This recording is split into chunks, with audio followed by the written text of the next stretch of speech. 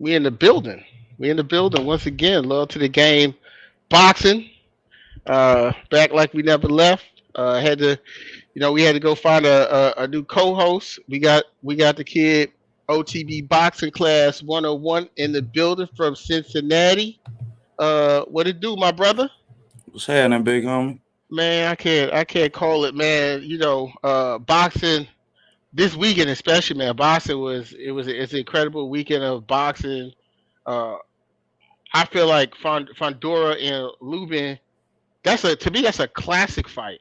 You know, anytime you see both guys hit the deck and it's a war, and you see mental fortitude from fighters where you know they uh they come back and fights, they show heart from both sides, man.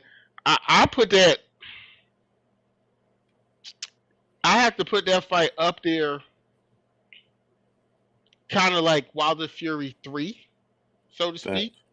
Fact, fact. Um, and just if you love the sport of boxing, because I know a lot of people they don't like to give, and when people witness stuff in real time, they don't like to give fighters or situations as flowers, or people their flowers, until someone dies, and then they say, "Oh, this was legendary," or "This was a legendary fight." Facts, facts. Nah, this fight to me, that's up there with them Gotti war joints to me. I mean, Yeah, I definitely agree, man. And to put it in that was the perfect equation to it. Because that Wilder Fury, man, that was a hell of a fight. And anytime you could see two fighters both get down and both get up, and you still respect their performances at the end of the fight, we definitely got to give them their flowers, man. Because yeah, I ain't gonna lie, bro, I did not think Fundora could take his punch. yeah. So once he took it, man, hey, you get your flowers from OTB boxing class. Period. Yeah, man. Let me just say what's up to the little supporters in the chat. Salute to you, my brother. Midwest Boxing Talk in the building. Facts, facts, facts. Cassandra Mason, the queen, always showing up, showing Facts. out with Salute, the love Queen and support. Cassandra. We appreciate you.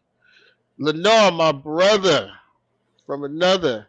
Yes, sir. The link. We'll get a link out there soon. I got my brother OTB, so we gonna cook for a while so we can catch each other's rhythm. It's our first show together, so want to build some chemistry here, and whole different perspective that I have on the show. So we'll go ahead and do that for a while and cook, give y'all some of that heat, and then you family. Like, we'll get a link out there, and you can definitely come on here and cook, Lenore. Just give us a moment. Facts, facts, facts. Adonis K3 in the building. Salute to you, fam. Appreciate you, man. You know what I'm saying? And AJ, we already know that's my brother from another right there. Man, I got a lot of brothers from another here. Facts. Go by Salute, salute, Broski, salute. B House, Detroit in the building. Tony Salute to the Superbad D. Harrison. Yes, sir.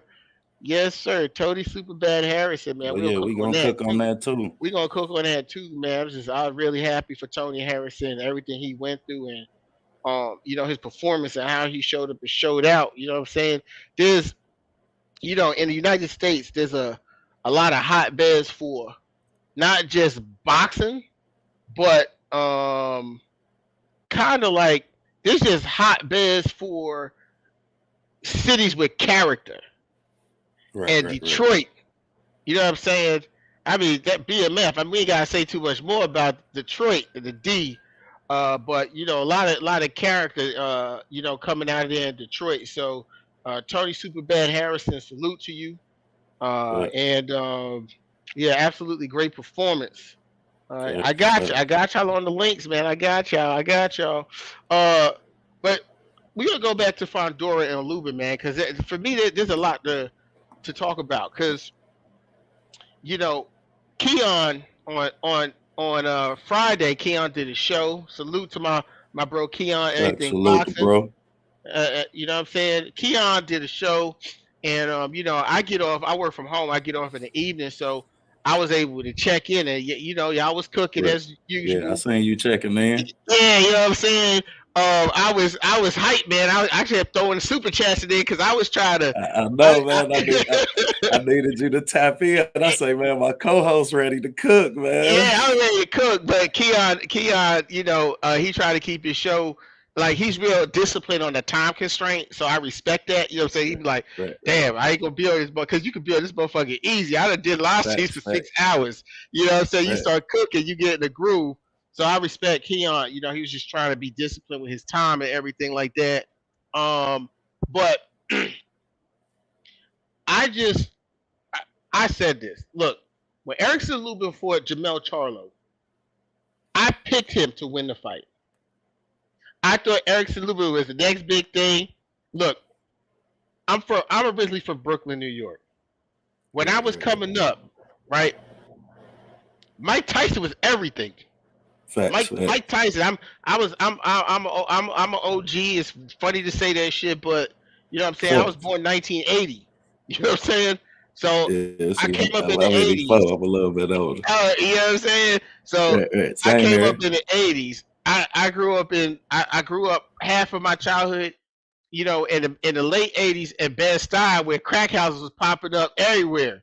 You know what I'm saying? Right. So I didn't live far from Marcy Projects. Matter of fact, my Right. sister married somebody from Marcy Projects. So it was I was a young boy at the time, but Mike Tyson was he was the buzz. Back in the Right. 80s, it was Iron Mike. You know what I'm saying? I actually read Mike Tyson biography before I read Malcolm X biography. Damn. You know what I'm saying? Yeah, not Martin Luther King, but Malcolm X biography. I read Mike Tyson's biography first. You know what I'm saying? I mean, he ran with a gang called the Jolly Stompers. Like, I remember all that. I read it. You know, you know what I'm saying? I read it. So that shit is Brooklyn legend too. You know what I'm saying? So when I'm talking about, like cities with character and stuff, like I think about Mike. There's just like that culture, that vibe, that energy. Right. You know what I'm saying? And I I fell in love with boxing watching Roy Jones Jr. I like the showman, like Prime Roy. I was like, Right. okay. I mean, he kind of, he had showmanship, he had power. You know what I'm saying? He was doing, crazy shit. You know what I'm saying? And then my one of my best friends, he wound up going to he played basketball, and he wound up going to PJC Pensacola Junior College, and Roy from Pensacola, so him and Roy became cool because he was like the man after school in terms of basketball. So I had a lot of love for Roy. This is when this was Roy. You know what I'm saying? It's like Facts. 96, 97, Yeah, 98 Roy. Roy. Yeah, prime Roy. Yeah, man. So when I seen Erickson Lubin, and I seen his potential, and I seen his power, it's the fight he fought before he fought Charlie. He fought the Spanish dude. Charlie knocked him out too. But the nigga did some type of like breakdance move where he squatted and shit. He squatted down, then jumped up. I was like, okay. You know what I'm saying? Knocked him out silly cold. I was like, okay. And I had met, Derrick James, and I was, at that point, Derrick James, cool guy, salute to him. I told Derrick that I had Lubin over Jamel Charlo. He laughed at me. I was like, I know that's your fighter, so you can't say he gonna lose. You can't believe it. But in my head, I was like, at that time, remember, Mel was more of a boxer, and then he got with Derrick. He started becoming more of a puncher. So when I looked at how Mel would be getting outboxed sometimes, a lot of times, or be losing fights, and I saw him fighting Lubin, I was like, man, yeah, he gonna have some problems, man. Mel might have some problems. Mel ruined. Yeah, man. Mel ruined his career, bro. Lubin. I don't know about that, bro. Mel did it. I can't say that, bro, because man, he went on to fight after Mel. I think Mel may have fucked with his confidence a lot. You know what I mean? And you know how big confidence is in the world of boxing. So huge in life. right. And life. Facts. Facts. If you don't Yeah. believe in yourself, then who is? So I think that it played with his confidence a lot. But to see him go on a little win streak where he would win 6 in a row, 4 of them by knockouts, and then the quality of opponents that he beat a Terrell Goucher. You know, I'm an Ohio boy. We in Cincinnati, so we was big on Terrell Goucher and Erickson Lubin too, man, as he like a brother to the city because he Right. done been in several camps with AB and you know him and Rashid and them. They in Colorado now. They just left from Colorado. Okay. So which they just tapped into. I gotta say, man, salute to the guys up in Colorado working, man. Appreciate y'all tapping in with us. But yeah, man, I don't feel like Charlo ruined his career, bro. I feel like that just was a bad matchup for him. As you know, as much as we say styles make fights, that shit ain't always pretty. Thanks. And It ain't. I really applied uh Kevin Cunningham, man. I really got to give Kevin Cunningham his flowers because Yeah. as he showed us, he can get the most out of Erickson Lubin. Ain't nothing more for us to see. You got the most. We done seen the best Erickson Lubin that we was gonna see. And at what point in his career did we see it? You know that's arguable. Second off, I wanted to say on that they threw ice at Kevin Cunningham, bro. Yeah, I saw that was whack. Man, but if you remember back, they threw the chairs at Charlo and them. You Yeah. feel me? Yep. I Like remember. man, and that's just a bad look for boxing, man. Whenever you Yeah. lose, there's some bullshit like Shit. that Yeah. involved. Yeah. That goes to show like whoever threw the ice at Kevin Cunningham, that goes to show you like how uneducated they are about the sport of boxing. And the only thing I could think of for that person to throw the towel to throw the ice, they was mad because they saw that Lubin, knock Fundora down, and maybe, it wasn't like he was like hurt, like he's hurt, of course, you know what I'm saying, but not visibly to the point where it was like he just took some punches and he's like dazed. But Kevin, he saw enough, you know what I'm saying, and like Knockout said, I had made a guesstimation and I was real close to what Knockout said. Like Fondora landed 20 something punches per round. They weren't body shots. Facts, They stuck to facts, your head. You know what I'm facts. saying? And you know, when you deal with the type of knockout that uh Lubin had with Charlo, that's that's serious head trauma. That shit ain't cool at all. You know what I'm saying? They go my brother right there, For the Keon, brother. everything boxing, salute in the Facts, building. facts. You know what I'm Big saying? flowers for the Oh, brother. yes, sir. You know what I'm saying? But my thing is, and I'm gonna go back to this, and I'm gonna stay on my square with this, because this is how I made my pick. I Jamel seen you Charlo pick ruined Fundora that too. man. He ruined that man, bro. He derailed that man's career. It ain't just confidence. Listen, let me tell you. And I'm gonna tell you when I knew he ruined his career. I'm gonna tell you when. The first fight on Lubin's comeback trail, he fought Ishe Smith, right? Punished Facts. Ishe, knocked him out. Ishe wasn't no big puncher or whatever, but you get your confidence, like, you Facts, lose, facts. you need a You on your way confidence back. builder type fight. But there was a guy that Lubin fought. It wasn't Rosario. So it's Fondora, Rosario, Gallimore.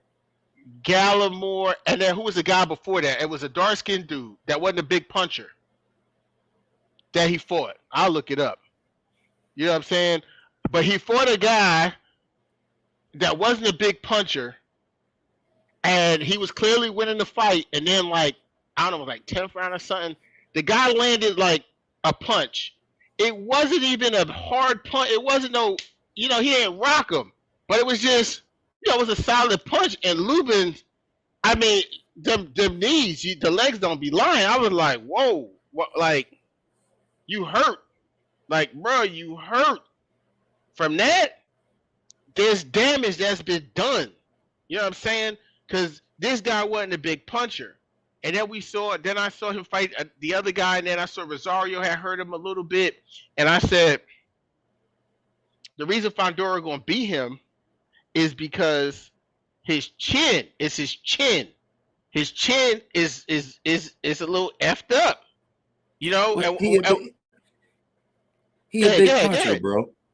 He's a big puncher, bro. And I think that he just has an inactive jab. And when your jab is inactive, then it make it easy for you to time my weight transition. And if you can time my weight transition, and if you look at most of them, is when he on that front foot and all that weight on that front foot, and when they hit him, the back foot buckle, just like Mm. Charlo did. Yeah, I mean, and he end up falling all on his back foot and shit. But that's why you gotta have an active jab to have that much power, man. Because once we could see it coming in, you ain't got a chance in the dark. Man, when I saw that, I said, "Look, Lubin. I knew Lubin was a better all around fighter. That I felt that, and I ain't gonna lie, cause I bet Key the way the first round started out and Lubin was touched, just kept. It was obvious that he was better than him. It was obvious. I was like shit. Like damn. I said I might have made the wrong decision here, but then I remembered Deontay Wilder. And I said it just take one punch. Sir, it's gonna take one punch. And it's not because of Fondora power, it's because of Lubin chin.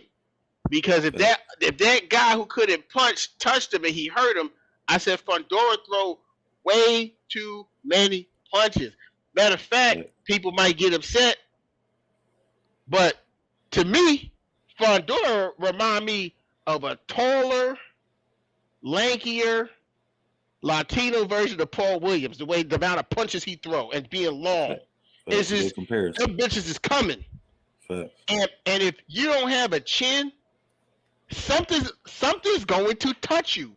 And it wasn't the uppercut. The uppercut that knocked him down, it wasn't like, oh, Lubin was straight until he got hit with he got hit with another shot. It was like a straight shot where I saw it. Where he And then wobbled he by the wobbled. And ropes. then Fondora just came in and he said, I remember they asked him, now think about this. They asked him what makes you think what makes you think you're gonna win or whatever leading into the fight.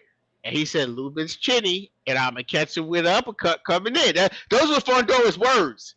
So as soon as he saw Lubin get chinny, he started throwing them uppercuts. You know what I'm saying? He was throwing all you kids all night at Lubin. You know what I'm saying? And when Lubin went down, look, there was no time on the clock when he got up. Cause that bitch wasn't gonna go too much further. Cause he had the same legs when he got up and held on to the rope. He had the same legs that Adrian Broner had when he got knocked out by Maidana. You sort of His face looked the same too. Shit. Both of them got their jaw wired up. Yeah. So I said, yeah, I was right. With the chin, but the fight was such a good fight, and what had shocked me was how many body shots. Like there were shots that Lubin hit Fondora with that would have hurt other people Facts. that he took, and the body shots they caught up with him like towards the middle end of the fight, but I think Lubin was just a little bit too hurt because he been buzzed like that. You know what I'm saying? Like he been hurt before, and then he got hurt and buzzed, and I just believe that just stayed with him on fight. You know what I'm saying? And And you could be right also about I do believe that the Charlo fight had an impact on his fight style. I believe that that's what made him fight off the back foot. But mm, in that fight, I think that was their plan to fight Fundora. They plan was to put him on the back foot. They just didn't think of how much exhaustion and how much exhaustion it would take in the process. And shit, that's hard to do, man, when you gotta control the angles and this man 2 steps away from your ass at all times. He one jab away. Man, you can punch to close the distance and get in there. But once you get in there, you talking about another 16 inches in arm reach difference. Yeah. crazy. Like That's crazy. so when they say a cheat code, yeah, he a cheat code. I don't feel like he unbeatable. And I No, got a no, question. no. What you think for Lubin from here? Me personally, if I'm being honest, I think Lubin needs to pack it up. I'm being honest, and the reason I say that is because, like Keon made this point earlier. He said, "Motherfuckers don't know what Lubin is dealing with this Sunday Facts. morning." Facts. That type, it's like your The adrenaline is kids going look when you at you fighting and different. shit. Your Yeah. adrenaline is going, but we all know most of that swelling shit come the next day, and Facts. all the punches you took from adrenaline that you didn't feel, hurt, ribs hurt. Lubin, like, he took too many headshots from a guy who was hurt like that. He took too many headshots, and I just look at him like, man, he's a young man. Like, he's Facts. 26. 26 years old. Yeah, he got a lot of life in front of him, and it may be tough. Listen, there's no guarantee that Erickson Lubin, and I don't even want to put that out there. I won't even put that out there. I just want the brother to heal up because I don't want to put nothing out in the universe like Facts. that. You know what I'm saying? Facts. Facts. I just hope the brother heals up. Like people say, you can't play boxing at all, and taking that many headshots. Yeah, that's dangerous, man. And that's what I was gonna say, man. I hate to see him fight again and then be looking at him when he get older and he's in a condition that's Too young. unbearable He to too young. recognize him, man. Nah, I don't want to see that at all. He too young. He's too young. He got a lot of his life ahead of him. I know. It's tough. You come up. You a highly touted prospect, supposed to go to the Olympics. Uh, Decided to go pro. Wanted to get your title shot early. Things didn't go exactly the way you wanted to go. Look, it's tough, man. You've been doing this shit all your life, and sometimes people get in a place where they don't even know what else to do, which Facts. is why they may get back in the ring. And Facts. I would love to see Erickson Lubin fight, but I don't want to see Erickson Lubin permanently damaged. You know what I'm saying? He took too he took too many he took too many shots, bro. And because of that, we got to make sure he get his flyers, man. This Yeah. kid fought Jamel Charlo at 23 when he was supposed to. When they said, "Hey, this who you need to fight," he went in there. He signed off on the fight with no problems. Actually, was talking shit. If you Mhm. remember back, he felt Mhm. like he was gonna win that fight.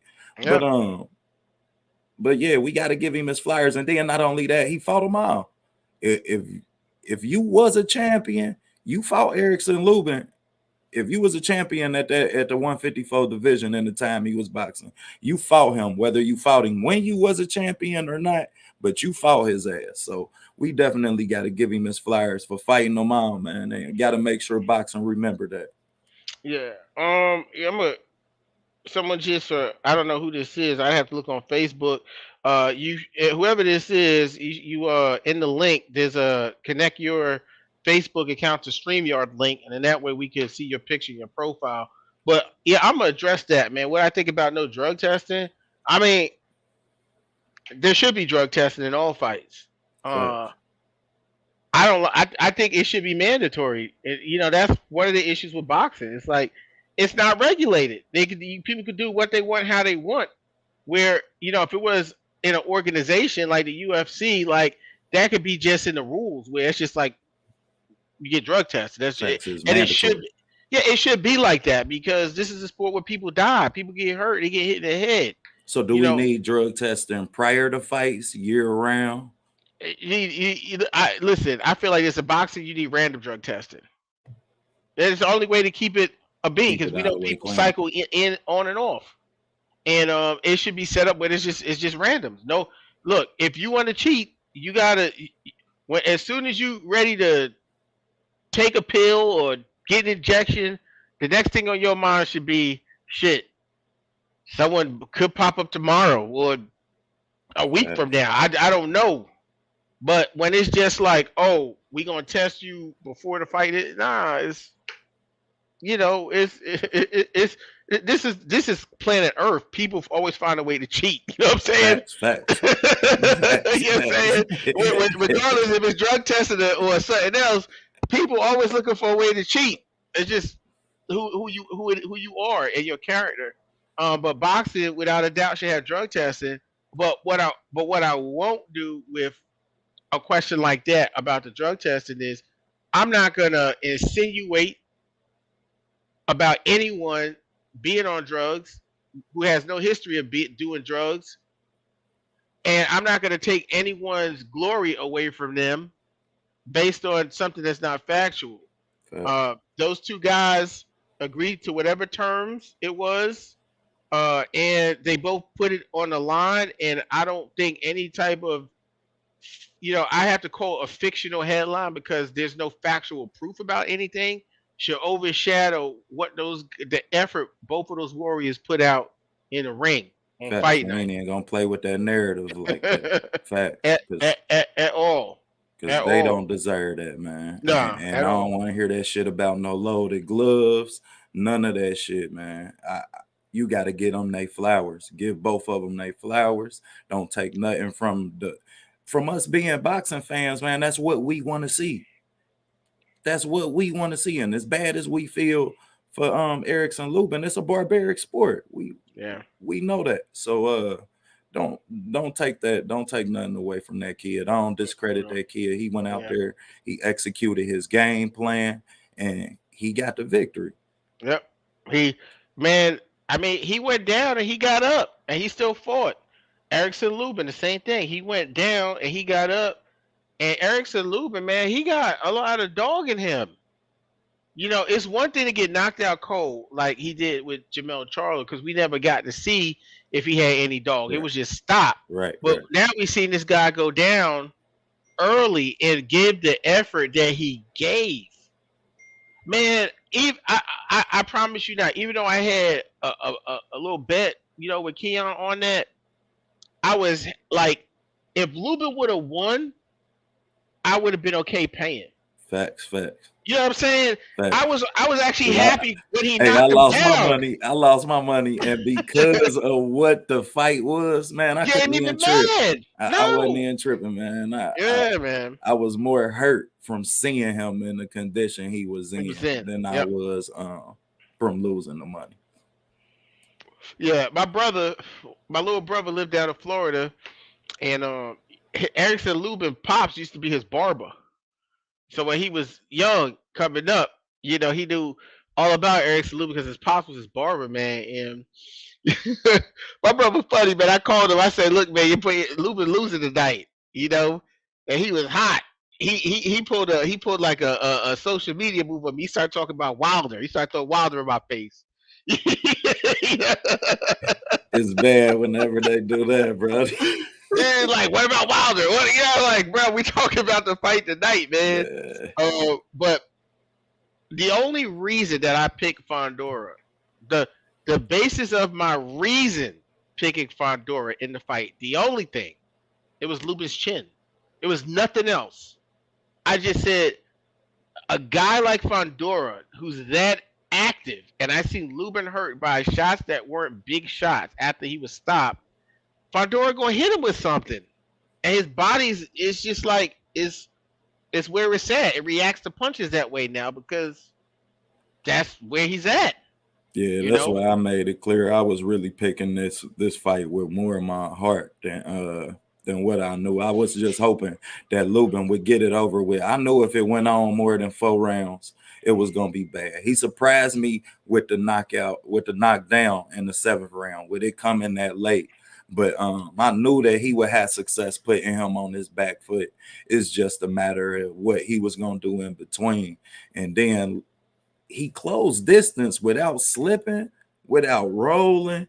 Mm, Like, man, that's tough to cross the line and to mm. stay on the line all the damn time. Right. And I don't rap, but yeah, man. But man, that's tough, man, to close distance without no slip, no roll, no nothing. The only time you gonna punch somebody like that is in the club.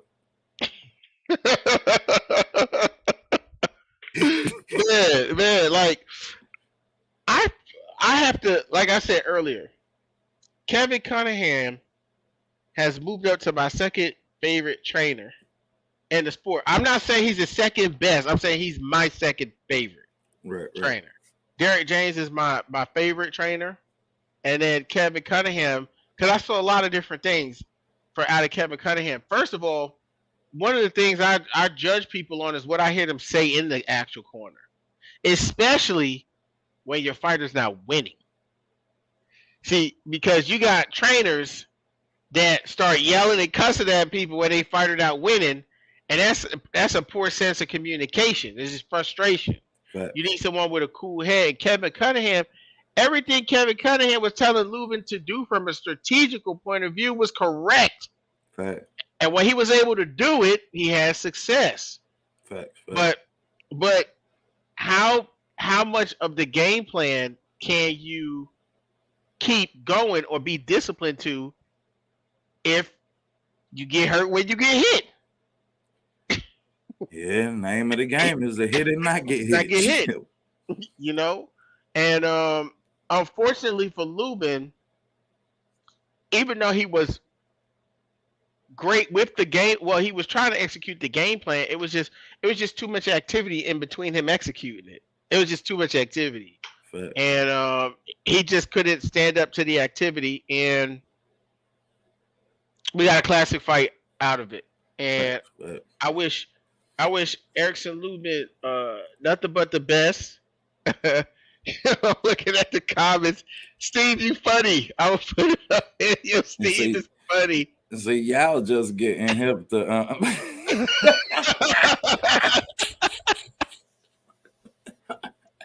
Steve is funny, man. I will put you out there. I hope he watched it too, so he can see what you said about his head. I ain't say it. But back to what I was saying, man. See, a lot of the world just getting hip to Kevin Cunningham, man. Yeah. I've been a fan of Kevin Cunningham. Yeah, man. He helped rebirth AB. Yeah, I mean, he had AB in the best shape we seen him in. And for somebody who as dismotivated as, yeah, I mean, a fighter as that, yeah, I mean, to see him get the most out of even him. And I really got to apply the relationship that he got with Erickson Lubin, because he ain't the only trainer Lubin been with, and he managed to get the most out of Lubin. So I definitely got to respect that. Yeah. And just the fact that he, he looked at him and knew, like, how can in good conscience you can see a man face like that, sit him down and put him back out there? Facts. In good conscience, Facts. You got to be a sinister motherfucker. Yeah, and sometimes, a lot of times for people, these relationships trainers have with fighters is just transactional. There's no love sometimes. There's no real humanity, because they may have multiple fighters and you may not be, the most important one. So it's just like, okay, well, right. You might not even train with that trainer. Right. So I'm like, man, Kevin Cunningham, when I looked at what Kevin Cunningham did, you know what it reminded me of? What Barry Hunter did for Lamont Peterson against Errol Spence. Lubin and Errol Spence put a pounding on Peterson. Lubin looked worse than that. He damn sure did. He looked worse than that, and he took a lot more punches, because Fondora threw. I mean, he just kept throwing. Man, he ain't do nothing but punch, and you could tell what he knew that eventually he would get his ass. He knew it, man, and he stuck to his game plan. I gotta give Fundora that. No matter when he losing, we done seen him be losing in the Sergio Garcia fight, and now and he stuck to his game plan. He never take his foot off the gas. He never just back up and try and fight from distance.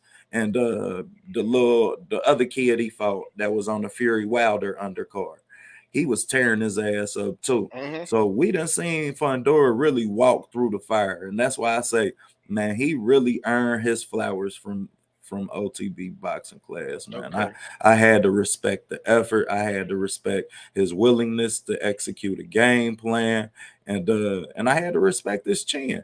as it ain't much of a chin. We don't know that it's much of a chin, but like I say, man, when you 6'5" and you got that much up under you, and Mm-hmm. you can keep your feet up under you. That's like that skinny person who keep posting you up in the paint. You like, man, how is he boxing me out? Facts, facts. Especially them little bird legs he have. They gotta be bird legs if he making 150 for a 6 foot what 5'7", some crazy shit Facts, like that. facts. He gotta have bird legs, you know. But I gotta give him his props, not just on his chin, but also who he took the punches from and the body shots he took. He took bigger body shots from Lubin than Rosario, who got stopped by the body shot. He took more And that and was just highly as big impressive. consistently. Facts, facts. That You was know, highly impressive.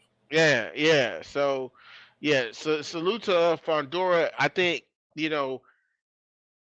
I feel like what they're gonna do, just because I know how boxing is, because they need boxing needs stars.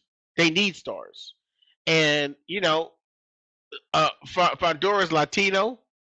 He's a freak of nature because he's so tall. You can market him a certain way. And Spence and Charlo are gonna fight for undisputed, and they both gonna move up. And Fondora's never gonna fight. Uh, he's never gonna fight Charlo. That's not gonna happen. May fight Spence at 154 at some point if he continues to win because it would just be a big money fight, you know. But they need someone like Fondora to be like the face at 154 because it's almost like I don't want to call it a gimmick, but it's like it's marketable. This motherfucker's Facts. 6'7". He's Latino. He throw a lot of punches. He stopped a top tier fighter. And that's Not I to mean his mention he life has Mexican. changed. Not to mention he Mexican. So Right. we know what. They gonna put him in. They gonna his next fight. They gonna put him in there with someone he could beat the shit out of and pack a stadium as a Facts. showcase. Facts. As you know, so 154 is gonna be interesting. How that goes down. Going forward, 154 be interesting. Fondora is a star. Facts. He got a lot of shit to work on. Facts. And we got to give our props to PBC for building the star. They built his stardom. He was on the Wilder Fury undercard, the Gervonta Tank Davis undercard. Man, they built him up and they kept him active. I gotta say that. So I always say Top Rank do a better job of keeping their fighters active than PBC do. But PBC can build a star, man, and they Right. built them one in Fundora, and he delivered. And you know what? The thing is, the PBC builds the stars faster. They build them a lot faster. It's just like, even if you look at Shakur Stevenson, like Shakur Stevenson, I mean, he's a creme de la creme blue chip, fighter, prospect, champion, young champion, but his stardom isn't built as quickly, And when you look at even the factor right now, Shakur Stevenson, my personal opinion, the only reason Shakur Stevenson has the Valdez fight is because Crawford sued Bob talking about racism. Facts, I agree. I agree. You know what I'm saying? Because It's until then, it was going to be Oscar Valdez and Navarrete. He made it clear that was the fight that he wanted. He was not going to get that fight to Shakur Stevenson. You hit the nail on the head with that one. Yep. So Top Rank, I feel, is good at developing fighters, making good matchups for certain fighters. If they have a fighter that they want to build, what they do is they put them in there with mismatches. They'll know that this guy's a blue chip fighter, and then they'll know that this other guy is maybe a tier under him, but they'll build that guy to be undefeated to then throw him in there with the guy who's not really, that he ain't on their level. Right. And then you go, oh snap, he beat This guy, he was undefeated. Correct. But then you look at who that guy fought, he didn't really fight no damn body. You know what I'm saying? Uh, but Shakur Stevenson, they just wanted Shakur Stevenson to beat up other black fighters. You know, they didn't want him to take any belts from Latino fighters because they feel they could get bigger draws, bigger more ticket sales with to the Latino community. But You know, but hey, you know, Bud put that pressure on it with that lawsuit. So Top Rank was like, "Hey, we not racist. Look, Shakur's fighting him for a title." facts.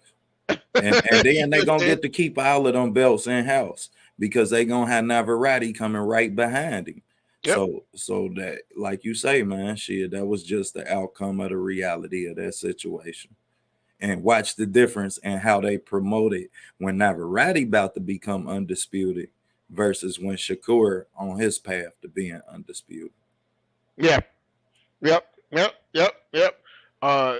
marketing dollars don't go behind the black fighters over there at Top Rank. You Facts. know, they say, "Oh man, this guy's great. Keyshawn Davis, this guy's great. This guy's the next big thing." But they'll they'll groom them and make sure that they're in fights to showcase them and to show how great they are. But they never want to put the black fighter in a position of power. Of But progression or yeah, or even progression. As we look at who was the kid? Jaleel Tucker. yeah, Look horrible last fight. Not mm, progressing at all. mm, Not progressing at all. Versus you look at them fights that they put Sebastian Fundora in, each one was a step up. mm. Each one was a step up. If you look back from the Tyson Fury fight, the little left-handed kid he fought, that was hitting him, the little southpaw he fought, cracking him with right hands. What they do, they put him in there with Sergio Garcia, who can box a little knockout, who can Salute to you, box knockout. who can box outside and inside. And that was the problem I had with Sergio Garcia in his fight with Tony Harrison. He kept his foot on the gas pedal trying to fight him in the pocket, letting Tony Harrison turn him versus sitting back and boxing as you did the first half of your career. But he had Right, so much success with his foot on the gas pedal and closing the distance against Fondora, who right, don't have as high boxing IQ as Tony Harrison, which right. is why people saying that Tony Harrison will win that fight. And I hate to say he ain't got a chance in the dark. That'll be Against Pandora? yeah, Nah, he don't. He don't. I'm nah. sorry. It's a different We level of we pressure. we can bet that too. Whoever, Man, clean, clean. because and here's the deciding factor why for me. Right, I'm not Tony Harris is not as big a puncher as Lubin. That's just a fact. At the weight, he's not a bigger puncher. He has really good fundamentals. You can tell he grew up in the gym. His dad gave him Facts. a lot of the old school jewels, and he had that. And you know he's giving it to the youth out there in Detroit. But you are who you are. Like I said, with Lubin, his chin was shot. Tony Harrison has stamina problems down the stretch every fight, even the last fight. He that's just his. Yeah, the Pereira That's what fight. he do, Yeah. and that shit ain't gonna work with Fondora because he gonna be throwing leather. And he throwing 76, 80 punches. I Yep. don't care. Y'all, that's like playing chess at a speed with 60-second moves. Right. That's like playing chess saying you got 60 seconds to move and we Hmm. gonna run the whole game. No, you got to live with your losses, and your losses gonna count you too much against a fighter like Fundora. So I don't want to see that. What fighter would you like to see Tony Harrison fight?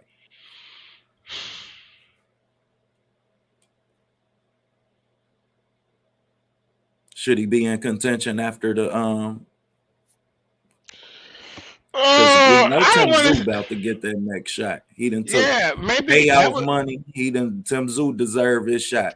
Do Tony Harrison deserve the winner of that fight? Yeah, I would say I'd like to see him fight Tim Zoo. I think that'd be a good fight. I think that's a Yeah, good I fight. think that'd be excellent. I think that'd be an excellent fight. I don't particularly want to see Tony Harrison and Jamel Charlo again. Personally I don't want to see it again. And the reason being is he already stopped him. You know, the first fight to me, I thought Jamel did enough not to lose the fight as a champion. And I say some things that a lot of people don't like, but I just call it the way I see it. Facts, Me facts. per me Talk now your me shit. now me personally, right? I believe that Jamel Charlo did a better job against Tony Harrison than Andre Ward did against Kovalov in the first fight. And Kovalov, who was the champion, lost his belt to Ward. You know what I'm saying? That's just me personally. I never I never seen Jamel hit the canvas, against Harrison. Uh I thought the first fight was a lot closer, but it was a pick 'em. But we know in boxing that there's politics to boxing too. Normally, you have to take the belt from the champ. Right. Like if it's a liked champ, Facts. you got to go in there and take the belt. Like normally having just like going in there and just being in a place where you have a close fight with no knockdown against a champ. Normally, you don't win that type of fight. It's just like if you look at Sweet Pea, Pernell Whitaker, and Chavez, that wasn't even like he clearly won the fight, Facts. Facts. But you see the respect they give a champion. They feel like, oh, you gotta take the belt for the champ, Yeah, and like you. yeah, I just don't feel like Tony Harrison did that. But I'm not gonna argue with the outcome because, if you're just looking at it with clear eyes, it was a fight that could have went either way. To me, it could have, and Right. it went Tony Harrison way, and cool. You know what I'm saying? Salute to Tony Harrison. He Facts. did what he was supposed to do, and he did expose a lot of Jamel Charlo's weaknesses with his jab and his counter punches. That was the first time I saw Jamel Charlo getting hit like with like clean shots. Clean Even though he had shots. a chin, it was like he was getting. I don't want to say like picked apart, but Yeah, he it was was getting kind of picked in that. apart. Ain't no It was other way kind to of in say that it, bro. direction, Step on that shit. He was getting picked the like fuck apart. it was kind of in that direction. But I think with Tony Harrison, sometimes in fighters that aren't known to be big punchers, when they just picking people apart, sometimes it's the boxing public or the judges don't see it like, oh, they should have won the fight. Right. Because if the punches don't look strong, and then you have someone else who, yeah, you may be hitting them, but their punches look more impactful. A lot of times, the fighter go towards that person. Facts. So, but yeah, Tony Harrison is and Tim Tszyu. I think that would be a great fight. I also feel like people really need to step up. Some of these boxers, some of the boxing fans, like when Tony Harrison is saying that he's trying to take care of these kids in Detroit, and there's rain coming through the roof, and this man's father passed away. People should, $5 from 100 people is $500. $5 Facts. ain't no money. You know what I'm saying? And Facts. you got to respect the sport. And I was just really happy to see. I could see the place Tony Harrison was in after he won. Just like what he went through with his dad, and it seemed like his mind was back together. The kids were Right. therapeutic. He seemed Right. like he had perfect purpose, and becoming that teacher with those kids, I feel sharpened his tools to give him that type of performance. And I'm very happy and proud of Tony Harrison. And salute to Detroit.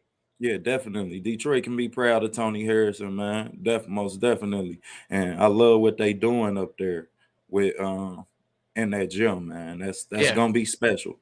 And it's gonna be special to see it grow from yeah, man, from this moment. But my take on him was like shit, I ain't never really seen Tony Harrison be losing a fight, even the ones he lose. true. Like shit, Tony Harrison be up talking shit, showing out, and then he get caught with these shots where, yeah, man, you don't see him coming. And the Tim Tszyu fight, I love that fight for him. But I'm anxious to see what boxing give him because he gonna be another one, man, that fought them all. Yeah, that really fought them all. And that yeah, division is deep, man. Shout out yeah, to Charles Conwell, who undefeated in that division, man. Cleveland yeah. kid. He can fight his ass off too. But that's a stacked division, man, and it's a really Facts. underestimated division.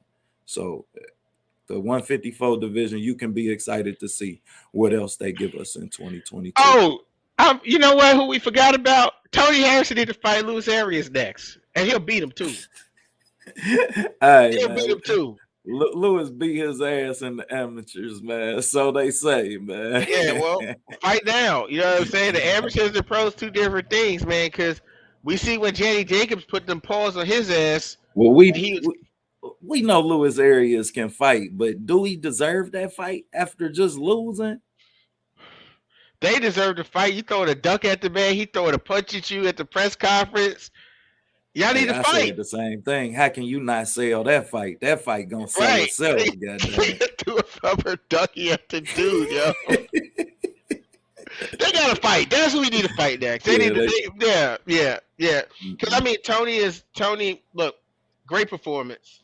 But you know, Tony got stopped by Charlo. He came back. Unfortunately, he went through what he went through with his dad, and his head wasn't right. His performance wasn't great at all. But salute to him for powering through. This was a facts. good fight. But just like Lubin, Tony Harrison don't deserve no super fast track to no Jamel Charlo. He got knocked out. He got stopped. Lubin had to get like 6 fights or whatever. Facts. So Facts. Tony Harrison need to go fight Luis Arias. Let's see how you do with that. You know what I'm saying? I'll look. I'll pay for it. You go Just because back of to the beef, Willie I'll pay Nelson, for it. Willie Nelson, Jerry Hurd, Jamel Charlo. Man, he fought them all. So yeah, I mean, I wouldn't be mad to see him give him his chance to be a two-time champion. I think Yeah. that he would deserve that because if we remember, man, that fight the first time he fought Mel ain't had no rematch.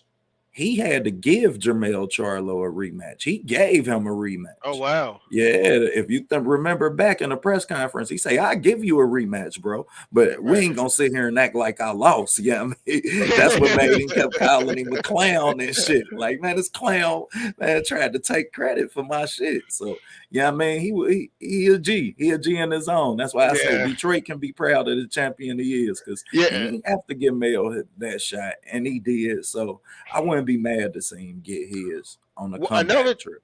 another thing I like about Tony Harrison though, right? He know how to talk shit. Like I never seen. I ain't gonna lie. I never seen Jamel Charlo that uncomfortable before.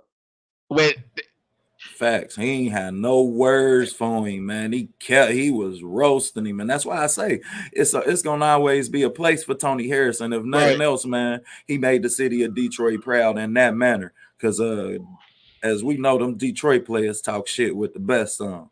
And facts. he showed us that he definitely took his notes and he passed the test. So he Yep. gonna be able to sell a fight as long as he in boxing. Look. So we gonna go ahead and switch gears real quick. We gonna talk about Ryan Garcia. I'm gonna be honest with you. I didn't see the fight. I didn't want to see the fight because I don't like Ryan Garcia. I could care less about Ryan Garcia.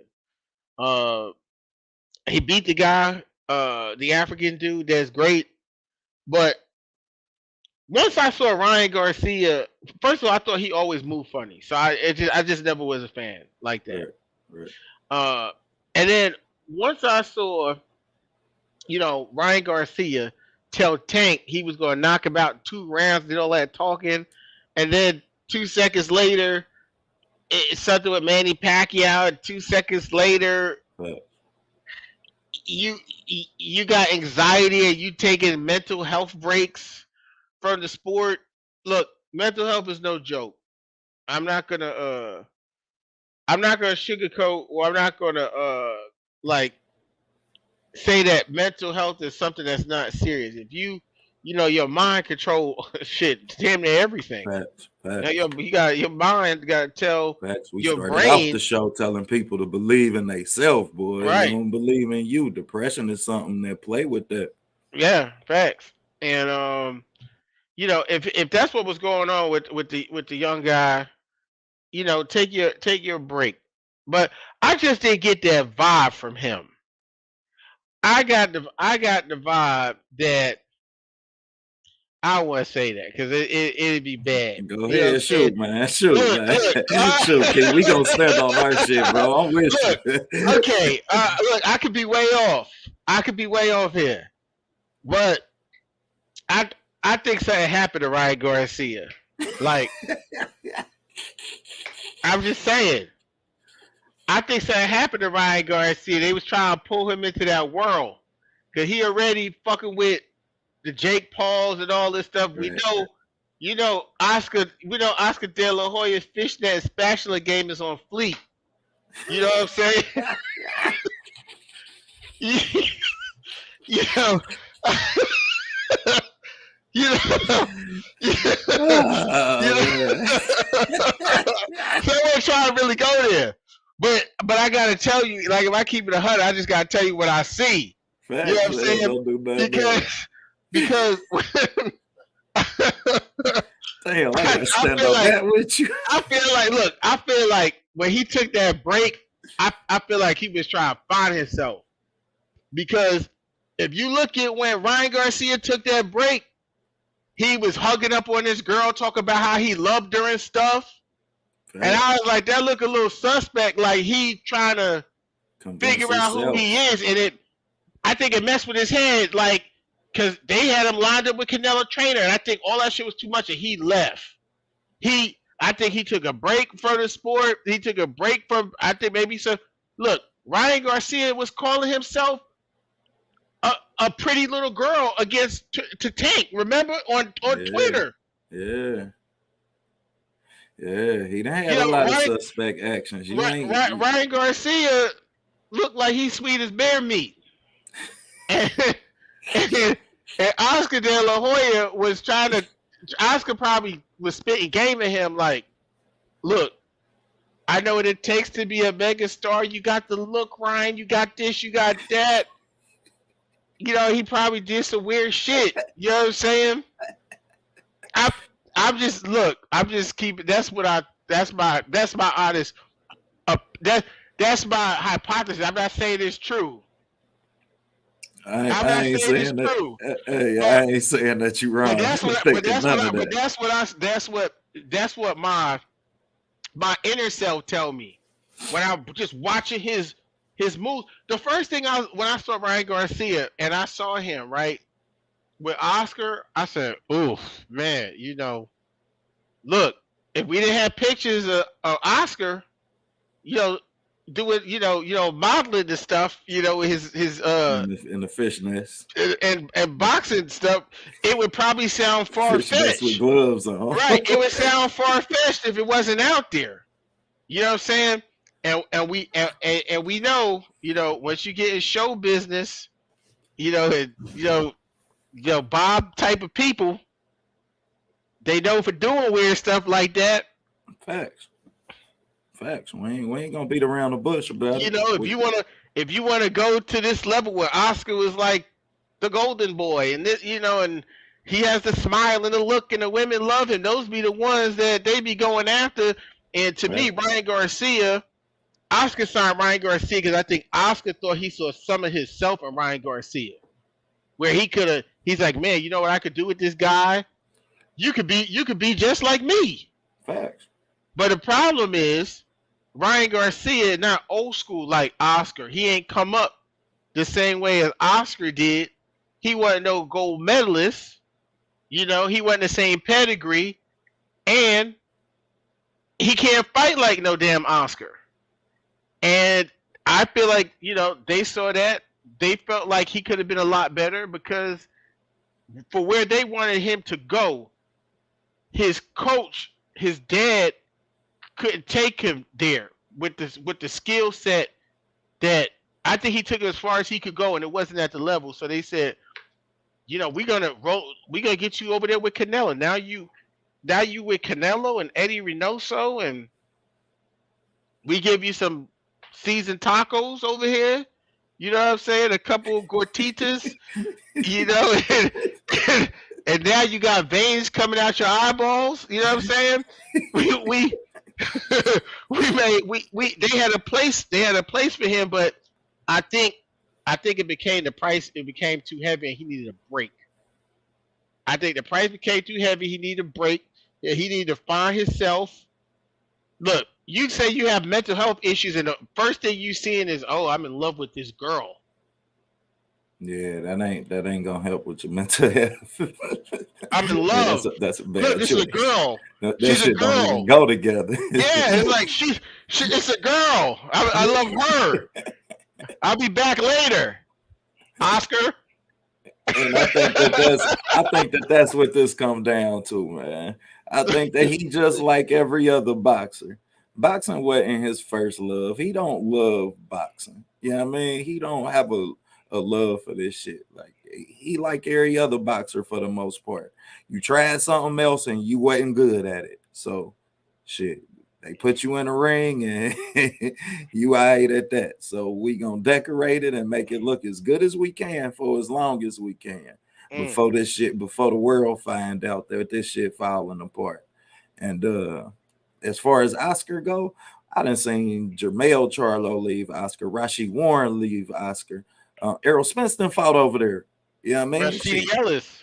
Yeah, Rashidi Ellis just left Oscar. So yeah, that's who the question. That's who my clock is ticking on for you to really build somebody career because shit, Ryan was decorated as an amateur. You know what I mean? Ryan was shit. He fought 200 amateur fights, so he was gonna get a contract. We was gonna be talking about Ryan Garcia one way or another. Right. Now, for how long we was talking about him, maybe we will apply you when it's all said and done for that, as far as Ryan Garcia concerned.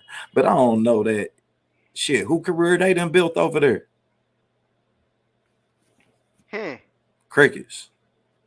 And I think we gonna be waiting longer than what we waiting to say. Right. Shit, Virgil can't even make weight. shit. Montana Love can't neither. As much as So they up in Montana Love, shit, Ohio kid and all, I love you to death, bro. But shit, get your ass in the gym and so you can make weight. You ain't made weight the last 4 fights, mm, mm. Yeah, like and they invested in you. Yeah, I right. mean they showing him with his puppies and shit. Yeah, I mean they invested, but Yeah, they invested. and that looked to be the first star that they want to say that they built. But shit, you gotta get his ass on the scale first. Right. And the thing with Ryan Garcia and why I don't believe in him, like what solidified this is that in boxing you can't cheat hard work. You like you can it's impossible Facts, to facts. cheat hard work. And when Canelo said this nigga showed up for 20 minutes, I don't think Canelo had any reason to throw him under the bus. Like you know, like I don't think Canelo is just gonna look at him and be like, "Oh, this young Mexican guy, a fighter that I want to take under my wing. I'm gonna just go slander his name." You know, I'm gonna Right. just say, "Yeah, his work ethic sucks." No, I don't think Canelo would just do that. I think with Canelo, I mean, he's at the level he's at because we all know he puts in the work.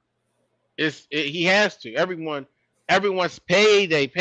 That's what Canelo is. He's Facts. payday. So he has to put in the work. When Ryan Garcia is showing he's not putting in the work by how he fight. You went with Joe Goosen. I'm like, And it wasn't a Joe Goosen move for me because yeah, I mean the things that Ryan really need to improve on.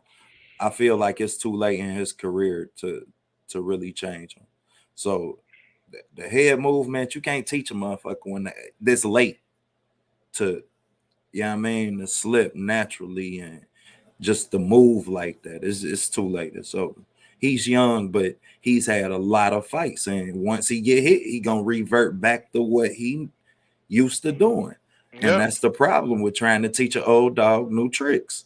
Mm, So So I feel like the best thing that Joe Goosen can do is really get him an active jab and get him a jab to really equivalate for his length, because that length seems to be something that 135 division gonna have a problem dealing with. It's a lot of shorter guys over there down there. So that's something that he can really capitalize with such fast hands.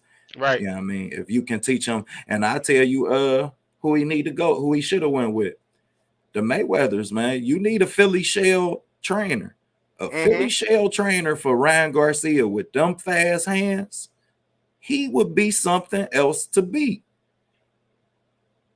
He would, but he a bitch though. Like And he's that's not the gonna be thing. able to. Yeah. He's not like when Big Floyd get on his ass. Yeah. He gonna go take. He gonna take a break. He gonna Yeah. he gonna be on Instagram talking about his mental health. Yeah. Cause Big Floyd was like, what the hell you doing, man? You know how Big Floyd is. Hell yeah. And then you Yeah. got to make it in Doghouse Gym. You go over there. Them Doghouse rounds at 15. And when people say Devin Haney ain't got no dog in him, that's what I tell them. Shit, Devin Haney was in Doghouse Gym at 15 fighting Doghouse rounds. Facts. And Bill was leaving with some money up out of there. Trust me, I didn't. Trust me, I know Bill walked up out of there with some change. Yeah. So also the thing is, with Ryan Garcia, it's just that I just really don't see him.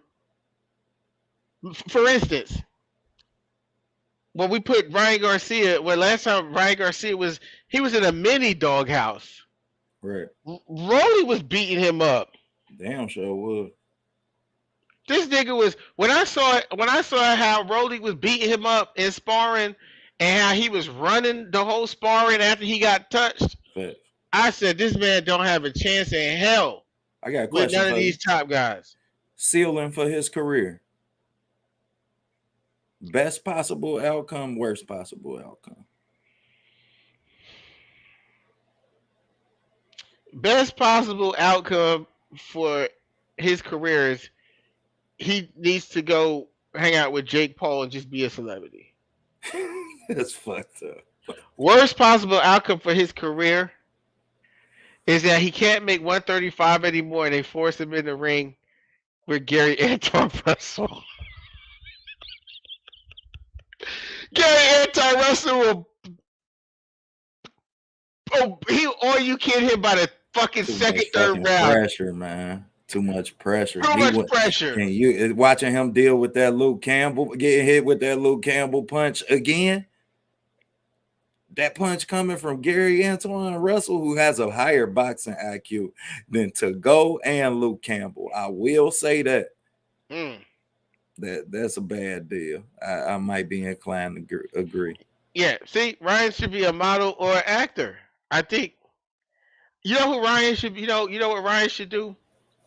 Best case scenario for Ryan Garcia's career is that he gets a contract with Telemundo and he does Spanish Latino soap operas. That's what he said. Shut the fuck up. I really was thinking it was something serious. You got my ass. I'm throwing violin and shit. I'm thinking this about to be something good. You got my ass. For sure. Best possible outcome for Ryan Garcia is to be an actor on Telemundo, be some heartthrob on a Latino soap opera, that and be on TikTok doing things where he's a girl is punching her boyfriend while she's putting on a blindfold. He comes out and punches the guy 3 times. That's what he's supposed to do. He gonna go be AC Slater. Yeah. Yo, you might have a point because AC Slater, he looking sweet as bear meat too. I'm just saying. Stupid, man. Yeah, I'm just saying, because I used to watch. I'm an old head. I watched Saved by the Bell a couple times, man. Yeah, that's he didn't have as much,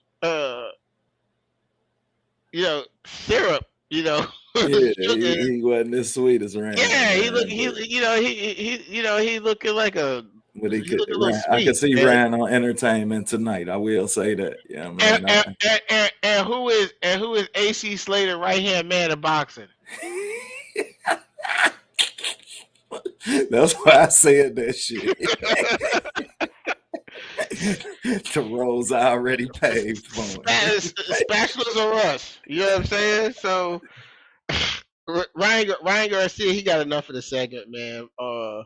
Hey Ryan Garcia, if you see this, just quit boxing. It's not for you. It just I go think he could be a champion. I think he could be a champion. I think it's a few fighters that Ryan could beat. I don't think he ever unify, and I don't think he ever I want to be careful how I say this. I know he don't become undisputed, but I think that the situation can provide itself where he can beat like somebody in an eliminator match for a belt. I'm not sure if he got the dog to take somebody's belt because it take a different type of dog to take a belt. You know right. what I mean? And but then You're right. again, Devin ain't take nobody belt. You know what I You're mean? right. You're right. But the only championship there's only I see two belts. I see there's only two ways Ryan Garcia could get a belt. If he fight for like one of those other titles like the ICO or some other weird NABO, yeah, one of them NABF. shits, he can have one of those. Oh, they fucked Or up, man. yeah, or I'm just keeping it 100 because he don't have a work ethic to be a champion. He don't have it. I don't believe in him in that. Well, you got someone like Canelo saying, "Look, if you should never have the best fighter in the world saying you came to the gym for 20 minutes. If you if Ryan shows, I watched the interview. If Ryan wouldn't show up for Eddie Reynoso, so Eddie Reynoso didn't give him the time. You know what I'm saying? So if the best fighter in the world is talking about your work ethic, because I don't hear Canelo say that about Valdez. Canelo love his Latino people. Facts. He ain't gonna just shit on Ryan Garcia like that. So I don't believe that. Canelo and them gotta save face too, bro. He gotta protect what's his trainer name? Reynoso Eddie don't need Reynoso. protection. Yeah, he gotta protect him though. He got to. You gotta speak up. You gotta protect your camp. You gotta protect, you know what I mean? You got you and another fighter, both with dirty shit in y'all past. You know what I mean? Right. And You Ryan was can't looking big as afford. fuck over there. He was looking big as He was looking big, which Ryan still looking big. You know what I mean? That's one thing I can say. Like you say, he's outgrowing 135, and I don't see him staying at 135 longer. But I always said that I felt like Ryan and Devin Haney as well. I think both of them are more successful fighters and better fighters at 140, 147 once they body feel out. I don't know about that. I can't agree. I think Devin Haney. Look, salute to Devin Haney. Fuck George Cambosis, clown bozo. I don't, but it's just something I see with Devin Haney. Right. 140, he gonna have some problems. People going, people gonna touch their chin. These people, they bigger, they a little stronger. I think Devin Haney, he a great boxer. He an A1 boxer. He uses his range very well. He's jab. He's been schooled very well. He worked with the Mayweathers and all that Facts. stuff. But there's the skills you possess, how you apply the skills you possess, and then you just being who you are. Right. And one of the things I saw with Devin Haney, when Linares cracked him, I mean, he fought. He's a warrior and everything like that. He's a boxer and everything. But his recovery didn't look. His recovery ain't look that great. Yeah, and if that like that Lubin knockdown early in the fight, if Hmm. that knockdown don't happen, if that shit happen at the 2 minute mark, Yeah, it's been over. I don't feel like Devin make it out of that round. But I feel like he gonna get it bigger. I feel like he can transition his power. I feel like his power gonna transition once he get up to 140, and Yeah. he can walk in at 150, 152. Yeah, I mean, once he rehydrate. I'll say this too. Like the other thing is like if a person like Gary Anton Russell or Regis, a young guy, because Linares has been known to be a guy who could punch. I mean, he the first guy who dropped Lomachenko. But he's a fast hand guy. He ain't a Right, power guy. right. And it's the ones you don't see. But my point is, what happens if it's somebody who's a bigger puncher or just as big of a puncher, but maybe more on the level as a boxer, and that happens to you earlier in the fight. Right. You know, when I see like Gary Anton Russell, I'm like, man, Gary Anton Russell would have hit him the way Linares hit him. Yeah, it's night night. He's just gonna jump He on you. might fall out the ring. Shit. Yeah, he's just gonna jump on you, man. So, um, look, my honest opinion, Devin Haney's a great fighter, young, great talent, great fighter. I think he'll make some noise at 140, but he gotta have something, not just the boxing skill that he have only. He gonna have to have something to keep people off of him too at 140. Right. He need that, because he ain't getting people out of there at 135, 140. And people gonna be like, oh man, this ain't even the punching power Facts. some of these average dudes have used to fighting. You moving up, Facts. man. We gonna try to maul you real quick and see how you deal with that. Facts. But so hopefully he gets that together, because once Devin gets, I feel, that part of himself together, uh, I think Devin Haney. I know Devin Haney has a better shot at being a world champion at 140 than Ryan Garcia has being a world champion. Period in boxing, ever. I'll put it to you like that. And when I look at it, and one of the reasons I can say that is because one thing we know about Devin Haney, he's a hard worker. He's in the gym. He's training. You know what I'm saying? Facts. He's known for that. Where Ryan Garcia, the reason why I'm so tough on Ryan Garcia is because Ryan Garcia is in a sport where you can never be associated with someone who came and worked out for 20 minutes. Like, Facts. a person can't even if you want to say that that's cap, a person shouldn't even, when they think of you, think that they can even use that, because no one else would believe it because they see how you work. So when I see that, and I'm like, look, maybe if this was marbles or something, you might not have to work out as hard, but boxing, we saw the dip and the decline with Earl Spence when he was dominating everyone and he stopped putting in the same type of work. He was getting different results. You know what I'm saying? So Ryan Garcia never built himself up to that type of level to where he don't work out and he could just still be good. He's still, you know what I'm saying? I agree. Yep. I agree. And again, hopefully Knockout is watching. KQ, I don't think he watching it. He would have sang or something in the chat. You know what I'm saying? I don't think you put chat. You know what I'm saying? Wow. You know what I'm saying? Keon,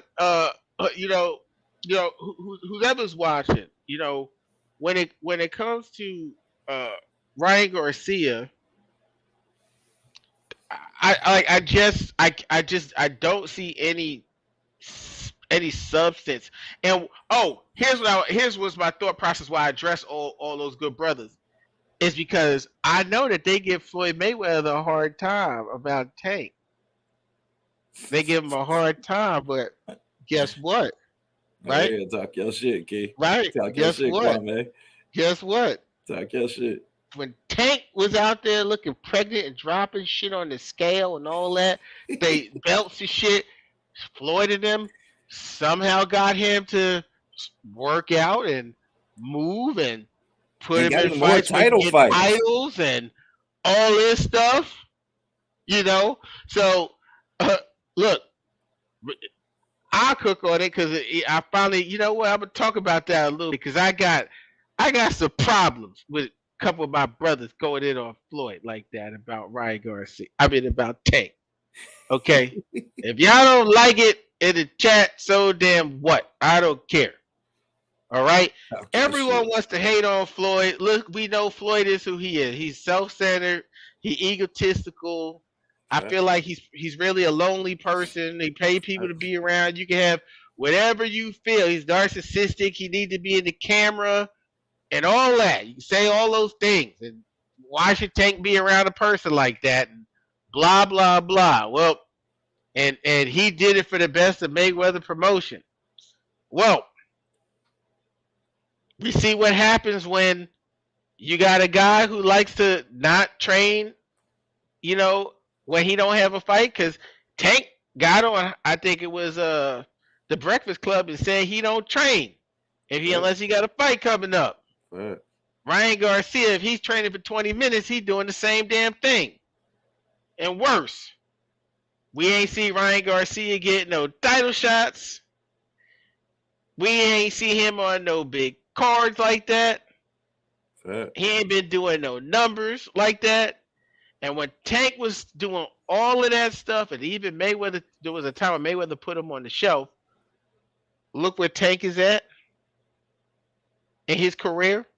Fact. Tank, Tank, Tank. Arguably, we won't even say arguably, he is more popular than the number one quote unquote pound for pound fighter in the world, Bud Crawford. He's not a better fighter than him, but I'm just saying, if you seen the way he was promoted in such a short amount of time and how long Bud did with Bob Arum, y'all gotta leave Floyd alone. Well, I do think that we got to give Floyd a lot of credit. Yeah, I mean, we got to give him a lot of credit because Tank did have motivation problems.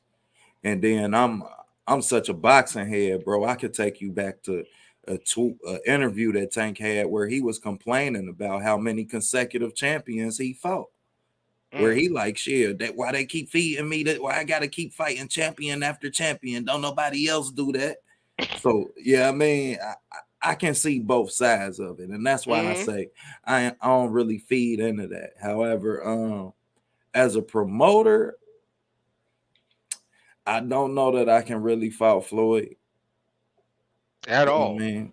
I don't know that I can fault Floyd at all. And as the current situation that they in, I'm gonna say this, man. Let me take you out of business economics 101. Once you sit across from the table from me, you are the competition. Facts. Regardless of whether we eating at the same barbecue. Once you sit across the table from me, then shit, Joe Spades cut mine at the end of the day.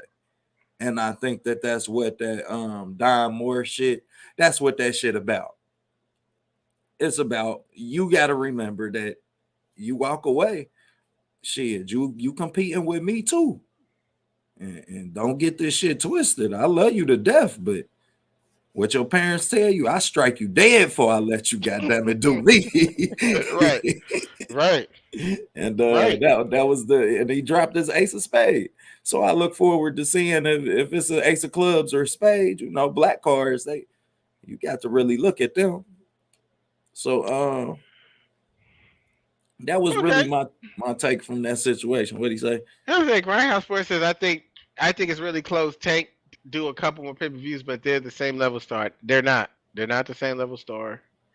Who Uh, that? Tank and who? he's talking about Ryan. He got to be talking about Ryan. Ain't no one else he could be talking about. Um, nah, they not the same.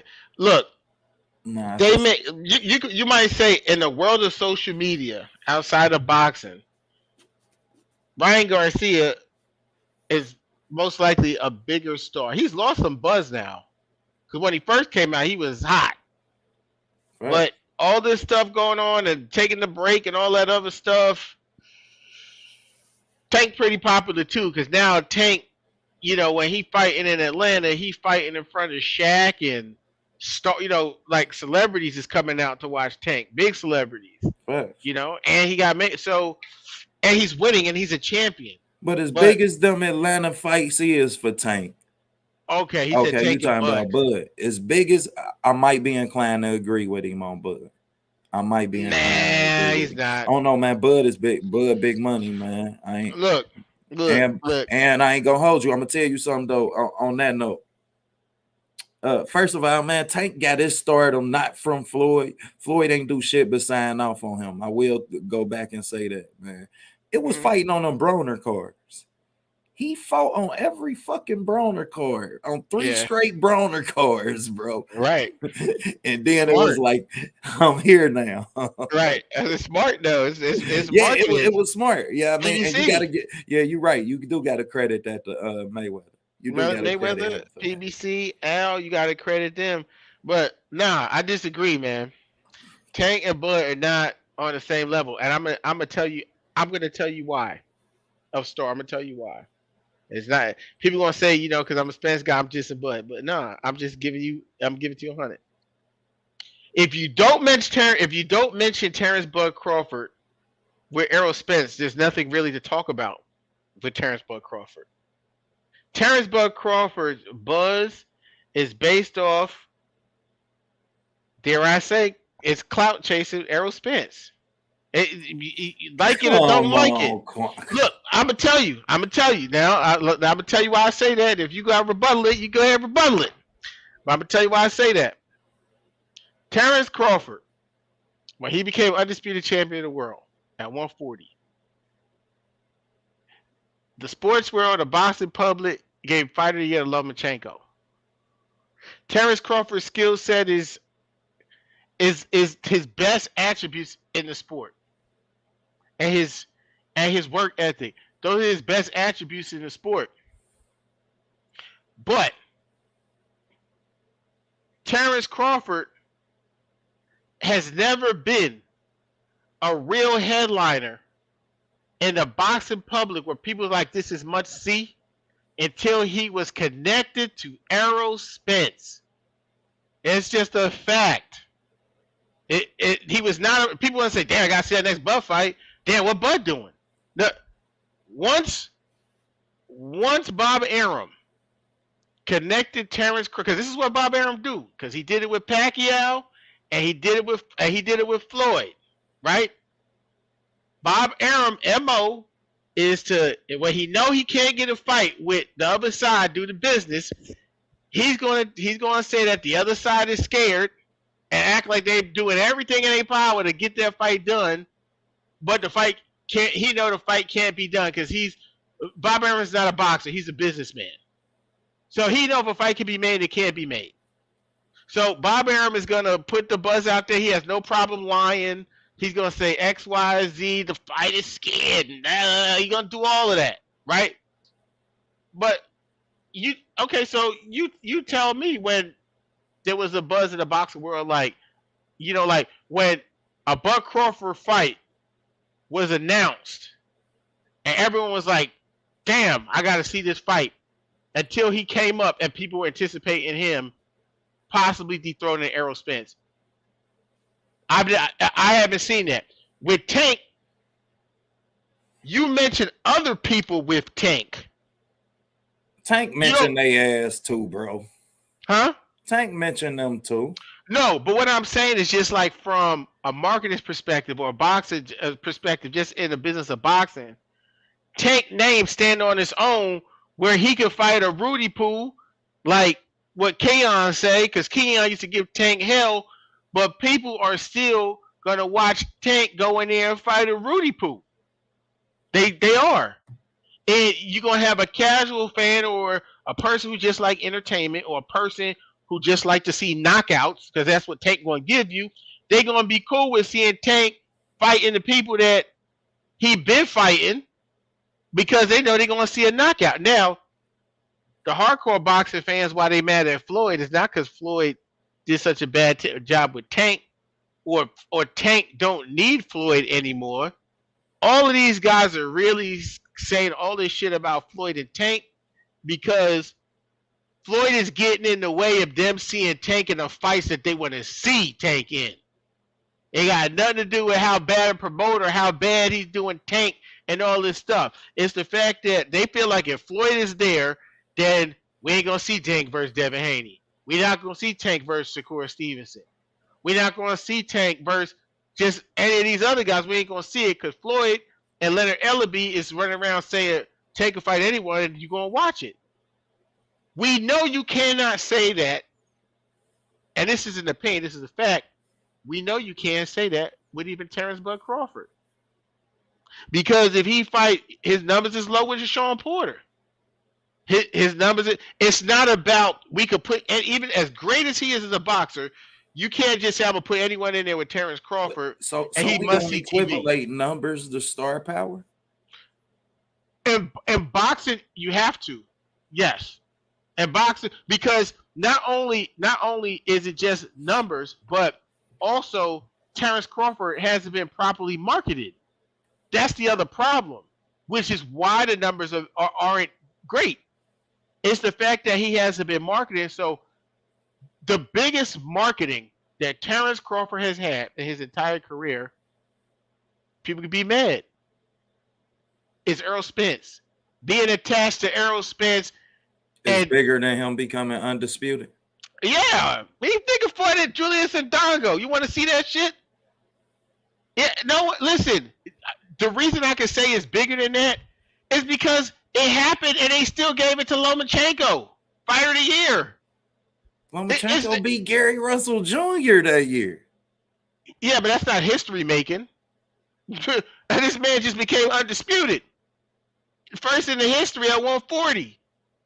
We comparing him to Gary Russell, like Lomachenko beating Gary Russell. Before Lomachenko beat Gary Russell, he already had a loss to Salido. How could that, a nigga who got one loss already, beating Gary Russell, be bigger than Terrence Crawford achieving undisputed, making history? But the fact is, he beat somebody else, but it's still, I understand your point. You got to think, before he became undisputed, didn't he fight Victor Postol right before that? Yeah. Flop pay-per-view, 50,000. 50,000 is like, that's embarrassing. And it's not to put it on him, because his job is to go in there and fight, and he did his job. It's the marketing and the people who was backing him and was supposed to put a game plan together for him, right? And he's done everything that he's supposed to do as a fighter to be in a way better position. Look, this man has knocked out everyone in the last 5 years he's fought. Maybe 6 years. I don't remember. I think 5 years. He's knocked out everybody. Tank is known as a knockout artist, but he didn't knock out Pitbull Cruz. So Terrence Crawford, as a skill level, knock out everything from a boxing perspective, he's way supersedes Tank. But if you go out there and you say, okay, if you went out to 10 just random people in boxing, I'm not saying hardcores, just random people who say, hey, I watch boxing, and you say, who fight do you want to see? And it ain't the matchup like with Errol Spence. It's just like Tank versus somebody or Bud versus somebody. Most people say Tank. It's just the star power is not the same at all. You know, I feel like the star power is like this. There's Tank and there's Bud, and then in terms of being a complete fighter and skill wise, there's Bud and then there's Tank. Right. And you can't say they're nuts. You see what I'm saying? It's that star power is two different things. You know what I'm saying? Right. And I'm not. Yeah, I'm not saying that Tank is a better fighter, but I'm just saying that he's a way bigger star than Bud Crawford. But like just watching last week, you know, with his little announcement, them announcing that 2-fight deal. Just them announcing that 2-fight deal, bro. That shit overpowered damn near the whole week, the whole fight week of Sebastian Fundora, Erickson Lubin. Mm-hmm. Like that's all the fuck you hearing about. So as much as I may be inclined to agree with you on that one. I'm just saying the 2-fight deal leads to growing. Yeah, I mean he's growing. Right, the 2-fight deal it leads to what though? Who's connected to the 2-fight deal? Errol Spence. If Terrence Crawford is not connected to Errol Spence. Well, I just got into a conversation with BFTB last week, man. So they need each other. Like, bro, they need each other. Errol need Bud and Bud need Errol. They do, but they don't. You know what I'm saying? Like, You sound li- like him. listen, listen. They do, but they don't. And the reality of it is, Bud Crawford needs Errol Spence more than Errol Spence need him. It's just true. It's true. They He need listen. each other They for need each them. other, but they need each other for boxing, Right, right? right, right. That's where But I'm if coming. two, Right. but if two motherfuckers just say, I need you more than you need me, or you need me more than I Like, need whose you. The career truth, does this fight benefit the most? both of theirs. To be honest, both of theirs because so much is at stake. Because Bud beats Errol Spence, that's history. It's like undisputed, one weight Two class, divisions. undisputed.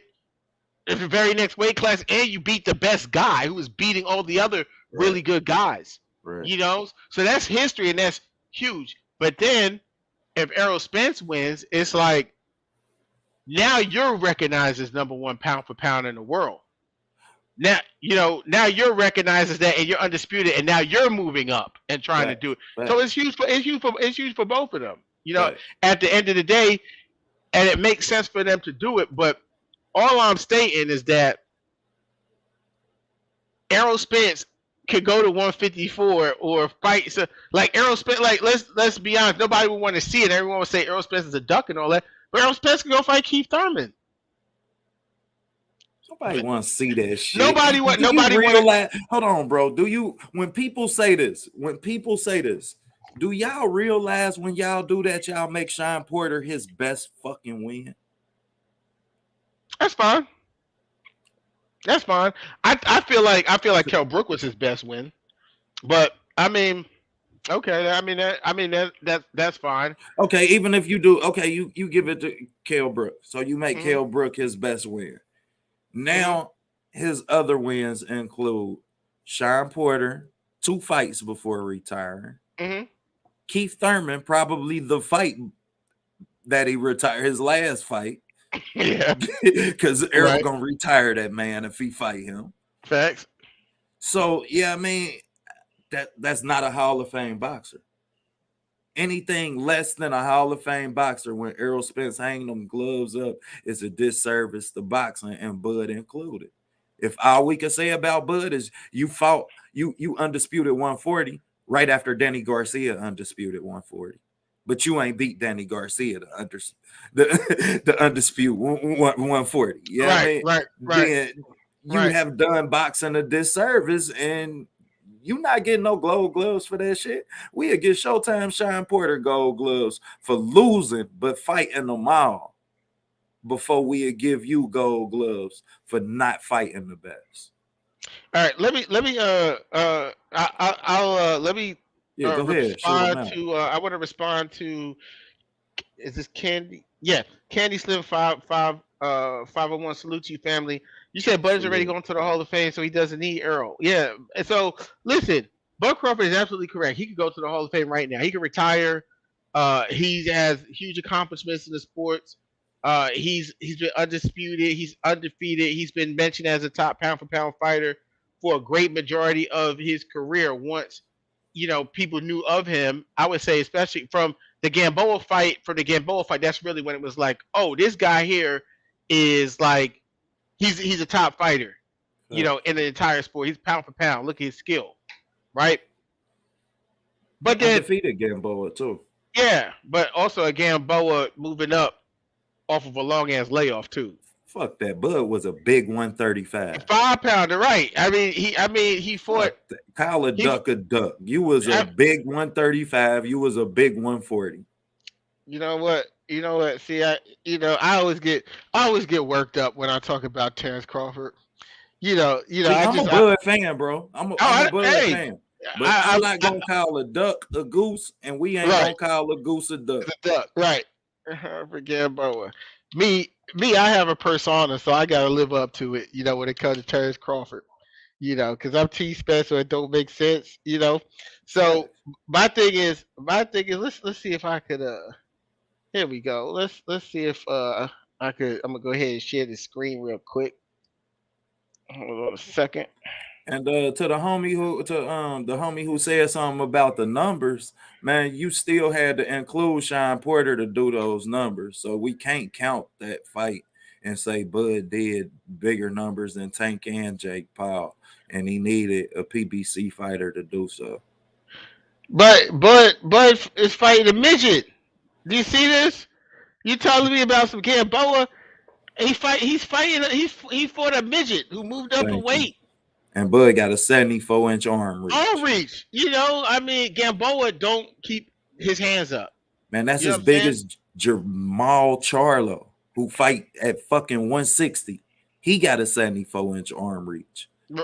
Right, That boy got gorilla arms. right. Gamboa, no, I'm not impressed. No, that can't be the most impressive win in his career, or he has done boxing a disservice as well as himself. Now I'm gonna stand on that. Yeah. Look, Terrence Crawford. Like I Hall of said, Fame and all. Terrence Crawford has done. He has done his job. But the fact is, like, this guy Gamboa, Julius Ndongo is arguably one of the biggest wins in his career because everyone likes to lean on the undisputed thing that he's done, which salute to him. But we have to look at his opponent, right? So yeah, he could go to the Hall of Fame. Yeah, he dethroned Jeff Horn. Yes, he knocked out Jeff Horn. Yes, he knocked out Benavidez. Yes, he knocked out Amir Khan, which everyone's done. Yes, he stopped Kell Brook. Yes, he stopped Sean Porter. I'm gonna give him props for the Sean Porter because, like I said, I feel like Bud is just on a higher level. He's on that elite level as a fighter. Exactly, and we expect more. Boxing need to expect more Correct. from the most talented fighters, man. We have to. Right. But but my thing is when a brother like Candy Slim says he's going to the Hall of Fame, so he don't need Earl. It's like, who did he fight for you to be like? Listen, his accomplishments is nothing to sneeze at. What he's done. But when you bring up George Foreman, Mike Tyson, Signature Muhammad wins. Ali, Signature wins. look, even people like Arturo Gotti, who's on the Hall of Fame. There are Sugar Ray legacy and Leonard. legend. All these guys have legacy defining fights, legendary fights with guys that we Aaron thought, Pryor. Yeah. right, guys that we thought they got in the ring that we thought, hey, they could lose this fight, even if they're not undefeated fighters. But they went in there and fought this person, win, lose, or draw. And all I'm saying is, it ain't Bud's fault that he didn't fight these people, but he signed on the dotted line with someone who moved him in the way that they moved him. So yes, he could go to the Hall of Fame right now, but me personally, I feel like Errol Spence had more of a. I feel like he has more of like a legacy in terms of his story on what he's doing to get to where he's going. Like Elaborate. so meaning like this. I'm not stating that the fact that I'm gonna go ahead and remove this real quick. I'm not stating that the fact that Errol Spence was in a car accident, means he should go to the Hall of Fame. I'm just stating when you look at his story, right, and the fighters that he's fighting after coming back from the type of injuries, to having the mentality to not want to take tune-up fights, to fight top guys, to whether you like it or not. The thing is, he's beating champions to get his belt. When he beat Kell Brook was a champion who gave Sean Porter his first L in the sport, right? When he beat Brutally too. right, Brutally too. brutally to beat him down. Handedly. He beat his ass. Yep. So then we take a look at uh him fighting Sean Porter, and everyone knows Sean Porter's a tough fight, win, lose, or draw, and that's why I don't go on the stuff. Well, Porter didn't want to fight no more. He was ready to retire. I'm not going to say that. Sean Porter a hard fight for anybody.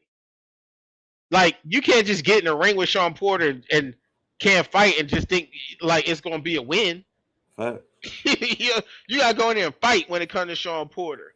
And Terrence Crawford, what he did, how he went out there and did what he did.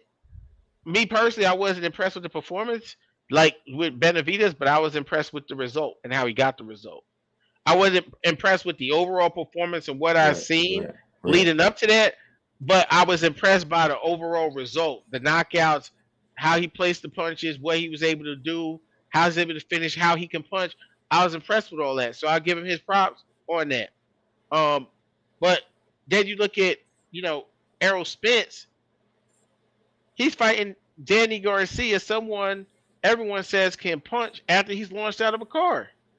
And you know, I talked to one of my homeboys who live out in Louisiana named Ed Hamilton. Salute to Ed Hamilton. Salute to his son Facts, EJ Ed Jr. And he's gonna be a future world champion. facts. Ed, Ed being a coach, a father, and a teacher of boxing, where I'll call him, right, and we'll talk, and he'll tell me about Earl workout because he would watch Earl's workouts because he used to be in the gym, and he started mimicking stuff of Derek James with his son and stuff. So Facts. he know the pad routines, he know the style. He was in there watching EJ hit pads, and he'll tell me, oh, EJ looked a little bit off balance. EJ looked X, Y, and Z after the car accident. Most of us, we don't see that. We just see what we're seeing when we're watching these workouts and things. And I asked him this time, I took a look at this workout EJ just did for Ugis, and then I went back and I looked at the one for Garcia. They're two totally different fighters. From a physical perspective, you know what I'm saying? I could also see from a mental perspective, they're two totally different fighters. So I feel like EJ's story dethroning Terrence Bud Crawford is going to automatically put him in the Hall of Fame. You know what I'm saying? Same thing, Terrence Crawford, he's already there. But I think if Terrence Crawford uh, beats Errol Spence, it's like he's already supposed to be in the Hall of Fame off his accomplishments, and that's going to make him even greater because now he's actually solidified a win with someone that we can finally say that he could actually lose to. Right, right. That's the difference. Is it like we haven't been able to say, damn, if Bud fight this guy, man, he could lose this one. I've never said that to myself, seeing anyone. And I know he's a skilled fighter. But one thing about the sport of boxing, there's not, like there's not many people who are so good that they're never going to be in a ring with someone who has a chance to beat them. Right, right, right. 39 There's fights, too much parity in boxing. I right? agree. So you telling me in 39 fights, all I get is Sean Porter, and then you tell me, oh, he could go to the Hall of Fame just already? Look, he can. I'm not saying he can't. He definitely can. Yeah, but it don't mean shit without that signature win. That's Yeah, you know what I that's mean, all I'm and saying. and that's just the epitome. And just like we uh we gotta call ducks ducks and call a goose, man. If we gonna get on Gervonta for losing it on the scale, we would equally look at Errol Spence's career and say you pissed it away. You flipped a Lambo. You ended up having an eye injury, which was subsequent. But however, Pacquiao, Thurman, Broner, now Crawford, all the biggest names at welterweight, and you Mm. fought none of them. You fought none of them. He retired and fight none of them. We will never respect his gold gloves. He could go 50-0. He would be Joe Kawasaki. Yeah, he beat Kessler. Yeah, he beat man. Give a shit about none of them. My thing is, I can tell that Errol Spence wants to be great. So I've never had any doubt in my mind that him and Terrence Crawford were going to fight if they were in a business situation that made it possible, that made sense and made it possible. I went down to the Spencer Ocampo fight and I met Stephen Espinoza during the weigh-in. And one of the first things I asked him, based back with the Ocampo fight, one of the first things I asked him, I said, hey, I said, how hard? I said on a scale of 1 to 10, how hard will it be to make Errol Spence versus Terrence Crawford? He said Floyd Mayweather and Manny Pacquiao on a scale of 1 to 10 to make was a 12. Those were his exact words. He said Terrence Crawford versus Errol Spence on a scale of 1 to 10 would be an 8 of how difficult it's going to be to make that fight. Right. This is back with this is Right. back This is Ocampo back when we first days. started talking about, back when Right, we first started knowing, you know what I mean? right. So there's history. You got to remember, Steven Espinoza was part of negotiations to make Floyd Mayweather Pacquiao with Bob Arum there. So it's the same thing. So Right, he right, know right, what to expect. right. I've already known that this wasn't gonna happen with Bob Arum. I known that it wasn't gonna happen with Bob Arum because Bob Arum didn't do what was necessary for it to happen. And every time people, oh, salute to you, Quinn. We love you too, Melanated Royalty. Facts, facts, facts. Salute, You, Queen. you know, um, what I know with what Bob Arum did with Terrence Crawford, where I always will say when people really want to start going back and forth about all of this shit and A side, B side, this, that, and Terrence Crawford and Errol Spence, all you ever gotta say to checkmate them on that is Bob Arum killed the Pacquiao fight for Terrence Crawford. If Bob Arum would allow Terrence Crawford to fight Manny Pacquiao back in the day, everyone would be having to beg Bud to get a fight. Facts, facts. With his skill set, that would have threw him. That would have put him out there like he'd have been in the stratosphere. Even Earl is saying, "Look at Pacquiao, this old. That was supposed to be my coming out party." Could you imagine he would have let Terrence Crawford? Because Fight Terrence that fight. Crawford's style is all wrong for Manny Pacquiao. Facts. It's all wrong for Manny. You know what I'm saying? He would have caught Manny doing it. He would have stepped back and bopped his ass. Facts. And Bud can finish. So Right. so that loss would have took more out of Manny Pacquiao Mm-hmm. than probably any loss next to Juan Marquez. Facts. And Bob Arum is on record stating he loved Manny Pacquiao. He was his health and all this stuff. So you block this man from being in a position where he could dictate his own future, which Facts. is because he's a brother. Facts. Facts. That's how it goes. Gotta call a duck a You duck. got to call it what it is. So that fight was never going to happen, and I knew that until he got away from Bob Arum, because Bob Arum is about self-preservation. He's about him first, and he's old school like businessman, but he's a con man to his bones. Right. Fast talking, believable, can lie without blinking or looking to the side or looking like he's lying. That's what Bob Arum could do.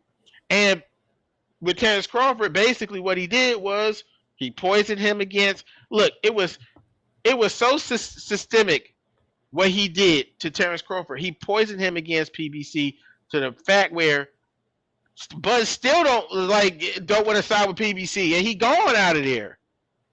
Nah, It's I think he's signing, bro. He ain't got no choice. He's signing, bro. It just don't make no sense to listen. announce before Spence, you guys. So Yeah, I mean Spence, it makes zero amount of sense to announce that those two fights prior to Spence actually unifying, and it takes away from the accomplishment that Spence would be actually achieving.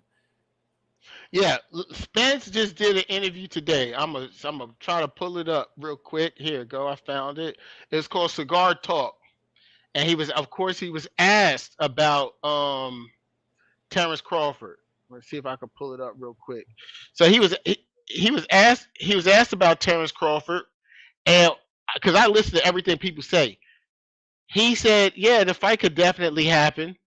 He said he's with someone who's like cool or has a good working relationship with my people.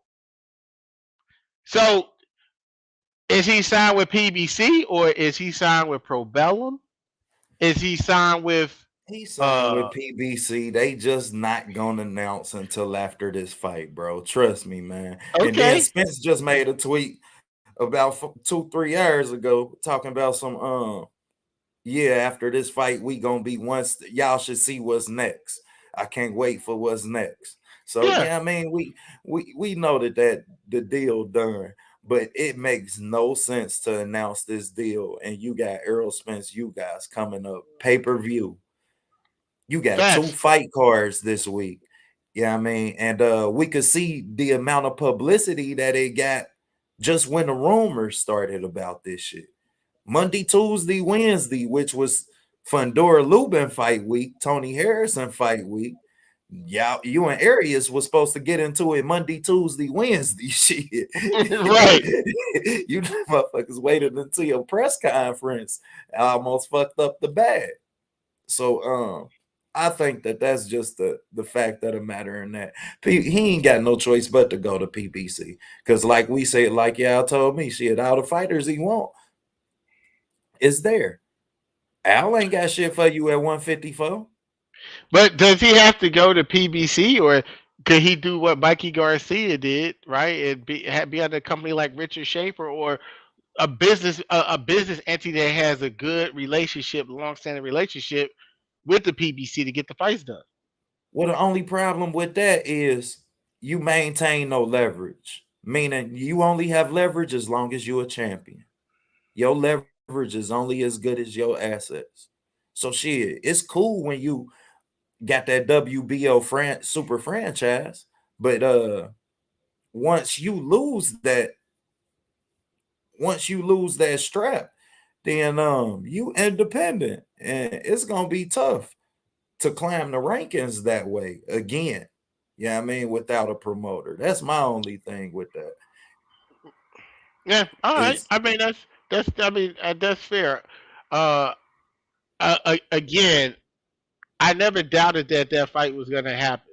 Me personally, I didn't. I think it was just going to be a situation where the it was always going to be easier if there was only one network involved. right, Because based on Errol Spence's numbers, factual numbers, and Terrence Crawford's factual numbers, it would be hard for two networks to make money off of that. right, right. That's It's what they're only going to so look much at. in the pot, right? Right. Because it's I only mean, so like, does it make sense for ESPN and Fox and Showtime to split it like it's Tyson Lennox Lewis when you got one guy who's has a history who's never even broke 200,000.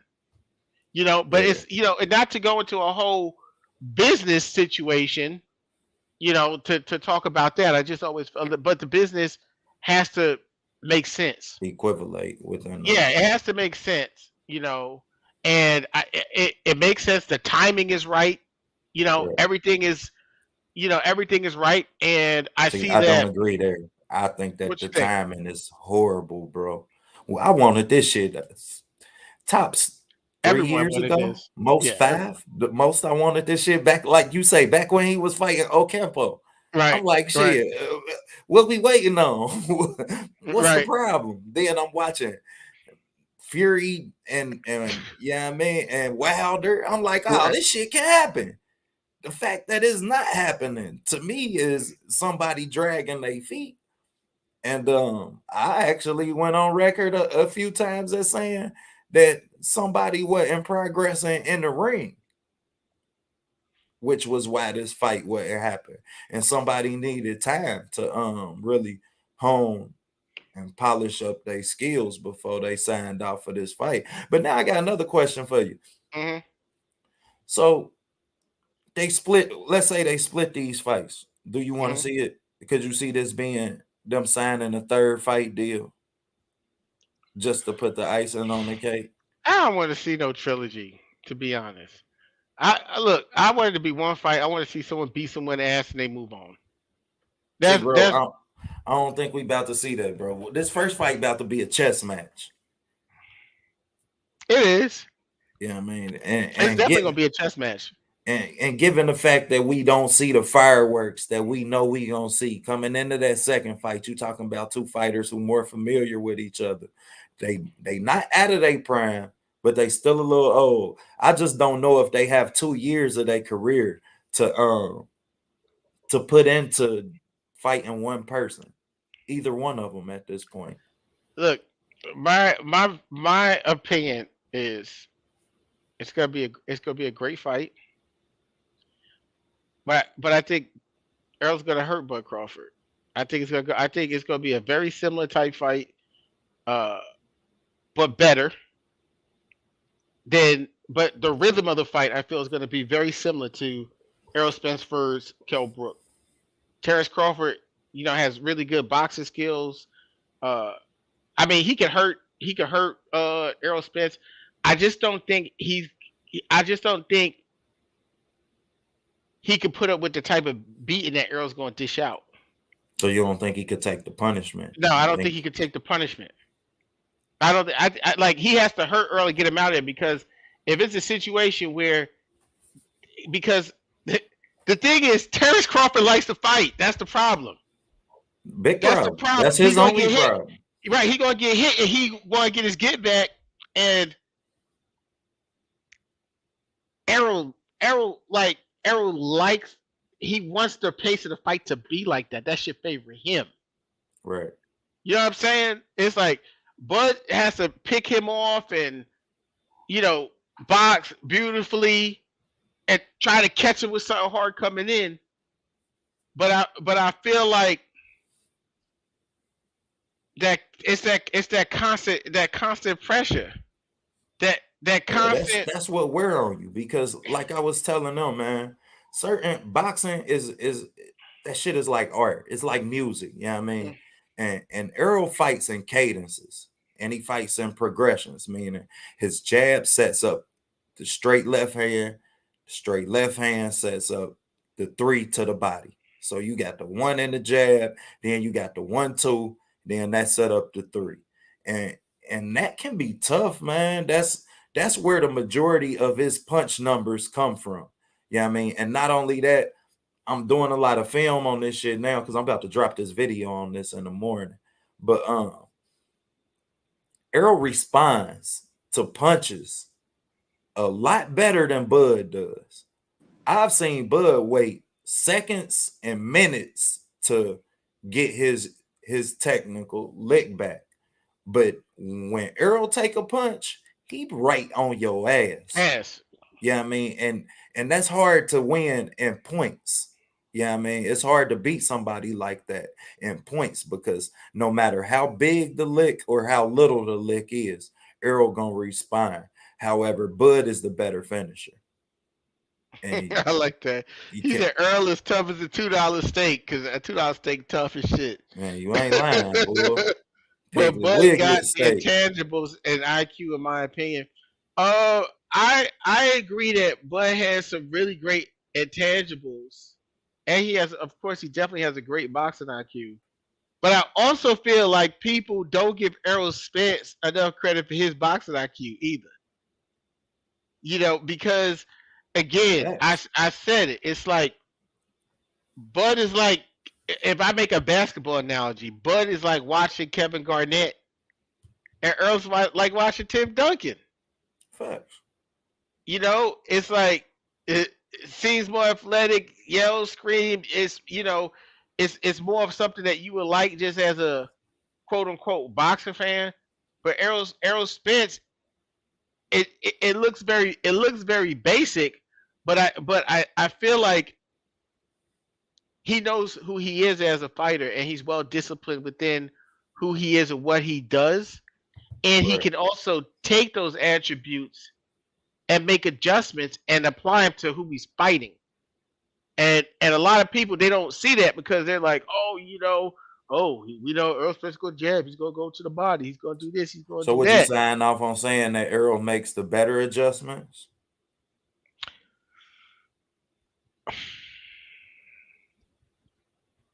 It's up in the air. It's up. It's a. It's Mm, it's up. I would say. Okay, okay, okay. You just see now you forcing me to use the brain. Yeah. Oh, we gonna cook, bro. We Yeah, gonna I cook. like that because because me, I'm a thinker.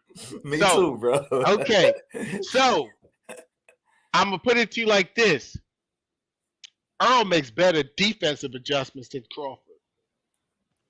Crawford make better offensive adjustments. Mm. That's that's what I'll Mhm. say. Hit the nail on the head. Go ahead, cook, bro. I see you just came in. What's up, fellas? How y'all doing? What's going on? Salute, Man, salute. I've been trying to get it. You guys been making so many points. I've been trying to get in this steak, man. Y'all just been eating. I'm like, man, let me get a piece. I'm trying to. I was cooking with my my new co-host, man. So I mean, it was I going good, and understand. I wanted the rhythm to keep going. Facts, facts. Yeah, no, I understand. But how you guys doing though? First off, salute to y'all, man. Man, we had a really good round of fights, man. I'm gonna Yeah. get right quick back on subject real quick. You know, we talking Hmm. about adjustments and stuff. Give my quick thoughts, man. Though, man, like I said in the comment section, man, Fundora, he's just too big for 154. I just think that he's just one of those dudes that it's just like you said, a freaking nature, and he may be one of those guys who will go undefeated at 154 just due to his size, not Yeah. because he's the most skillful, not because he's the best I've ever seen or something like that. No, nothing to do with that. Just because he's so big, and so he's gonna be able to get by. But to beat a person like Fondora, there's three things you can do. One, catch him with a lucky shot, right? But that's in all of boxing. You catch somebody with a lucky shot, they're going down. You know what I'm saying? But that's you can't count on that. So there's two ways you can beat Fondora, in my opinion. Your first way is simply this: you're gonna have to have a chin, and you're gonna have to be able to punch and get into the pocket, almost like a David Tua type of, David Tua back in the day. Hmm. That Right, the right, boy right. could David Tua swing, get in, and he could take a punch. So that's number one. Like you guys said, Erickson Lubin just can't take that type of punishment against. And like you said, he's so ranky, you're gonna get hit with some shots. So you're gonna take some shots trying to get in, and you're gonna take some shots on the inside too because he's so long and strong. And pause. And number two, another way, to me, I feel like you have to be a complete boxer. I feel like you have to be able to um know when to get in and know when to get out. I think you have to keep him off balance because you can use his height to his disadvantage, right? Keep turning Facts. him, make him off balance because he is lanky, very lanky. You look at him, he's very lanky in there. So you would have to know when to get in, know when to get out, and you would have to. I think you would. I want to see somebody try turning Fundora. You know what I'm saying?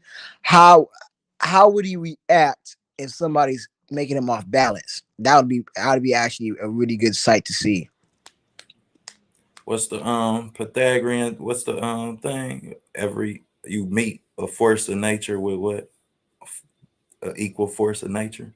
Hmm. I Yeah, think I think that's the only way you beat him. You got to put him on his back foot. And if we yeah, ain't seen nothing else, we seen that he have problems keeping, like you say, keeping his feet under him. That's why he fight in the pocket. How's better to keep your yeah. feet under you than if I'm close to you, and I can lean my weight on each foot accordingly. Yeah, So, you can't go and like people said Tony Harrison. Tony said he's a good boxer and stuff, but he can't he's changed just like Erickson. He can't take that. You know what I'm saying? And weather the storm. I would not bet $1 to a donut on Tony Harrison beating Fundora. So just because I don't you have to be able to weather the storm with him. You know what I'm Yeah. saying? Because you're gonna get shots. so so and as far as Ryan Garcia, we're on the same page, loyal. I don't like him. I think he's a knockout waiting to happen. You know what I'm saying? I like you guys said, he might be able to capture a title here and there. One or two titles here and there, maybe like on a vacant. But he's not beating these top guys, and I don't think he's going to be pound for pound either. You know what I'm saying? I think that's the way you can put it. I don't think he's a. I don't like you said. He doesn't train hard. He's taking these fucking mental health breaks and all this bullshit. No, like you said, no disrespect, but man, this is boxing, and like you guys said, mentality is everything. You know what I'm saying? So if you're taking a mental health break, like, oh my lord, you know what I'm saying? What happens when you have to face somebody who's mentally tough? You know what I'm saying? Who's going to be able to get in there and not be afraid to push you? Are you gonna cower? Or, you know, so And not only that, bro, but the pressures of boxing exceed just in the ring. Like he gonna be, if you talking about him being a pay-per-view star, man, it's a lot of pressure that come into that. You know what I mean? You talking about having to do press all week. You talking about the magnitude of the fight being bigger. And definitely salute, big homie. But so yeah, I mean, when you talk about depression, I definitely have to agree with you there. That's a good point, man. The magnitudes of the fight is gonna be different. So we don't really know what we gonna get performance or mentally out of you. yeah. What happens if he goes against somebody like Tank, who might be the A side on paper, and then he might fight in somebody's backyard, right? And he doesn't have the fans on his side. You know what I'm saying? Everybody, boo, boo, boo, boo. Could he be able to take that mentally? You know, some people No, fold under pressure. You know what I'm no, he saying? What do you can't. think? He can't. He can't. He can't. He can't. He can't because he got mental health issues already. That shit gonna bother him. He not. And He it's not like, mentally. You know when I knew he wasn't mentally tough when I seen how he fought when how he sparred Rolly. Oh I saw. yeah, Roddy I was just. I tagging him. saw it. I saw it, and that's why Floyd. That's why when he kept talking, he was like, "I'll give you 200,000 if you just fight Rolly." And that should tell you something. If Yeah, Floyd try to get you to fight Rolly, you know. So yeah, I uh, see. And getting back on this, like I said, I want to get back on what y'all talking about, not bombard anything. About you this good, bro? about the Cook. Spence. Go ahead. I'm sorry. no, do your Go ahead, thing. bro. I Cook. was saying about Spence and Crawford. I like how you put that, Loyal, about Crawford making the better offensive adjustments and Spence making the better defensive adjustments. I think that I have to agree because when you really look at it, you know, people like Spence's defense is highly underrated.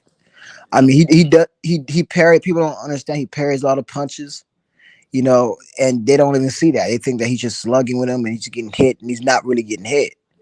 And so, um, but with Bud, it's like we all know, and I think this is a mentality thing with Bud too. I think Bud, Bud, like we all know, it's in him to have a dog fight, and I think, like I said in the comment section, I feel like this fight is a fight that's gonna end in a knockout. Yeah, Why do I say that? Is because just the styles of the fighters. Earl the knows how to come Flash. off the ring, Who you and think get the then, knockout? but yeah, yes, because Bud's gonna be coming forward. So let's say that Earl has Bud on the back foot and starts to tag him. Bud is gonna come back. You know what I'm saying? We know how Bud is. He's not gonna sit there and just allow you to tag off on him. Right. And Earl's the same way. He's like, if you come forward and he sees a hole in your defense, you're gonna keep sticking that jab and he's gonna trade with you. Mm-hmm. So it's just, it's gonna get real ugly. You know what I'm saying? And that's why I say, like, because stylistically, with Earl's ability to cut off the ring, with Bug's mentality, and Earl able to pick holes in your defense, it's gonna get ugly, man. It's gonna get real We ain't ugly. seen Earl finish nobody in Right. forever. Who was But the and last person Earl finished? Ocampo. Man, okay, wow. and It's I'll been a give you, while. That's a but It's I'll been a give you that. while. It's been a while, but check this out though.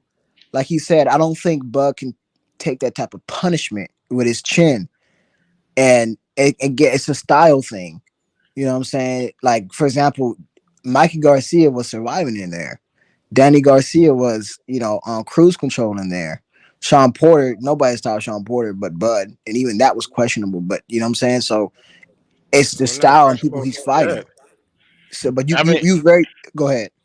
I gotta say, what really that questionable about that? Him nah, stopping that's Sean three Porter. knockdowns. I Shit, think, ain't I that? think, I think, I think Kenny. I think what's questionable is Kenny Porter throwing the towel in as quick as he did. You know what I'm That's what I mean. saying? Like, yeah, but I don't think that Sean Porter had much more to go. So, I'm we just gonna call it spade a spade. I feel like Kenny Porter robbed us of seeing a Him good really finish, finish. a good Right. finish. yes, Um, and and then also I like in terms of allowing Sean to show his heart. He robbed us of that too. because I fighters have think been dropped and got up and still look like Lubin was hurt He in the got second dropped from round. outside and from inside though, bro. Yeah, Once you see yeah. your fighter get, yeah, I mean, as a because like that's what I do. Yeah, I mean, I Mhm. love, yeah, I mean, breaking down fights and shit. So once you break it down the fight and you be like, okay, we got a chance to beat him from the outside, and it don't happen, and then you like, okay, let's take this shit inside. Let's close the distance. Yeah, I mean, let's eliminate the jab. Let's put him on the back foot, and he still drop your ass. What do I tell my fighter coming back to my corner? Mm, and check, and this is what I'm saying. Like I see our points, but I mean, I just feel the way that I feel on this. I feel like you said, it wasn't clear. And we know what Sean Porter is like. Sean Porter, like he's never been stopped, and he's a quick recoverer. So I think that he did. If anybody deserved at least one more chance to see, okay, Katie make it out of it, it's Sean Porter. And I think I was robbed as that one more chance because, like I said, if how he got dropped again, if the ref didn't stop it, I would have stopped it. I thought that okay, that's enough. But at the same time, I thought that Porter deserved at least one more shot because I think he was I think that he was, he had his mind enough in there to give him a chance, and I think we were robbed of a chance to see might not have been able to recover. So that's Now, why. Go ahead. no, I agree with that. But what I don't, and I'm not sure if this is what you're doing or not doing.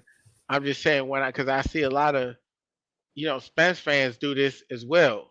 What I Yeah, don't agree with is taken away from Buzz victory because of what Kenny Porter did.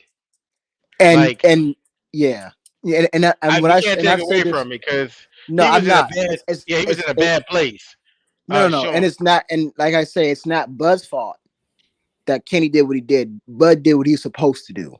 right? So I'm not blaming Bud on him not being able to possibly get the stoppage. That's not what I'm blaming him on. I'm just saying I'm blaming Kenny because I wanted to see one more go because I was when I was watching the fight live, I'm like, okay. I said to myself, I said if Porter gets dropped again, stop the fight. You know what I'm saying? But Mhm.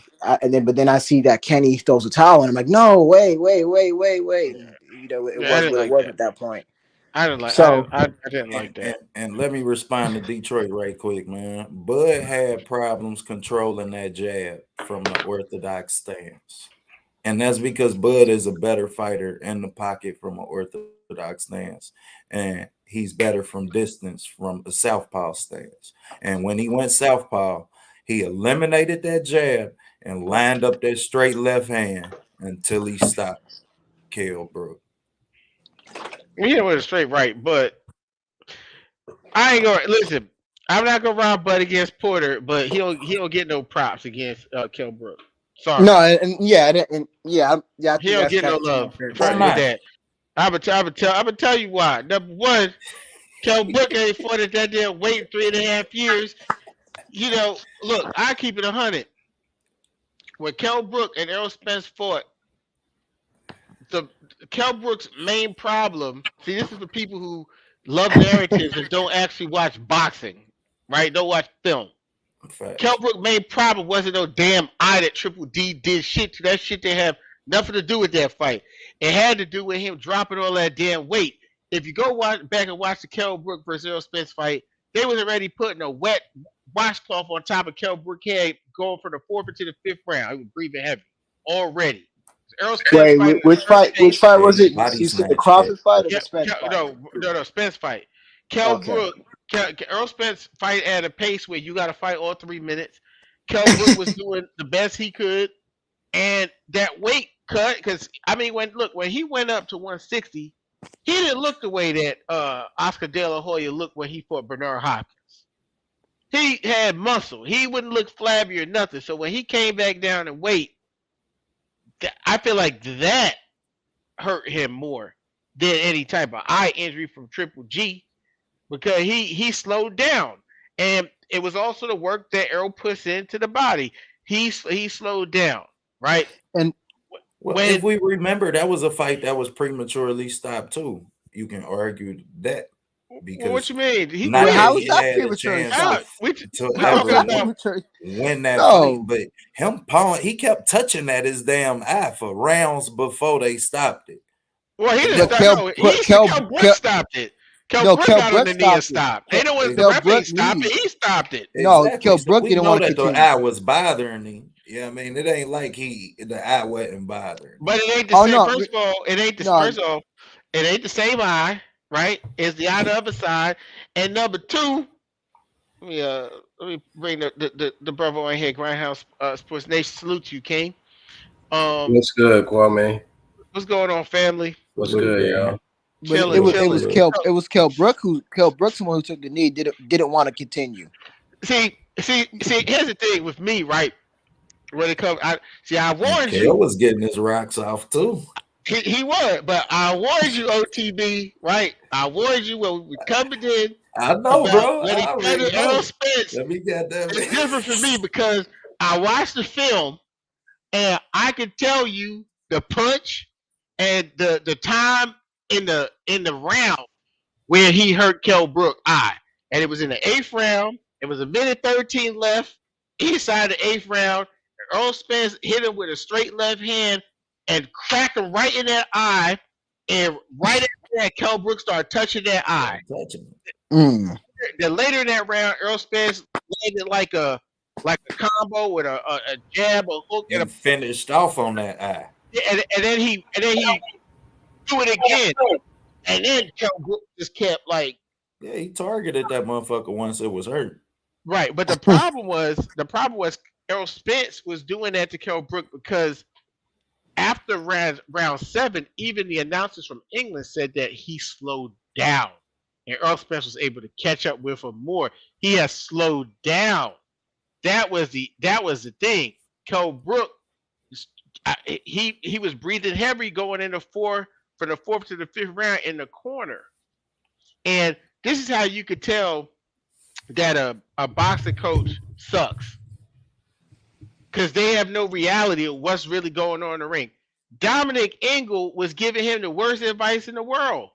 What He's do you putting say? a wet he's putting a wet towel on this man's head, watching him breathe heavy and telling him, uh, listen, Spence can't take no more. We got to take him into the deep rounds, into the later rounds. He's gave everything he's got. He's gave his final burst, and I'm like, what is he talking about? I'm like, what is he talking about? Like, To be it's your honest, winded. and to be honest, in the boxing match, I feel like I don't really hear trainers say this too much. I think I've heard a few. Like if you're dead tired, like some will say take the next round or two off. Take it off because if you don't take it off, you can get stopped. You know, it's because you're so tired. So I don't know if you know what I'm talking about, Loyal, but have you heard when trainers talk about taking the next round or two off just so like the fighter can get the wind underneath them? Hmm. So that's why like I agree with you. Like, how if you already gassed, like why would you basically tell your fighter to apply that pressure, gonna make him more gassed? That doesn't make any sense. Yeah, but that just goes to show you some trainers don't really have any. They don't really know what's going on. You know what I'm And when and, when- saying? and, It's and when like, I, and when That I say take the that round off, I don't mean like let that guy tag off. I mean like this box on the outside, keep a 1-2. You know what I'm Yeah. saying? Take a break if you can. That's what I mean. it's easier said than done. Like that's what Lubin was supposed to do to Fondora. Look, if I know it happened very early because Lubin has chin issues, but if we want to be honest, the way Lubin started out in round one was way more dominant against Fondora, was way more dominant than any round Kell Brook had against Errol Spence. And I Way was more pissed. dominant. And I was pissed, man, because I couldn't watch that fight live because I was so busy. But Yeah, I, way I more I watched dominant. the highlights though, and I'm like, man, Erickson Lewis gonna be ruined after this. Right. and that was a But classic fight. Yeah, but yeah, Lubin Chin kind of held up more than expected though, because shit, Fundora, he was hitting them clean with like five, six uppercuts back to back. You would think Lubin would Damn. be out of there. In that seventh round yeah, when Lubin came back and got the knockdown, That's why they said it was a 10-9 round, which I disagree because he was taking a lot of damage and then he came back with the hooks, put Fundora Yeah, down. You know what I'm saying? I So they don't feel talking like about Fon- 10-9. I don't feel like I don't feel like Fondora got. Maybe some people would disagree with me because of what they saw with Lubin's face, but I don't feel like Fondora got the most leverage on a lot of his punches because his arms are so long and he was so close inside. Because if he gave up any room in the mid range, Lubin was capitalizing. So he was just swarming Lubin and staying on top of him and just throwing a lot of punches where I feel like he didn't get the maximum amount of leverage on a lot of those shots. The shot that hurt Lubin initially that got him in trouble in the second round was the uppercut he knocked him down. It was like a straight right or something. And it was That a check hook, like the check hook. Yes, it was. That's right. It was a check left hook, and and Lubin got a little wobbly, but it wasn't up close and in the pocket. Fedora had good distance when he hit him with that, and then once he got him hurt, he did all that. But look, Lubin's chin, Lubin's chin is a lot bigger. I mean, excuse me, Lubin's heart is way bigger than his chin, and he recovered. He was in a lot better shape, so he was able to take the punch a little bit better and recover and still fight and have, like, look how much he still had his punching power even after he was hurt, and he carried it later into the fight even though he was hurt. But it's just Lubin's chin is just, it is what it is, man. It's sad. I Well, like You it. that think and Fundora? You think Fundora don't got a lot of power because he ain't knocking Lubin out? he No, has Fedora no got power. power, and he No, no, has he But definitely no, has Fedora horrible power. got weight power. transition. That's why he Yes. has no power. Most Wait, who has no volume power? punchers, most punchers who throw 80, 70 punches around, they don't have no power. That's why Who they doesn't have got power? Fundora I gotta disagree. zero. Yeah, I think I think he has. Zero. I I don't think feel like I don't know I about think a Dennis has got a lot zero. of power either. I don't think he's no Mike Tyson in there, but he does got power. He And got, he can get you hurt. I mean, you could tell, but you could tell by the way he cracks. He's whipping like Paul Williams. He's whipping like Tommy Hearns Man, in we there. just said we He hit knows how to him whip with his punches. 5 uppercuts. 5 uppercuts. You hit somebody with 5 uppercuts in one round, and they still stood up and looked at your ass. No, right. you don't have Hey, no power. Tim Bradley can hit you with 5 uppercuts. You won't go down. So what you mean? Tim Bradley ain't really had no power like that either. That's I the know That Tim was Bradley. the I know Tim point. Bradley ain't got no power. That's my Thanks, point. bro. point. I know Tim Bradley ain't got no power, but I'm just saying, like, because we know how much of a specimen Tim Bradley is physically. He looks like he got his power, but I'm saying Fondora looks like some skinny type of lanky dude, but he got power, man. Just like Keith Thurman. He may not, like he did with Mario Barrios. You know what I'm saying? Like, it's different. Okay, I'm not saying he's a one-shot knockout artist, but I'm saying when he does land, you feel that shit. You know what I'm saying? Look, I mean, you feel it. It can get you lumped up. To me, no power is like Tim Bradley. No, Paulie Malignaggi. That's no power. That's like he'll throw everything in the kitchen sink at you, and he just can't keep you off of him. Once you go to Paulie, then I gotta agree with you when you say no power. Yeah, it's hard to You bring argue it with back to that one. reality, like, yeah, nigga, that's no power. That's no power. That's no power. Yeah. So when you say no power, I can't agree. Not even say no power. Yeah, yeah. I could agree with that, but all I'm saying is I could agree with OTB because I don't feel like Fondora got the best leverage on his shots. I think he could punch, but I mean he's not a huge puncher, but But he can punch. his power, like, you have to respect his power because he'll knock you out. I mean, and Yeah, then that's what I it mean. becomes a volume. And then it becomes a volume thing with him Right. too. That's what Yeah. it become. You look at the volume of his punches, and that's what you respect. You don't really respect the power because he don't really hurt you and he don't really transfer. You never see him sell out. He never sell out on a punch. Every punch he throw is short. Short. He cut off his punches, and that's why he has such a high landing percentage. That combined with his length.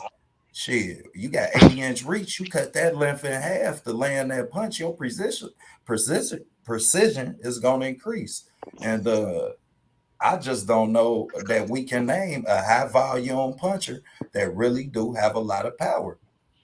Yeah, he ain't But that's what I'm saying. Like, Lubin. the only thing that I'm trying to digress with is like when you say no power, what's your definition? Because everybody's, I think that's what it is. I think like our definitions is different.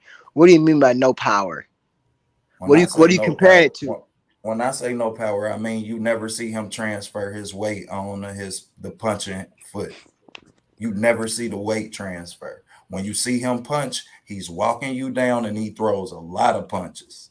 Okay, so I'm gonna challenge you on that one, right? So is that no power or not proper technique? Well, Thank you. it's a bad technique, but bad technique leads to no power. Just like That's not true. Lubin. That, That's not But really true. That's not Fondora shit, true. last name a fighter with bad technique and good Hey, power. George Foreman didn't have the Rolly, best tech. Deontay Wilder didn't have Rolly, the best technique. He Rolly. got Rolly ain't got the best technique, but he got power. he got He's power. 14. He 14 with 12 knockouts. That Wilder's just another mean He you one. got knocked out power. 12 people.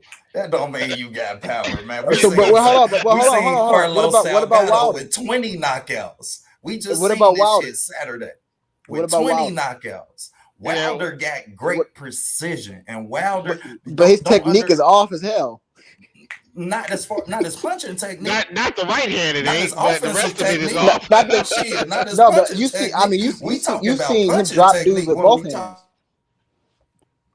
Yeah. That's true, but it's the heavyweight division, though. I mean, these are just bigger guys where Yeah, they say he's anybody six with one seven. punch can knock your ass out, basically at that And, weight. and you tell It's me hard that to be technical you at don't see 6'7", Wilder knock That's nobody crazy. out with no jab. No, when he knock you Who? out, it's from a power punch. It's from him transferring that weight and he's punching with his hips. You never see Fundora do that to But that's become a technique, power though. puncher. That's what I'm saying. You can still be somebody who has some whack ass technique, but if you got enough power, you can still have power. You know what I'm saying? Still hurt somebody. Yeah, Hell nah, this shit I'll go down to the science, y'all. I'm telling you. You ain't you ain't known as no power. You still gotta transfer the same weight that you exerting into the next person. Without an Okay, inability I to put it do to you like so, I this. can't say that you have power. That's like me saying I got power because I hurt somebody with a jab. No, you don't have no power, bro. You caught a motherfucker at the right time. I put it to you like You this: have good timing, man. If Paulie got a 0 in power, and Ernie Shavers got a 10 in power, I put Fondora right around maybe like a 6. I'd be inclined to agree, but that's not a power. That's not having no power to me. 6 out of 10 ain't incredible. But It's to not. me, no power is like saying like one, You mean two, three, four. absolutely zero power? Yeah, I mean, Yeah, His last stoppage, before this Lubin fight, that was a real like iffy stoppage. Like he stopped the fight as he was landing a punch on Fundora. yeah, that Jorge Sergio Cota, Garcia fight. Jorge Cota. No, he went the distance with that last dude. But hmm but we haven't really talked about Spence and Ugas like that really, because it's fight week, baby. yeah. I mean, we could say that. We could say that for another show because it's getting a little late, and I gotta be a little I gotta be more disciplined with my time and Oh, what we baby, doing here. okay, bet. Facts, But Lord, facts, what'd you facts. say about Ugas? He said look like Mr. Magoo.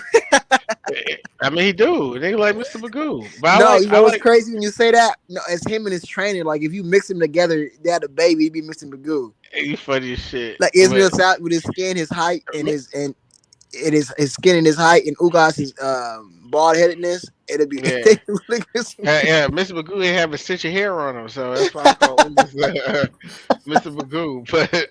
It's But fucked up, man. He got a yeah, disease, man. yeah. I mean, salute to Mr. I mean, Ugas. You know what I'm saying? Because That's it's fucked fight, up, man. it's fight week, man. You know what I'm saying? I had no friends with fight week, man. But I actually like Ugas as a person. Uh, I don't want to see him, get hurt. I don't like to see any boxer get hurt. But they sign up for this shit. So you know what I'm saying, and he making some good money. So look, may God be with him this weekend. Yeah, you already seen on Axis he was doing voodoo. You know what I'm saying? He was shaking maracas and lighting candles. You know what I'm saying? So He know what's in store for his ass. You know, he know. You see, there you go. You fucking with me. This is the shit I'm on. Yeah. You gonna get knocked out, Mr. Magoo. So keep on fucking around. Oh shit, it's gonna be a long year, man. Gonna put out Chucky dolls and stabbing You guys praying for dear life. He probably had his fiance with that fat old ass go back to the DR and make a Spence doll or something and stabbing it and all kinds of shit. But that shit ain't gonna help you, Ugis. That ain't gonna help you, man. You know what I'm saying? You know what I'm saying? You got this nigga praying for dear life and shit. We gonna be fire out of your ass because we got purpose. See, that's the difference. We got purpose, and we know that we gotta beat your motherfucking ass this weekend. So Bud know what motherfucking time it is. You know what I'm saying? So he know he stepped in some hot shit. You know what I'm saying? Because because you see they thought. See, you can't get me started, man. You ain't got me started, man. They got me started, man. They thought they was gonna run down on EJ. You know what I'm saying? After a car accident, they thought they was salivating, and oh wait, Earl Spence, he didn't stop Little Mikey. Oh yeah, I want to fight Earl Spence. That's what I want next. That was Bud. Before that, it was like, I want all the champions. Bob, Bob can make it happen. Then Earl Spence go in there fucking off, and he hit Mikey with everything, and couldn't get him out of there. Bud was like, yeah, I want to fight Earl. Then here come Danny? What's the name? Not Danny. Sean Porter. Yeah, I'm ready. Before it was Earl ain't on my radar. You know what I'm saying? Earl ain't on my radar. Now, oh yeah, I want to fight Earl. Danny, he see that shit with Sean Porter, he jumped up. Oh yeah, I can't. I'm next. Payday. I'm not gonna get knocked out. I lost before. I lost to Sean Porter and Thurman. I want to go in there with Earl. I think shit's sweet. The problem was, Bud, you fucked up because you signed with Bob, so you couldn't get Earl at that time. So now Earl back. And Lord, what are they saying now with Ismail Silence? I look at that fight and I see he's not the same. Every time, every time someone says that Earl Spence ain't the same, then I know they're gonna lose. If they say I see not being the same, not like, I bet we better than him, and we can exploit this like, oh yeah, here go Angel Garcia, Danny, the Birdman. I looked in his soul. I could tell I looked in his soul. Right? That was some stupid ass shit to say. Yeah, you said that shit. I'm like, man. Yeah, I was like, serious, bro. I was like, and then he shut your son out. You know what I'm saying? At 50%. So the problem is right now. See, like here's why people are underestimating Earl Spence because they're looking at his laughter, and it's fair. It's fair because you can only go off of what you've seen. I can't be mad at you, OTB, when you say, well, last time we saw a knockout. I can't be mad at you. That's some real shit. I can't sit back and say a whole bunch of shit and be like, oh, well, it's because this. Look. Right now, Earl Spence looks healthy. Earl Spence don't look drained. Right. Earl Spence look more like, for what we can see from the out, just looking at the workouts and everything, and even his face looks different going into this fight. Even he looks healthier. His face has its color and everything in it. Yeah. You know what I'm saying? He looks healthier. So look, I gotta take some shots. This is what I do. Terrence Crawford, we know you thought you was going fight for the accident. Terrence Crawford, We know you like fighting guys who been shot in their leg. Terrence Crawford, we know you like fighting guys that have a draw with Ray Robinson and has been knocked out by Ugas, who has 12 career knockouts. We know these are guys you like. We know you like Amir Khan because he don't have no damn chin. Or weight draining Kell Brook after he got a bunch of face surgeries. We Exactly. We know you like. you was on a roll. You was we, on a roll. yeah, You was trying to. brother. You was know. waiting to see if Earl It's Spence so was crazy. going to be in a wheelchair. We knew It's that. It's so crazy because niggas always have to talk about how Earl's weight bullying Mikey Garcia, but they never bring up a Gamboa. But just like Homeboy said on Menace to Society, the black detective with the bald head. You don't fucked up, right? I bought Bill Duke at 12 o'clock. Right, but you said you wanted to fight Earl Spence at 12 o'clock. You know you done fucked up, right? I bought the bottle at 1 o'clock. Big time. Yeah. Wait. But Good, you go said you Drico. got it at. But you said you got it at 11 o'clock. Yeah. It was 11 o'clock. Now you know you done fucked up, right? You know what I'm saying? You thought you was gonna catch Earl, weight drain, slipping. You know, first of all,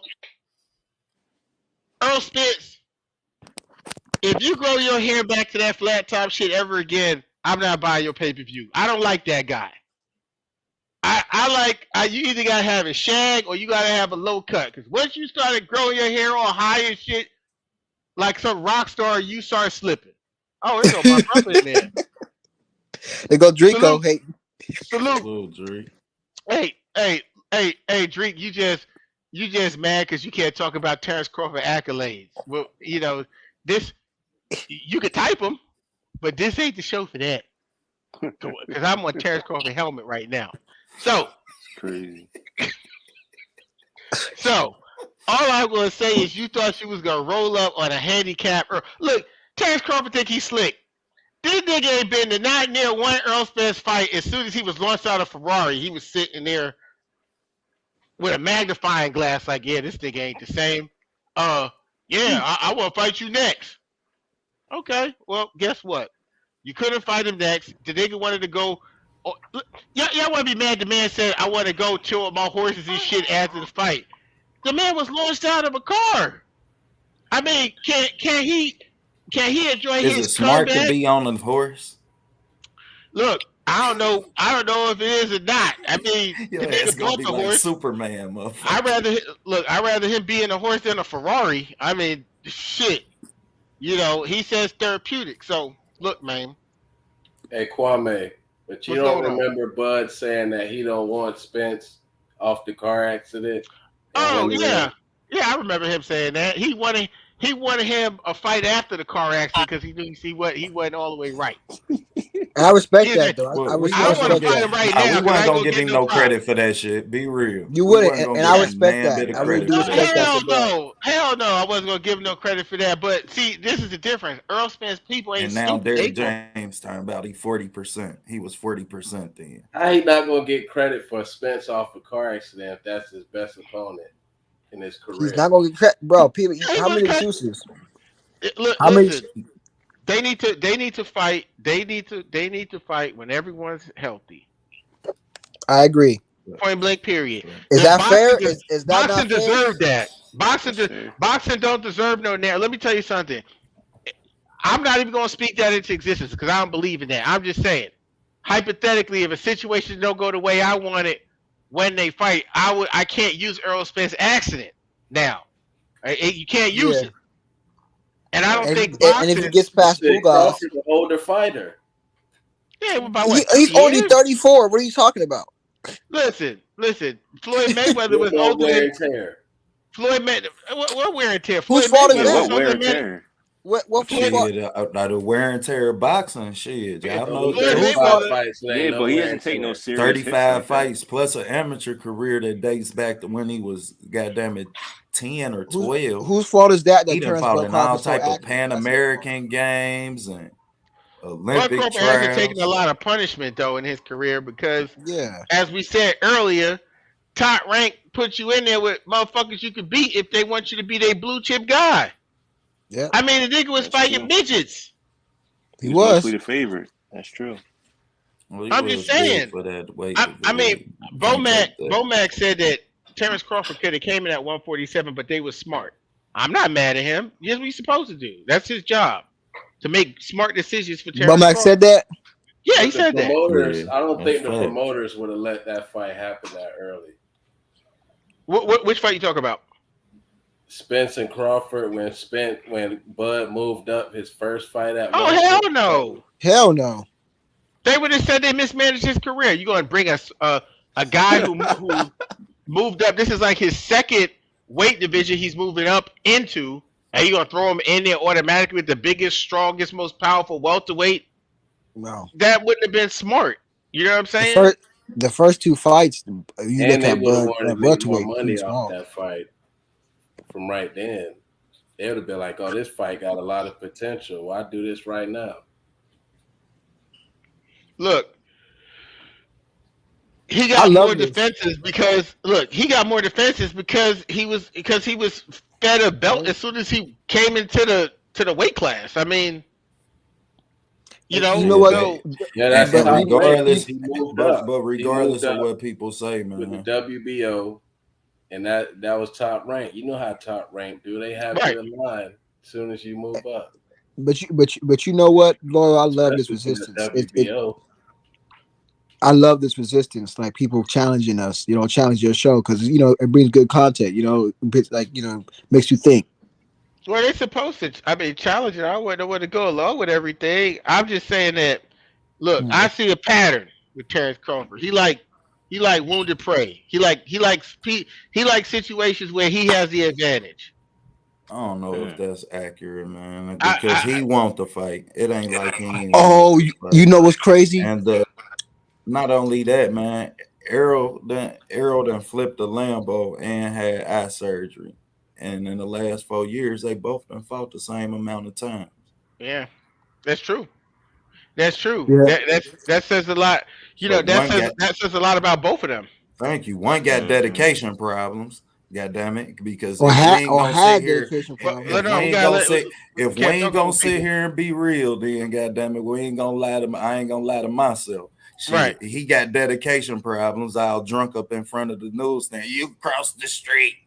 You crossed the street, and you could tell he had some dental work when you listen to that Brian Custer interview too. And that's Mm-hmm. why his face done filled out now. And that's why I'm really impressed more with the Danny Garcia fight. And I'm inclined to say that he was close to 40%. Because if y'all ever had a tooth pulled, man, that shit ain't no 1 day, 1 week process. It That's ain't. some that's some That's 3 weeks, time. 6 week. That's some 6 week shit. And that's a whole camp you dealing with. You know what I mean? That type of pain. That shit give you headaches and shit. So I really am inclined to believe that. But both of them got some damn problems, and that's why they need each other so much. And that's why boxing need this fight. Shit. When you watch Sugar Ray and Aaron Pryor fight, shit, they never fought. Never fought. Mm. But I think like they say PBC gonna offer him a 2-fight deal. But I think they gonna ruin the image of Earl if it's not next. You know what I'm saying? Why sign Crawford talking about build him up fighting Danny or something like that? When Spence specifically said, I'm going after all the belts back to back to back. Now all of a sudden it's Crawford. Now he's not going after that belt. You know what I'm saying? It's not gonna look good. No, But bro. how is He's not fighting nobody next but goddamn it Crawford. Yeah, he's That's not not fighting anyone next. the 2-fight deal is the rematch. Shit. That's the rematch. Go ahead, bro. It's possible. I don't think it was really a 2-fight deal for a rematch. I believe that I think they were trying to put somebody before Spence. That's what I really right. I think they wanted to do Thurman because they wanted to make the fight even bigger. They wanted to have Bud We done go in waited there. 5 years for this shit, But bro. Yeah, Thurman ain't no Crawford star out to like help him that. out. He just flopped on pay-per-view. yeah, but But it's because yeah, he fought Barrio. I mean, he fought a guy Tank just knocked out and is moving up. Like no one's yeah, gonna buy that. But one thing we do look when Thurman fought Manny Pacquiao on pay per view, it did 5 times the amount that it did with Ugas and Pacquiao. So That's and Thurman can sell a fight. Thurman would be in there talking and I mean, he be saying some corny shit, but you be listening to it because he gonna That's talk, true. you know. And him and Bud, that is people will buy that fight. And what it would do for Bud is it would actually give him a more leverage negotiating because from where he stands right now, look, it don't matter.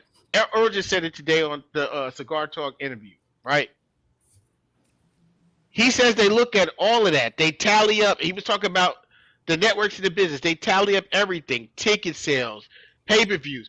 Bud Crawford's coming off a fight where he fought the same person that Errol Spence did 20,000 seats in the Staples Center with and sold over 300,000 pay-per-views to him fighting him in Mandalay Bay and only doing 12,000 seats and doing 135,000 pay-per-views. So to me, it's not smart on Bud Crawford behalf to just go fight Errol Spence because he really don't have no leverage. He don't. But and I'm gonna use his words against him. Last fight with Sean Porter. Well, a lot of people was telling me they couldn't find it. They didn't know with the app. How to get there with the app.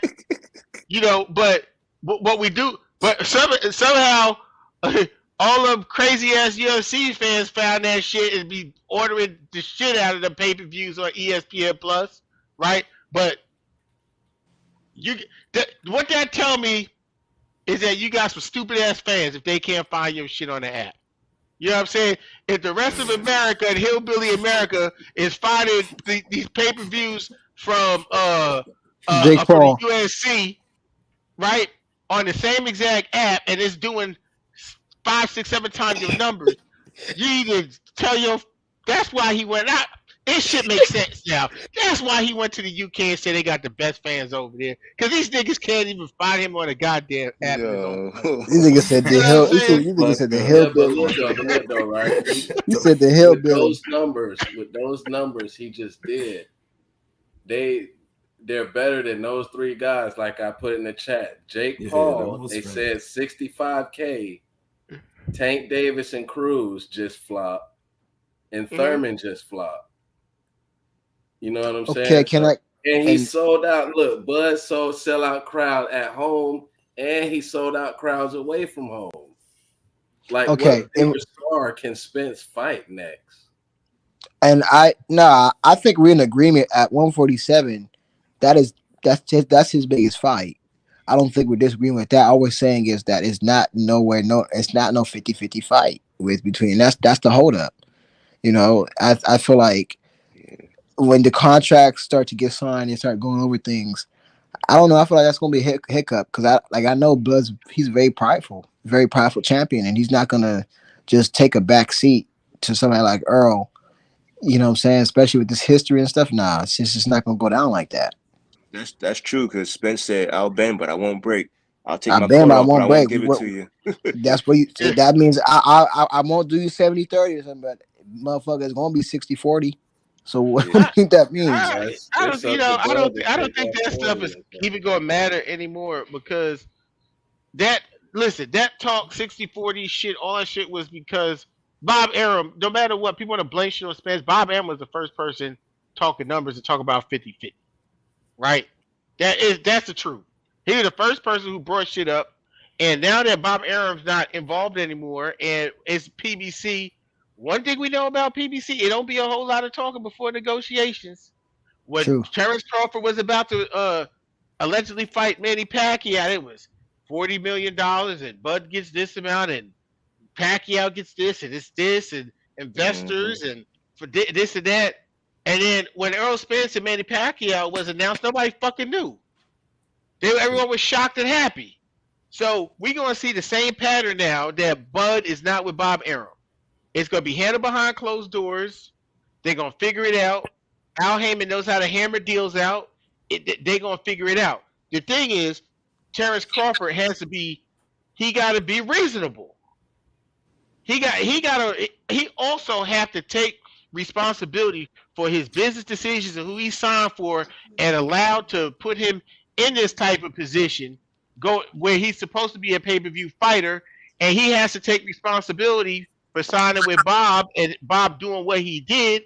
And now when he's going over here to PBC, he need to do something different. Well, bro, my only thing with that is, don't none of that shit matter. Ain't neither one of y'all fought nobody that the other motherfucker fought more fights than the other person.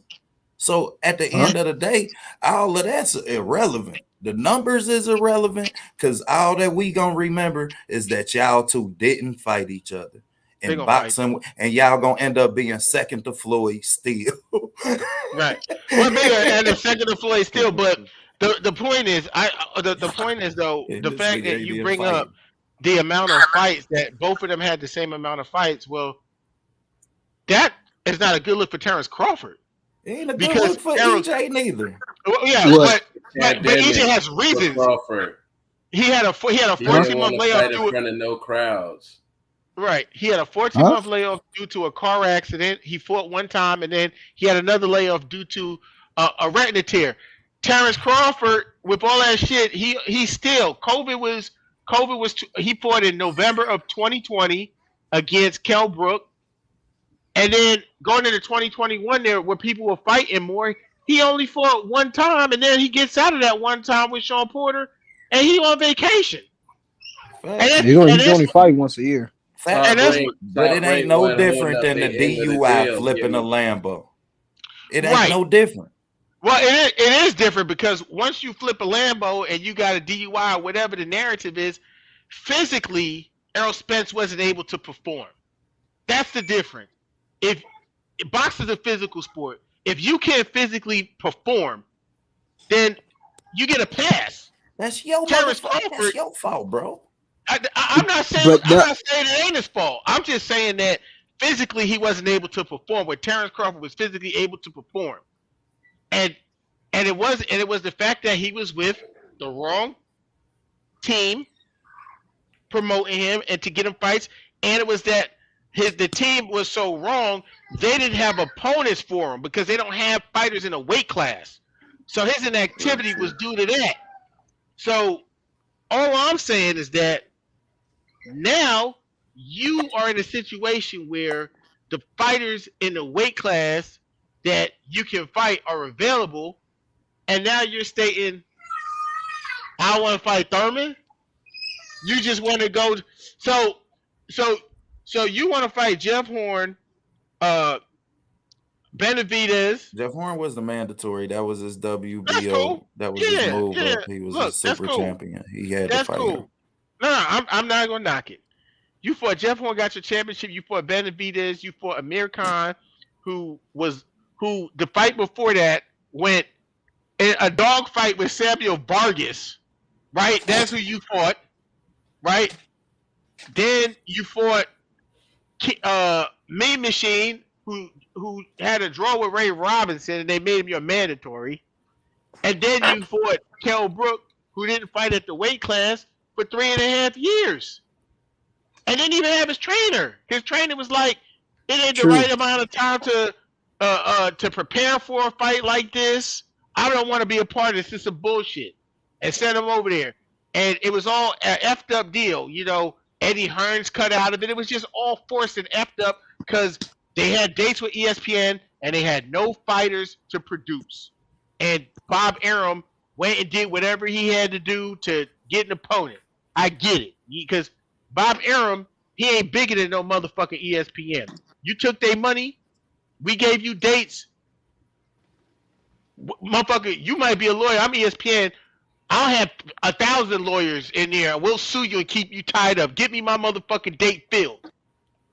And the problem was, Bob Bob Arum couldn't do it. He couldn't do it. So all I'm saying is now you Terrence Crawford, he don't got to deal with that no more.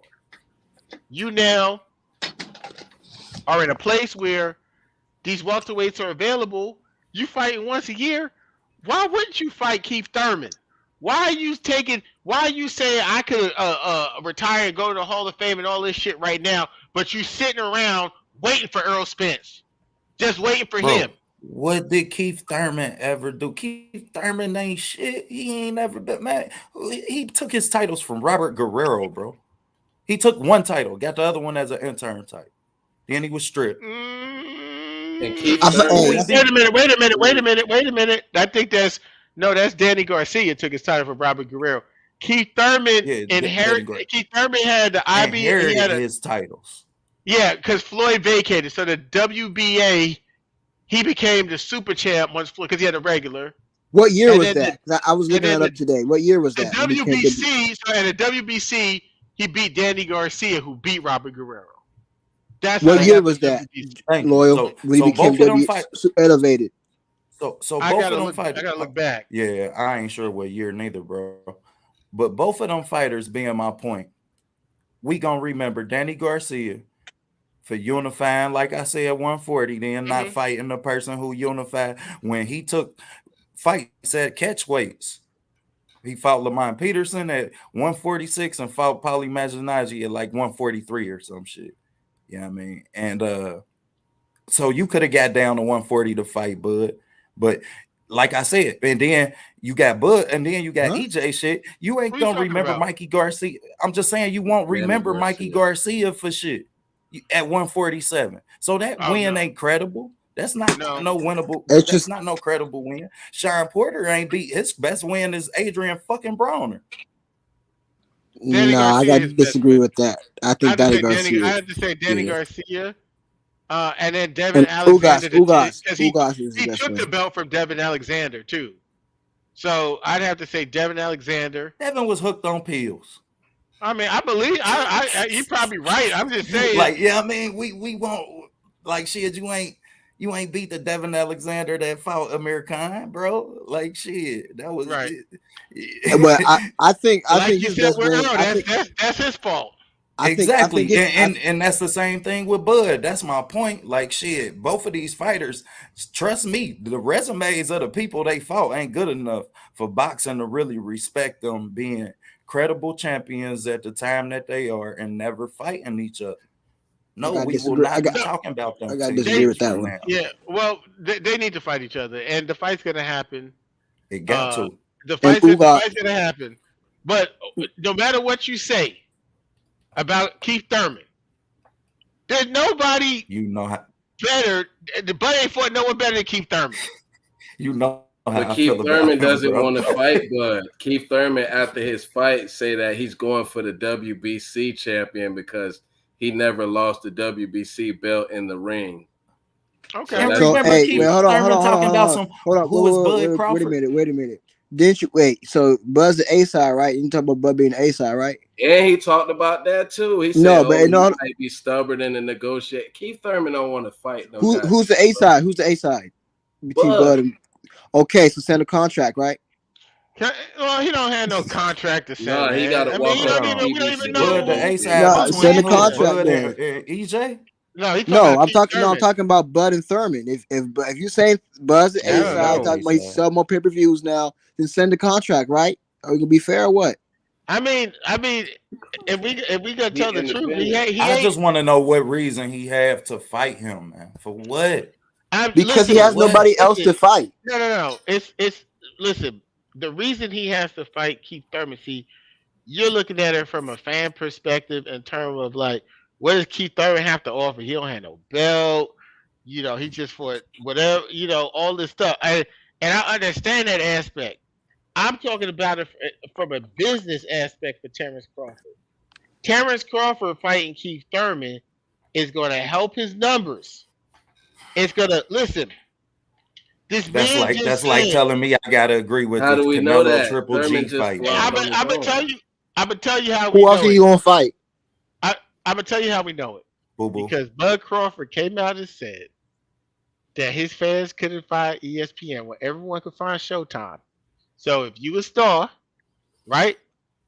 It listen, people order. Buck, I don't know why I don't think Terrence Crawford and Keith Thurman is gonna sell. People gonna buy that fight. It's good. That's I'm saying if Buck people Crawford gonna fights buy Keith Thurman, EJ that would too, be his. bro. Listen, but if I'll say this, uh, Buck Crawford fights Keith Thurman, that will sell 300,000 pay-per-views or better. Bud has never even broken 200,000 in his career for a fight, right? Mm. If they fight, that fight, I think on a low end would do like 275, 295. And when you do that, and Errol Spence did 250 against Danny Garcia, he did 3 something with Sean, you're giving yourself more leverage when you get into the biggest fight than you walking through the door and saying, "Oh well, I'm undisputed against it within Dongo. I've knocked all these people out." They're gonna be like, I always say this: if anyone watches Shark Tank, person coming in and says, I want $100,000 for 10% of my company," and they say they pitch and everything and what their product does and all that stuff. You know what the first thing the sharks say? What were your sales? Mm-hmm. They're here to Bro, make you money. see, They want to know what your sales were. Yeah, bro, but you seen you Steven want Bud to Espinoza. get What was this. your first question for him? Oh, how tough it would be to make the fight. And Back he said an when? 8. Back when? Ocampo was Give or take. 2017, I think. No, Give or it was take. Yeah, 2018. Brooke was 2000. It was 2018 after Lamont Peterson. Give or take. 2018. That's 4 Right. years. 4 years that just you done wanted this fight. This gonna be the Mhm. biggest fight in boxing. The Oh, I agree. biggest That's the fight big in one. boxing. I Period. agree. Gonna trump everything. You, Anybody else, shit. I don't care who you say, man. They not about to trump at this fight. that's No, not what. man. But You're that's not not what gonna we're. But have that's to not what I'm sell saying. this That's not. fight. That's not. You're not gonna have to. Ain't no numbers gonna determine this fight, and it ain't no another fight that's gonna be on the level of this fight's numbers We're, because it's so long. We don't wanted this shit. we're Yeah, not but saying. But that's not what we're trying to say. All we're trying to right. say is that if the Spence and Crawford fight doesn't get made next, a perfect person to throw in there for Bud to help his That's, numbers out is Thurman. I'm not. We had that shit That's with not what I'm Sean saying. Porter. That's what And he's saying. I'm not that's what saying I. that. Okay.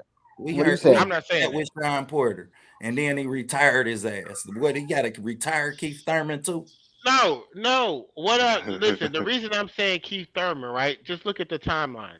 So you just admitted that Errol Spence and Terrence Crawford have fought the same amount of times in the last 2 years, right? They're fighting like the same amount of time, right? So why wouldn't Terrence Crawford make a fight now? Because when Errol Spence wins this weekend, him and Terrence Crawford could fight in November.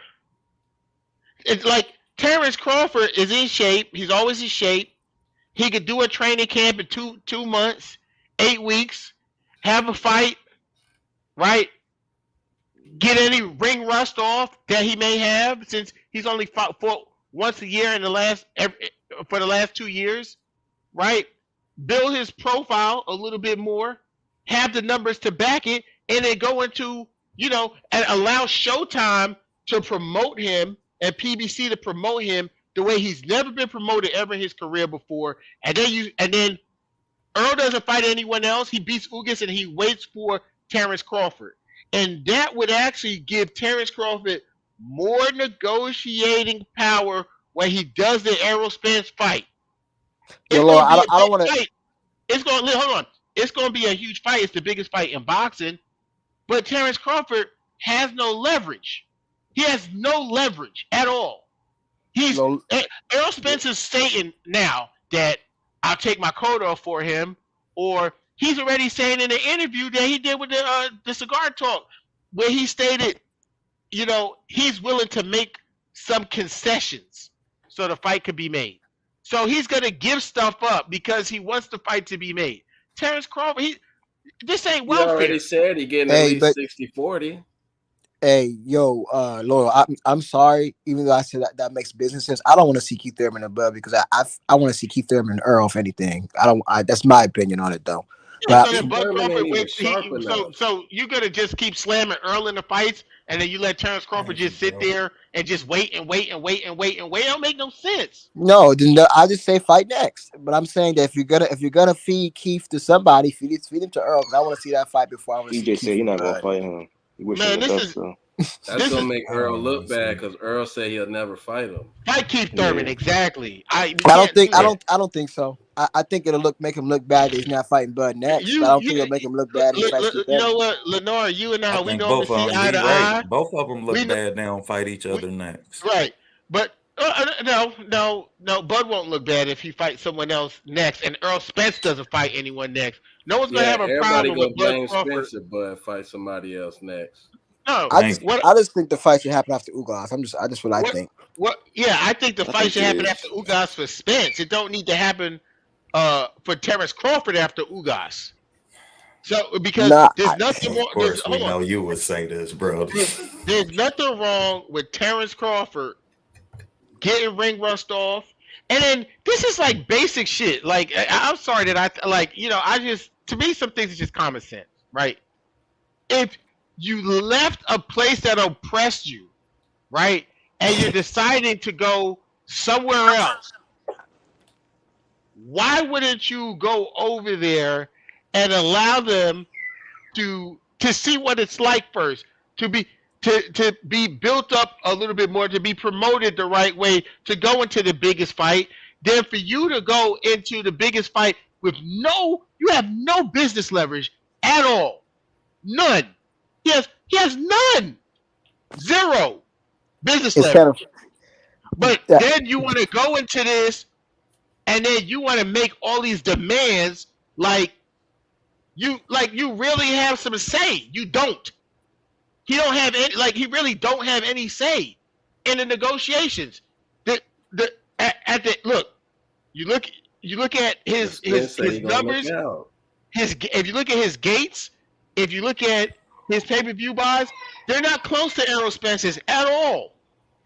They're not even, his gates aren't even as good as Errol Spence's numbers in a fucking pandemic. He did worse than Errol Spence did against Sean Porter. There was no pandemic.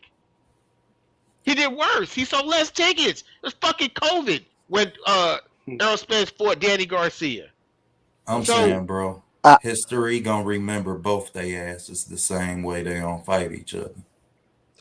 and yeah, Lois, I know we usually agree on a lot, but I gotta disagree. I don't want to. If I want to see Keith Thurman fight somebody, I want to see him fight Earl. That's just me. I know the other two guys disagree with that. It's kind of we all see two different ways. I just want to see the fight next. You know what I'm saying? I want to see the fight next. If Ugas is gonna get in there with Earl and then Earl wins, I want to see the fight after that. But if you're gonna throw Keith in there, I want to feed Keith to Earl because I want to see him get that type of shine. But that's just me. look, let me tell you something. If motherfuckers may not agree with me, I don't care. I am who I am. I got answers to God. As I got older, Facts. look, let me just look. As I gotten older in life, I became more like a damn Republican. I like Donald Trump, okay? I like Donald Trump more than Joe Biden, I right? agree. Because I I like agree. a motherfucker who tell me fuck you to my face and say, hey, I Yeah, love you, and stab me in my back. Facts. So yeah, I agree. I listen, I believe that people need, like assistance, you know, but I'm not an avid component in people getting welfare when they could work. If you're in a situation where you need help or you lost your job or whatever, you in hard times and you need some assistance, I don't have a problem with that. But I have a problem when a motherfucker is getting welfare or something like that and I gotta pay for it and they could do something about their situation. And I all I'm agree. saying is that Terrence Bud Crawford, in terms of his business, going in there with Errol Spence, based on what he's done right now, he's that's welfare shit. He hasn't earned nothing in terms of any leverage in business, and Errol Spence got to now go in there and give him shit so the fight can be made. When this guy could go and make a fight with Keith Thurman, which everyone believes he's going to win, and it's going to sell, and it's going to allow him to go in there and say, you know what? It was Bob's fault. He had me on the wrong app. As soon as I got a chance, I done sold 300,000. Now I'm good. So, and I've been told y'all this. So now I could go in there with Earl Spence, and then we can make a real negotiation, because I do sell tickets too. But no, you want to sit back and take vacations and shit, not fight Ennis, not fight people who's available, and then sit around and wait for Earl Spence, and then sit around and talk about, I don't need you, I could go to the Hall of Fame, and you won't fight nobody else. That's some fucking welfare shit. Period. To me. And I see what you're saying, but if you really want to have Spence's best interests at heart, my nigga, and I want him to fight Keith Thurman, get that type of shine. That's me though. You know what I'm saying? I want to, you know what I'm saying? Because Bud's been making statements stopping dudes at the end of the day. Keith Thurman's gonna fuck up. See, here's what I was thinking right there. No, I be agreeing with you most of the time. I know you fuck with EJ and all that, you know. but it be your type of logic that be getting the rest of the Spence fans in trouble. What are you talking? I want to see. I'm gonna tell you. See, because you probably want to sit up here and argue with Bud fans. I don't. The difference between me and you is I want to laugh at Bud fans after Spence beat his ass. I don't want to sit around and argue with them, because if Errol Spence came out and he said that fuck Keith Thurman, I'm never fighting him, I'm moving up or I'm moving down if he want to fight, and then you sitting up talking about he need to fight Keith Thurman next. All they gonna do is run with the narrative that he ducking Terrence Crawford.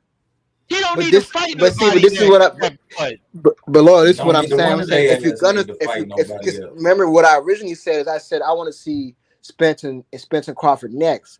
I just said if you had to throw Thurman in there, I'd rather see him in there with Spence. That doesn't mean I want to see it next. I want to see Bud and Spence next. Drico, that's what I'm saying. Let me address my brother Drico here, right? Because he would be on the panel, and salute to my brother. You know what I'm saying? So I gotta answer this, because me and Drico and I, we argue all damn day while I'm at work through text message. That's how we roll. All damn day we argue through text message, right? Drico, let's get something straight here. Bud Crawford's gonna watch Keith Thurman. He gonna beat his ass. Keith Thurman has not been active enough in the last. He's fought less than Errol Spence in the last 5 years. He ain't active enough. He just fought a guy who Tank moved up and knocked out, and he couldn't do it. And he got hit by a body shot, and he was hurt like he always get hurt. No. Yeah, but his style in that movement will give somebody trouble, bro. It'll give Spence and Bud trouble in the first 6 rounds. It could. So why would, if you go get knocked out, Lloyd, why would you want to give Bud that type of shot? The knockout don't because it don't matter. Because I want Bud to go in there, and for Bud to actually have earned what he's asking for, because he ain't earned it. And that's what my problem has been. I'm gonna say it again, and I'm gonna say it again. I'm gonna say it again. Terrence Crawford has not been popular. He has not been relevant until he's been attached to Errol Spence. I agree. But let him fight Danny Garcia. For me, Loyal, rather let him fight Danny Garcia and then Earl gets Keith. That's what I don't give a fuck if he fight Danny Garcia or Keith Thurman. Okay. I feel like he needs to get Danny Garcia is not, but the thing is, Danny Garcia just lost. He's not going to come back and fight Terrence Crawford after he lost. He's not. That's gonna ruin his career. In a perfect world, if you're gonna throw those two in, I give Danny to Bud, and I give Keith to Earl, because they have history, man, and I don't want to see Keith Thurman get knocked off and retired or some shit by Terrence. But I'm sorry, I don't. Neither one of them shits. Neither one of them. Lennar is trying. You see what's going on? I figured it out. Who Lennar is now? Lennar is a double agent for Bushido Boxing. Because you want Bushido Boxing to make videos about Errol Spence lying and capping, and he gonna go back and play the video and saying, "Fuck Keith Thurman, I ain't fighting Keith Thurman. I'm gonna move up or I'm gonna move down," right? And then Lennar gonna be like, "No, go fight Keith Thurman." That when the shit's announced. I told you he was ducking Bud. Look, he done fought Keith Thurman. He said he was. You gotta let a man like this is a gladiator sport. You can't allow that man to keep his word. You can't be asking or trying to advocate for a situation and make Errol Spence go against his words. Oh, He said he can't fight Keith Thurman. Oh, so you rather see Bud fight his original rival and knock him out and take that shine? That's what you're saying. Yes. Why not? He needs shine. Listen, he could get shine from Donnie Garcia. He's gonna get shine for beating a nigga fucking chance of beating Bud. He is too inactive as a fighter. He's just too inactive. Period. Right, and Danny Garcia don't have enough tools to beat He can't beat nobody good at 147. Flat-footed. Nigga, Danny Garcia is more active than Keith Thurman. What you talking about? But he can't beat nobody that's good at 147. I don't think he can either. But if you throw Keith in there, he ain't gonna beat no top person either. So that's why I'm looking at it from a perspective of if you're gonna sacrifice Keith Thurman, Earl deserves that fight, not fucking Karis Bud Crawford. Because they have too much history. The man lost. What sacrifice? The nigga was sacrificed to Manny Pacquiao. He's past sacrificial. Man, we had a chance for that shit when EJ was calling him out. He ain't want no smoke. There you go. And then when Bud called him out after the Jeff Horn fight, Bud was like, "Shit, I'll fight Keith Thurman." Keith Thurman talking about some. I don't know who that is. Terrence Crawford. Who is that? Who is that? Man, shut your he needs to get it. We haven't seen him do nothing at 147. He needs to go get a belt. Hey, I heard Spence could have fought Cotto back a long time ago, but he ain't signed with Golden Boy. Yeah, because they wanted a multi-fight deal. That's true. Yes, they wanted a multi-fight deal, and he didn't want to do it. So, yeah. So, look, all I'm saying is, Terrence Crawford, does he have to fight Keith Thurman? He don't have to do shit. He don't have to fight or do shit. But so let's get Spence versus Crawford next. Listen, but it's not fair to PBC that he's gonna. With his poor ass numbers, he's gonna try to just come in there and try to strong on a situation, asking for shit that he ain't earned yet. He ain't earned nothing in the Errol Spence fight besides the fact of him being a top pound for pound boxer. But to get in that fight made, there's more to it than just that. It's more to it to get in the fight made than just that. And it's obvious that Terrence Crawford, he don't really want to be taking those shorts on the business end. So it's not fair that this guy could have 135,000 pay-per-views, fight Amir Khan and it flop on pay-per-view, fight Victor Postol and it flop on pay-per-view, have ESPN take you off of pay-per-view until they bring a PBC fighter over there, right? And then for you to go to the cash cow now in the weight division and then sit up and say, I want this, and this. And the company is saying, well, you know what? Maybe you was in a bad situation over there with Bob Arum. So I tell you what, we're going to give you this guy who's a decent caliber fight that people will buy. And we want to see what your earning power is on the platform that you're going to be fighting in the biggest fight in boxing on the same platform. Why can't he do that? Why do people got to take a blind business risk with him when he ain't earn it? So go ahead. What I'm saying is, whether he fights Keith Thurman or not, Loyal, his numbers are not nowhere near as good as Earl's numbers. It don't got to be. So if you talk about negotiations, he's not gonna get no better deal if he fights Keith Thurman. It is what it is. So that's what I'm trying to get you to understand is that at the end of the day, it doesn't matter because at this point the proof is in the pudding.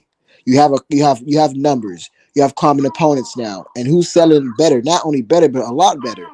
So he's not. You act like he's gonna get some type of like 55-45 type of deal or some 50-50 type of deal. He's not. I got a question for you, Lenore. I got a question for you.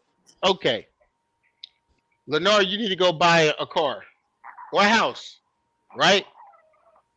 Are you gonna go apply for your loan when your credit score? When would you rather apply for a loan? When your credit score is 600 or when it's 700? 700.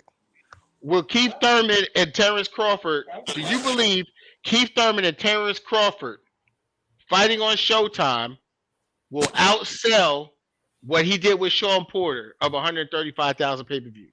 Yes. Yeah. I rest my case. That's his credit score. When he's going, listen, they have a history already, but he needs to have.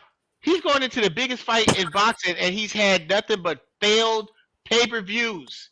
That's real. That's not But hate. That's is the the fact. Okay, so 135 really a failure, seeing what everybody did after him? okay. Can I ask you a question, Loyal? If you want to Uh, ask that question, can I ask you a question as well back? Sure. Let me just respond to the brother right here. It is. Yes, it is for him because none of those other fighters that you are comparing him to are going to be fighting in the biggest fight in the sport. So for him, yes, it is because all the other guys you're comparing him to don't have anyone else you can line them up for a super fight with. So his number sucks because you're down. No, I'm talking about what. So my question is, and who are we talking about Tank fighting next? Where it would be a super fight where it's going to be on pay-per-view. Yeah, you're right. His super fights ain't nowhere near. Right. Terrence Crawford is getting ready to fight, arguably in the biggest fight in the sport, in the entire, not in the weight division, but in the sport. How do you go into the biggest pay-per-view fight in the sport and go in there with 135,000 pay-per-views and want to have your nuts hang at the negotiation table? So Okay. all I'm saying is go in there. Look, like OTB said, look at Fundora. I'm not saying Terrence Crawford's in a whole different class and he's way further along his career. But one thing that PBC knows how to do is they know how to promote fighters. The difference between Al Heyman and Bob Arum is that Al Heyman promotes the fighter and Top Rank and Bob Arum promotes a fight. That is the difference between the two. We're in an information age with social media. No one cares about the fight matchup like that. If that's the case, why is Tank such a big star? Because he's been promoted. Terrence Crawford hasn't. And that's all Keith Thurman represents to Terrence Crawford, is to give him better promotion to go into the Errol Spence fight negotiations. Okay, and here's my question to you. So you're gonna buy your house shopping. You have two houses. They both the same size. They got the same amount of rooms. Both nice, but one's cheaper than the other. Meaning one fight's a little easier than the other fight. Mm-hmm. Which house you gonna get? You gonna get the house that's worth a little bit more, or the house that's worth a little bit less? Well, one thing about houses I'm learning because I'm house shopping right now. Houses ain't about how nice the house is on the inside. Houses about location. It is, but just answer this. But I see I agree with you. But let's not get into semantics long. The reason I'm bringing that up is because when you compare Keith Thurman and Danny Garcia, Keith Thurman was a unified champ at the weight class who had a vacated belt. Keith Thurman is also coming off of a win right now, whatever. So Keith Thurman, even if you look at Danny Garcia and Keith Thurman as the two houses, Keith Thurman's in a slightly better neighborhood than Danny Garcia right now. Okay, so there's more value in Keith Thurman. But answering my question because I answered yours. Let me say something right quick. Answer my question. Your question. So as a generic answer, I'm going to say, of course, I'm going to take the cheaper house if it's the same. Okay. House. Right. Okay, and I say all that to say this. I say that Keith Thurman's in better standing as far as legacy, yes, but as far as getting somebody's pay-per-view numbers up, not really, bro. Because Danny Garcia is a huge name. And that's why I'm like, if you're gonna, because like I said, I want to see Spencer and Crawford next. But if you're gonna throw some guys in there, I want Earl Spencer fight Keith Thurman, and Buck can get Danny Garcia because it's just as big as a fight. Get him that PBC promotion. He's gonna be in there with a big name, especially if they fight in Madison Square Garden. Oh, it's gonna sell out. So that's you know what I'm saying. That's how I view it. You know, Danny Garcia is a perfect alternative if you're able to get him. But go ahead. Look, look. If he go in there with Danny Garcia, I mean, it would help out. But no one, and absolutely no one is gonna pick Danny Garcia to win. No Good. one. I don't want a potential upset. That's more my point. If he gets in there with Keith Thurman got a better shot than Danny Garcia. I don't want to see that. I He's want to the make sure this. listen. Ain't neither He's the one of best. they asses got Danny no don't shot. Neither one deserve of Both them of to got a their fight. chance. He just careers will lost to end Errol that night. Spence.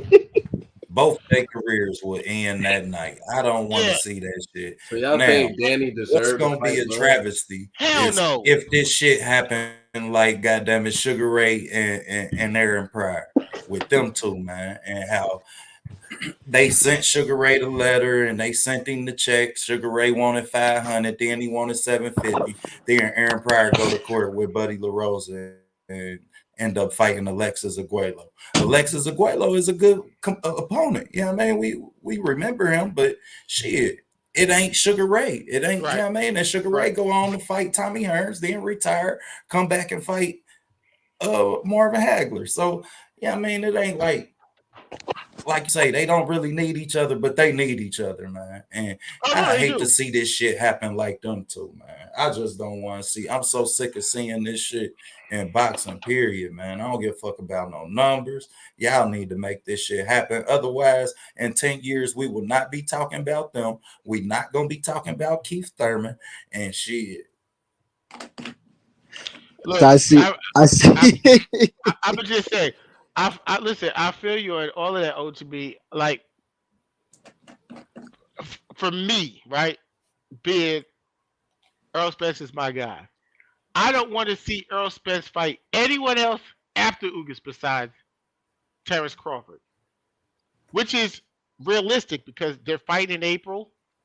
I mean, they could fight in November, September, Fact, whenever. fact. So my thing is that if Errol Spence fights Terrence Crawford next this year, that means Errol Spence, coming off of eye surgery, would be fighting twice in this year. Terrence Crawford would only be fighting once in this entire calendar year. That's all Okay. I'm saying. He just That fought in listen, November. but Yeah, he's not only far fought. down. But here's the other thing. He just He's fought in only November. Errol ain't fight all year. right, but that all I'm saying is that, but he's paced to fight twice in a year.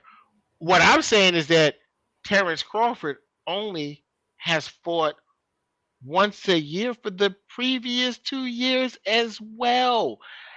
How can you be putting yourself out there to be in a position to even promote the biggest fight in the sport if you fighting once a fucking year?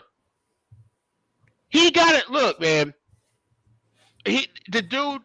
Look, he need to fight someone on PBC roster first. Okay. Agreed. He I can agree he with need that. to fight somebody on I PBC don't. roster first. He I does. can agree with that, but not Oh, Keith and Thurman. it's only because his numbers He just suck. did. Sean Porter was on PBC roster. Yeah, he fought him with top rank, and it flopped. And according, Come on, man. listen. I'm a whole, but listen. Even though I know it's bullshit, right? I'm a whole bud to his word.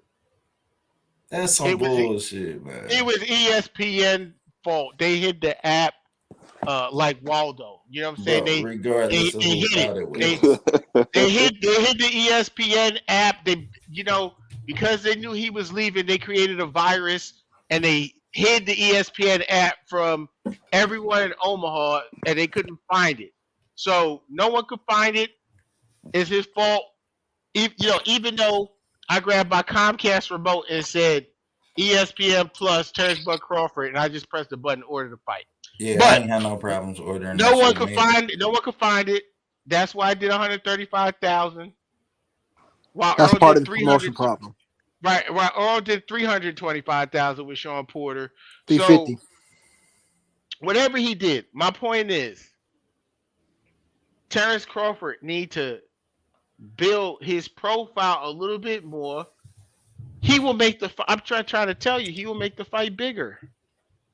If he fights, he will. The fight. Listen, the fight is big to us. We are boxing fans, hardcore boxing fans. So I don't want to say you a casual boxing fan, but a lot of us are on these platforms day in, day out. A lot of you good brothers. I look at you, OTB. I look at my brother Yeah. Leon Robinson here in the chat. AJ. Right. There's a lot of these good brothers that I go from different boxing uh uh YouTube shows, and they're in all of them throughout the day. These we don't got to worry about those guys. Those you guys are the heart and soul of the sport of boxing. Y'all gonna order the fight. Some of y'all will buy it. Most of y'all will buy it, hopefully. But there's a lot of niggas who's coming these YouTube things is gonna stream them too. Facts. Just keep it 100. Facts. Right. So my thing is, to make it an even bigger fight, they need to be more exposure. We want it. We want to see it. We get it. And look, OTB, I'm not mad at you, and I'm not saying I have a complete problem, with Bud Crawford fighting Errol Spence next, because I want to see Errol. Look, I'm looking at it from Errol Spence's side. The only thing I care about is that Errol Spence fights Terrence Crawford after he beats Ugas. That's the perception I see it from. However, when I look at Terrence Crawford's side, I just look at like his situation, his past. Like, you have not been successful selling pay-per-views. You haven't. This is the biggest fight in boxing. Is not a free fight. It's not a fight being put on CBS or NBC with an antenna. People are going to have to pay for it. And we don't even know. I wouldn't be shocked if they try to charge $99 for that fight. Because people are going to buy it like they did Floyd and Packard. Yeah. I wouldn't be shocked if they did that. I wouldn't be shocked. All I'm saying is Crawford was selling his pay-per-views at like $90 against Porter. I don't know. No, he wasn't. I got it for I think $69 or something. 60, with the year of ESPN Plus included. They made like a little bundle or something. I don't know, but that's what I paid for it.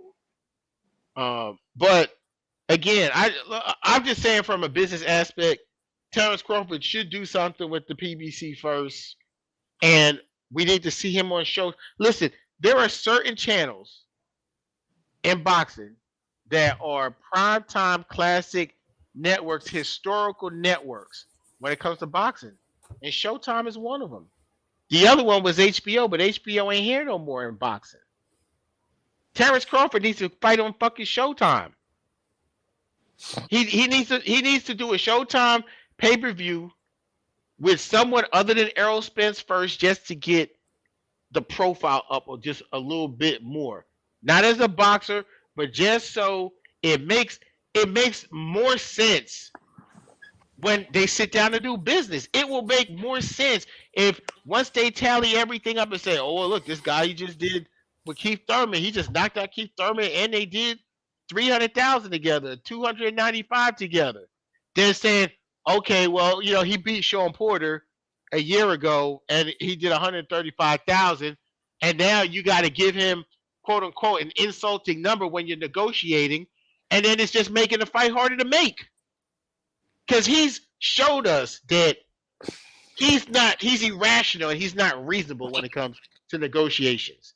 He believes that his past attributes trumps everything, and he should make money off of that. He was he beat Julius Ndongo, so it should be 50-50. Fuck that. He was undisputed by Julius Ndongo, so it's, no one else did 150. I made history. I could go to the Hall of Fame. I beat Julius Ndongo. You know what, Earl Spence? I don't give a fuck that you doing commercials with the Cowboys and Jerry Jones. They're showing your picture and your face during Thanksgiving games when everyone's watching the fucking NFL. You're fighting in one of the biggest stadiums, and that's your home. But you know what? He should just come in here with 135,000 and make the negotiations fucking tough instead of you know going along with what PBC has for him. It ain't like they trying to serve him up to the wolves. They serving him to an inactive nigga who fought twice in the last fucking 5 years and ain't knocked nobody out in 8 years. So if theoretically Bud gets into the Thurman and gets his numbers up using your own logic, that's gonna make it more harder because now he got his numbers up. So now he's gonna be feeling himself, thinking he's the I shit. really think it's And 50-50. yeah, he really gonna think it's 50-50 if you do that. Hell Look, no. Earl said on the interview I saw today, he's willing to bend. He's not willing to be taken advantage of.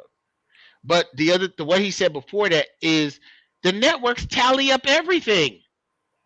It would actually be easier for Earl Spence to bend a little bit and give Bud something if there's some substance and some proof as to why he should do it. Oh, so Earl, so what does Earl do? Just sit out while Bud gets his quote unquote to the fight in, and he should just sit out, right? Well, but I mean, Earl Spence, and even before the accident, and the wreck business another he's ever Lambo. been, yeah, the business he's Him, ever been is fighting 2 fights a year. him sit out knowing because you say you care about Spence, right? Him sitting out being as inactive as he's been, right? These last couple of years, so he should just sit out, even just sit out while Bud gets it, right? If anybody needs the activity, it's Earl, Look, Facts. right? look, I think Earl Spence only fights, and once he became a champion, tell me when he's fought more than twice a year.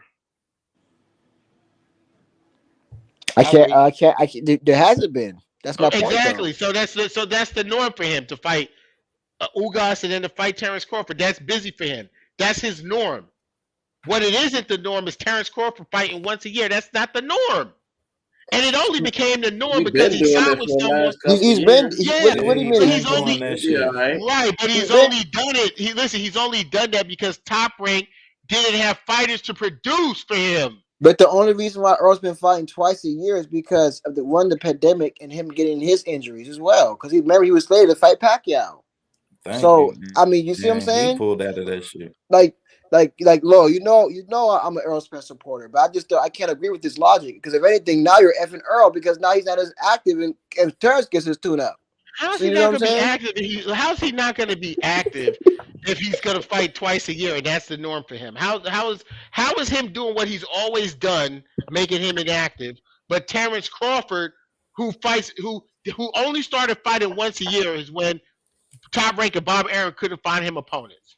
So When Terrence that's the norm from him. And like I said, the only reason why Earl hasn't been more active because really he was trying to fight 3 times a year but couldn't because of all the outside influences of what happened. there was nobody, that's not accurate. He couldn't fight 3 times a year because it was hard for him to get a fight back then. He couldn't fight 3 times a year once he got his belt because Danny Garcia, Keith Thurman, and Sean Porter didn't want to fight. That's why he couldn't fight 3 times a year. And Mikey Garcia was the only person with balls who said, fuck it, I'll fight him. So it's always been a situation where this guy's fought twice a year. Once he fights Ugas and he fights Bud Crawford, he'll be fighting twice a year. So what, bro? He just had a whole year off. Yeah, That's but what I'm that's due saying. to A Like whole that's Bud's year due norm off. to to fight an once a injury though. year. That's again. I reiterate this. Boxing's a physical sport. If physically you cannot fight, we can't talk about that. Terrence Crawford's physically able to fight, and he's fighting less than Earl Spence. And his So numbers Ter- suck, and he's That supposed to makes go into no the so highest difference. Ter- weight. It so makes no so difference that one of them is healthy and the other one is injured because they fighting the same amount of fucking times, bro. They so fighting the you same amount of times. yeah, that's what I'm saying. Well, you talking about his norm, but Terrence Crawford norm, his body is used to fighting once a year. That's his norm. So that's what it is. And you slated this year, okay, EJ just would need to be more active. And I would say that he does need to be the more active fighter. All I'm gonna say is I don't care. I don't care about who Terrence Crawford fights next. because he ain't been active. It's only one I person, but bro. All right, but right. So what? Hold on. What I do care about is who Errol Spence fights next after Ugas, which should be Terrence Crawford. then he's gonna be inactive fighting Terrence Crawford. That's what you want. Is basically what you're saying. Okay, so he's fighting in April, right? So he's fighting in April, right? Right? Yes. Terrence Crawford's in shape. Terrence Crawford could fight in May, and both of them could fight in November. So Terrence Crawford, how many months has it been? He's from November, December, January, February, March, April. 5 months, right? And then now you're talking about Earl fight in November. So that'll be May, June, July, August, September, October, November. This that'd be an 8 month 8 month layoff is what you're saying. So he fought Kell Brook with a 9-month layoff. You're supposed to be. You see what I'm saying? Come on, Lord. That's gonna make no. And You're a the other logical thing, guy. and the other thing, why I would even like to see that type of layoff for Errol Spence is because the dude was thrown out of a Ferrari, and the only thing that really heals shit like that is time anyway. He's looking better. The reason Errol Spence looks better now than when he looked against Danny Garcia and more healthier in the face, it's not just a nutritionist, it's that his body has had more time to heal. He's had more time to heal, right? That will help him as long as he is active. As long as he stays in the gym, he will be fine. Trust me when I tell you, he'll be fine. So all I'm saying is that when it comes to Terrence Crawford, he don't have the business backing he doesn't have the. I'm just being real with you. Besides the fans wanting to see this fight, right? Because it's about the sport, the best fighting the best. From a business aspect, he don't even have the right to sit down with Earl Spence and negotiate anything. He's supposed to be in a situation how Canelo offers someone something and they just have to take it because they need the payday. Period. Okay. It ain't Okay. that So serious, if man. you They if stretching insane. It is Okay. So because hold on. It is that serious because his numbers are his numbers are below average. They're poor. Danny They're Garcia not. They're okay. So is poor. a if in pay-per-view saying guy. that, if He you're gonna got say that, 60-40, no problem. okay, then there you go. If it's poor, then if he gets in there with Keith Thurman and does good numbers, now you're gonna make the negotiations harder No, because you won't. now it's like I'm gonna be spelling myself. Porter Let me got ask you. 60-40, no problem. He's not a pay-per-view guy either. No, but Let's say hold theoretically, on. Lord, Porter let's had say no. that he gets in there with Keith Thurman and he does like 350, like the same day with Sean Porter, Mikey Garcia, right? He does the same numbers. How much harder do you think that's going to make the negotiations when they actually sit down and negotiate? It's Now that actually. Bud's the same. Oh, I didn't know you wasn't ranked up. I got you. I got you uppercuts. I didn't even. How dare me? Listen. It would actually. What I'm trying to tell you guys is it. Lenore, I need you to understand this. It's actually gonna make the fight easier to be made, and I'm gonna prove it to you. I'm gonna prove it to you. Right? If the network is only gonna give a budget based on like everyone's numbers and what they project they can make. If Terrence Crawford does higher numbers, it allows the network to give PBC a bigger budget for the fight because they'll project more. So they'll be able to. It's a. That's what I'm trying to say. Like y'all don't get it. It's a win for Terrence Crawford actually because now the budget for the fight is even bigger. When everyone listen, everyone was mad at what's his name? Tim Smith. When Tim Smith said for PBC, oh, it'd be insulting if the number we offer him, we don't want to insult him. And then everyone was saying all this BS and all this shit about, oh, they don't want to make the fight and blah, blah, blah. Well, the number is insulting because these guys are businessmen. They're not fucking fighters. And the only thing they could go off is data. And when they look at Terrence Crawford's numbers, realistically, the offer would have to be insulting because his numbers suck. So now we're trying to put you in a situation where we can actually justify going to the network and saying, hey, we need a bigger budget for this because you know what? He was mismanaged before. But look now, as soon as he came over here, the first fight, this was a smash hit with Keith Thurman. Look at the numbers. Look at the buzz. Look at the traction. Look at the arena we were able to put in. Look how many tickets we were able to sell. Keith Thurman and Bud Crawford would sell more than 12,000 tickets. It will sell more than that. You can put that in a Barclays Center. It's going to sell 15,000. Easy. Do Keith Thurman? I mean, do Terrence and Daddy? Buzz shouldn't get Thurman, man. That's messed up. Man, he should not get no Thurman. That's Earl. But Keith Thurman. But listen, Earl Spence doesn't want Keith Thurman. He just said it a couple of days ago. Man, we know Al, man. If Al sits down with Earl and talks to him, he'll fight Keith Thurman, dog. We know what Al does. He has a lot of respect for Al Heyman. You know Al Heyman gets fights done. If Al sat there and said, you know what, fight Keith Thurman, he'll fight Keith Thurman. There you go, uppercuts. Hey, but look though, he say the offer will be insulting because you know, like their guarantees are like way lower than what he's used to at top rank. And they kind of was saying that like because that was when right before the Keith Thurman pay-per-view, so they probably was hoping that Thurman was finna outdo Bud so they could say, look, Bud ain't shit. Thurman a bigger fight. You know what I'm saying? I think at this point it wouldn't make sense for PBC to want anything but something good for Bud because they make their biggest payday with Bud and Spence fighting.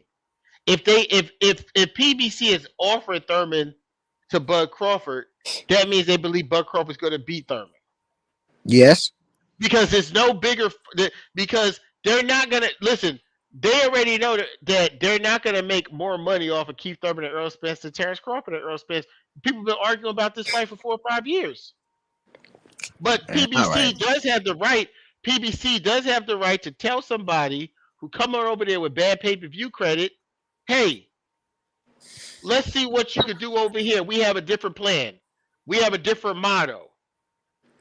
We do it different over here. We have a track record to prove it because our guys are more popular. And we want to do the same thing for you before you go into this big fight. And there's enough time in this calendar year to do both for you. Because even as of right now, with Errol Spence going into this fight with Ugas, Terrence Crawford has nothing announced about anything. Nothing. Say wait until after the fight. Okay, so we'll see. Which makes sense because if Ugas win, he ain't gonna really want Ugas. He gonna want to negotiate about Charlo and them. Mm-hmm. I feel. Look, no, I feel like Ross. No, he's not fighting Ugas. He already said that. No, you gotta keep up with this stuff. He says that's why he's so called waiting because he said if Earl doesn't win, he's not undisputed ain't important to him at 147. If Earl don't win, he want to go do it at 54 against the winner of Charlo Castano, and he's the super champ of the WBO, so he could go up there and become the mandatory. He could do that. He could force it through the politics. You know. Oh, I didn't know he said that. He said he wasn't going to fight Ugas? Yeah, he said he's not going to fight Ugas. Oh, okay. Yeah, and see, that's what I'm talking about right there. You know, look, that's his career. That's his prerogative. That makes no sense. That makes no sense. That's what I'm saying. That's his career. That's his prerogative. He could do whatever he wants to do. And that's why his poor. He should rather want to fight Charlo than Ugas. Fight both. Jermell Charlo a bigger name than Ugas. True, but I think that's more dangerous if he fights Jermell than Ugas. And the win is gonna be more respectable. And you gotta understand, if he don't fight Earl, he gonna be searching for a bigger win than Earl. He gonna want a bigger fish. And you want me to tell you? See, this is the stuff y'all miss, right? Do you really think that Al Heyman is going to allow him to fight Jermell Charlo if he don't do what he want or fight Ugas at 147? Al Heyman will tell Charlo to drop the belt and go up to it. Al Heyman would tell Charlo to become undisputed and just drop the WBO to fucking freeze Bud out. That's a dumb fucking plan. This guy has no power. He don't have nobody really backing him. He's not going to fight Jermell Charlo. He's going to fight Errol Spence. When Spence wins. And if Al ain't dropping no WBO, bro. when they listen, get them belts in house, they Yeah. keep them in house. listen. Al That'll is make Jamel look soft. He ain't gonna want to go with that game plan. he go listen. Wow, how's it gonna make him look soft if he go up to 160 after he becomes undisputed? I How? don't think that I makes mean, him look Yeah, soft yeah, at all. yeah. I think No, but he if you sound say like he that, want to stay though, Kwame. but if In you that listen, interview he did with Brian Custer, he sounded like he want to stay for one more fight if he wins. listen. But if you do that with Jamel Charlo and say and make him look soft, then you have to say that Bud Crawford looked soft when he dropped his IBF at 140 after he became undisputed. I mean, politics, certain things. That's just Yeah, the way but shit looking works. nuts ain't nobody like that. I don't think it makes him look soft at all. I think if he moves up, he moves up. But I don't think it makes Charlo look soft at all. No, it's not gonna make him look soft because It's not gonna make him look soft. he's rematching a guy he had a tough fight with for undisputed, and Charlo has fought all the champions and all the tough fights. He's fought them all at 154. Terrence Bud Crawford don't do nothing for no damn Jamel Charlo. He can move up to 160. He does nothing for him. That I disagree. What bigger fight for Jamel Charlo than I Bud that he disagree can too. get? Spence. What's a bigger fight for Jamel Charlo? Because he Spence. can't fight Spence, stay in the same camp. I He mean, can't I'm just fight saying, but Canelo.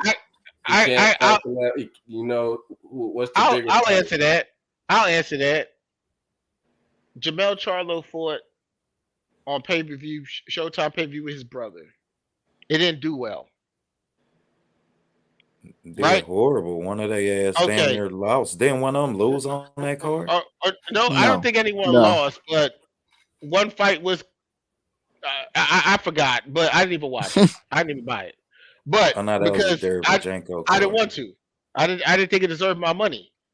But so you're gonna tell me that having Jamel Charlo fight Terrence Crawford, who have worse, just as bad numbers or worse than him, is going to be big? Hey, it's from a business perspective, it ain't. It's He big. can't It's get gonna his be hands big. on the It's other gonna be big stars. to. It's gonna be big to you and us and those who love the sport of boxing. And like I said, be in these boxing groups all day, but niggas gonna stream the fuck out that fight. They Shit, don't that even shit have a gonna be history. fireworks. Now that fight gonna sell itself. You got Jamel Charlo mouth and Bud and Bernie. Shit, that fight gonna sell itself. But don't nobody know it them, bro. probably sell a decent amount, but it's not gonna be selling no life changing pay per views. Let me tell you something. If Al Heyman called Jamel Charlo and told him, wake up at 4:30 a.m.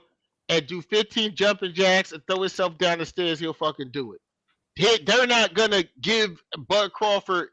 If Bud Crawford don't go with the program, they're not making anything easy for him. Well, I agree with that. I'm just saying that I think that they catering to him more than you think they are, bro. Yeah, Because because Bud of got some. How you say he ain't got no leverage? Oh, he got some leverage, bro. He got some No, leverage. no. the only leverage Terrence Crawford has at all is just the fact that he could maybe play up the greed that he knows PBC wants to make a lot of money off the fight. That's it. He don't have no other leverage than that. The only leverage is that he knows PBC wants to make that undisputed fight, so they can make all the money. It's gonna be the biggest fight in the sport. Besides that, he has no other leverage. I He don't. think he has enough leverage for 40. I mean, but if I think like, you know what I'm saying, if he want like way more than that, I think he probably would have to do something else. Probably like move up and meet Spence at 54 and be undisputed, waiting for Spence. Then he can probably be the 50-50 or maybe even the A side in that situation. Yeah, You know yeah. what I'm saying? You know what would be crazy if like Earl gets past Ugas and then Bud, so somehow somewhere that fight don't get made next, and then Bud fights Jamel. That'd be crazy. But that's a fantasy because PBC will never allow that to happen. Hell They're no. not going to allow. I don't know what That ain't y'all happening. talking these fantasy shits. Yeah. You think PBC Al Heyman's going to be like, oh, you know what, Terrence Crawford, you don't want to fight Earl Spence and undisputed to make the biggest fight, so we can make tens of millions, possibly $100 million, and then you want to think you're just going to move up and maybe dethrone our champion at 154? Yeah, okay. Them niggas gonna be like, nigga, fuck you. Hey Mel, you moving up to 160, or you just gonna drop the belt, and I'll put you in another fight that boxing fans get mad about. Well, we'll make sure we pay you good or possibly overpay you to fight somebody we know you beat, and we'll freeze Bud out, and then the Bud bandwagoner is gonna be like, oh, everyone's ducking Bud, everyone's ducking Bud. Look, he's in a position now where he can make a huge payday, and if he plays it right, he can make an even bigger payday if he. Look, this has always been the problem with Terrence Crawford. He bets on himself for his skills, and in the ring, he will bet on himself to the death because he's well disciplined. He's a great fighter. He trains old school, and he will bet on himself in the ring, and he's supremely confident. But when it comes to business, he don't bet on himself. He won't bet on himself. He won't. And that's what he needs to do. Not sit around and wait for Errol Spence. I don't care what nobody say. That is a welfare mentality, bro. I don't care what anyone say. Yeah, it is. You haven't earned. You have not November, earned. Bro. I'm just saying, bro. He hasn't. Bro, you haven't earned this. You gotta earn. Listen, but I think the fight's gonna happen though. It's gonna happen because I most of y'all know I was at the gym today, so and then talking with Earl, I asked him, he's like, yeah, man, but we gotta get through Ugas first.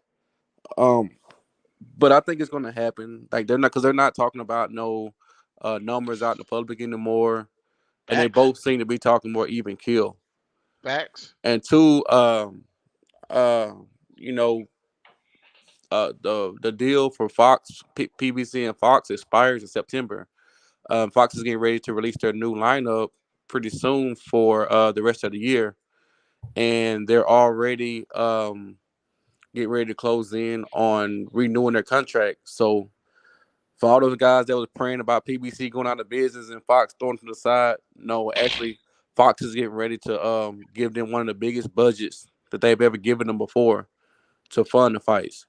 So that wouldn't be happening if we didn't have any potential for big fights. How do you know that, brother? I just want to know. Hey, bro, I know it too though, because Rashid Warren fight June 25th. And that shit ain't on the show. Yeah. I mean, I know I'm not to disclose your sources, but I mean, I just first time I'm hearing about it. I just wonder how you know it. Yeah, that's why I was telling you. Like, he ain't the only one. I know that shit too. I mean, I heard it today. If you go on my live today and just kind of look through it, there was people around there, and you can kind of see who was who, and but that's the info I had got today. So which is good, man. It gets optimistic. If that's true, that's good, because everybody always talks about PBC being a black company. They're going out of business and always getting on their case for everything. I hate that. You know what I'm saying? But nobody can ever produce facts. Everybody's talking about they're going broke and all this, but every time they keep getting more. That's why I put Drico shit up there, because I wanted you to, because Drico. Actually, bro, there was actually a joke. They were joking about that today, since we're quote unquote going out of business. So, but be on the lookout. There's gonna be a Fox lineup released pretty soon. For the end of the year. And so what they've done is they've kind of like made their pitch of the fights that's going to be rolled out for the next contract. So they're already actually like getting those schedules together.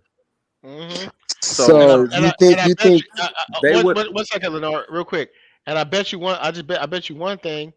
Errol Spence and Terrence Crawford ain't on any of them, because PBC is going to make Fox and Showtime bid for that fight. Right. Maybe. Yeah, facts. That's a big fight. That's gonna be a big fight.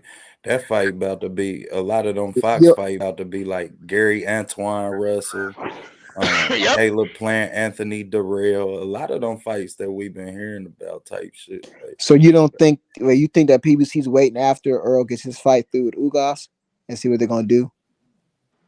I just feel like Earl Spence is the A side, and he's gonna fight on Showtime.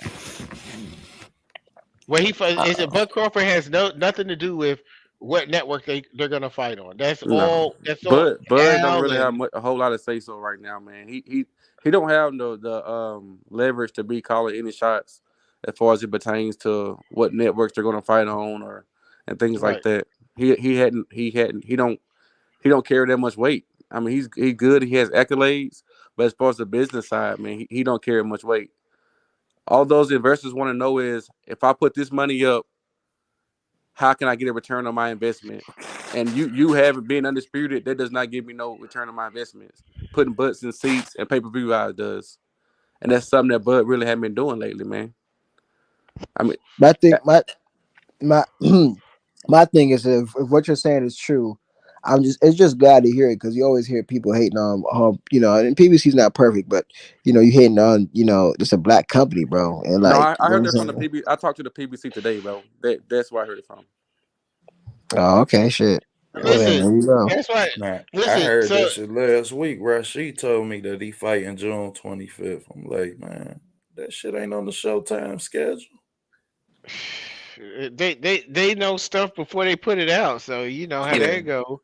But see, this is what I used to go through, with Drico, right? So Fox bailed out PBC, so we pulled up an article showing that Fox picked up their fourth year option with PBC, and now they're re-upping. Yeah. How is The, that? How is that a bailout? That doesn't even make the sense. current the current deal is up in September, and they've already they re-up it again. They're gonna re-up again. When you bail somebody out, that's because they're doing bad. When you can leave a person who's doing bad, but you pick up an option to stay with them, that means they're not doing bad. And then after you pick up the option, then you go sign another contract to get into a new contract. No, Yeah. I mean that doesn't even make sense. Yeah, they keep coming back. Yeah, that doesn't even make sense. And Showtime is that's what I'm saying. You want to sit around and just Al Heyman. Al Heyman is the only businessman now in boxing that has access to two networks. Eddie has DAZN, Bob has ESPN, and Al Heyman has Fox and Showtime. No one My else only even thing, has three networks to choose from. what's crazy is like at least online, I feel like Showtime does a great job of promotion. I think like Showtime's do better than Fox for this fight than Fox. It is online. I'm not sure about on TV, but at least online and shit, I feel like Showtime did a better job with promotion compared to PBC. Fox. Who cross? Who? What network was part of the two biggest pay-per-views in history? Showtime, right? Yeah, Oh, Showtime. well, there's nothing else to talk about. You know what I'm saying? Yeah. Showtime is without HBO. Showtime is the biggest boxing network in history besides HBO. I mean, Mike Tyson fought on Showtime. It was Showtime and HBO. You know, even as Steven Espinosa, that's what he told me. He was like, my work, all work speak for itself. Right. I feel like the all access on Showtime is better than PBC fight. I mean PBC on Fox fight camp. Yeah. It's. I mean, shit. I mean, we watch Floyd at All Access. They have a lot of experience doing that. But Yeah. what I will say is Fox did a hell of a job though. I ain't gonna shit on Fox. Oh yeah, for sure. I'm just talking about online. When it comes to Yeah, actually like when the ads and shit, Fox knows on TV, they know what they're doing. yeah. Fox did it. No, Fox did a great. Fox just did a great job. I think especially what Fox was. I don't want to say they were brand new in boxing because they had some network fights, but they were brand new in the pay per view space in boxing, and they did a hell of a job with Spence and Mikey. They They did a hell did. of a job with They did. Spencer They did. Porter.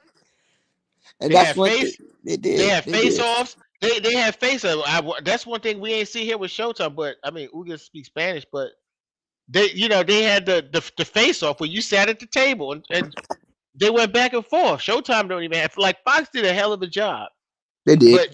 but Showtime basically, I mean, they just have way more experience. It's like what Chris from Uppercut said. They work speaks for itself. I mean, there's nothing else to say That's the about quote Steven Showtime. Espinosa. That's what Espinosa told me. I mean, he was confident too. You know, he was confident. Yeah.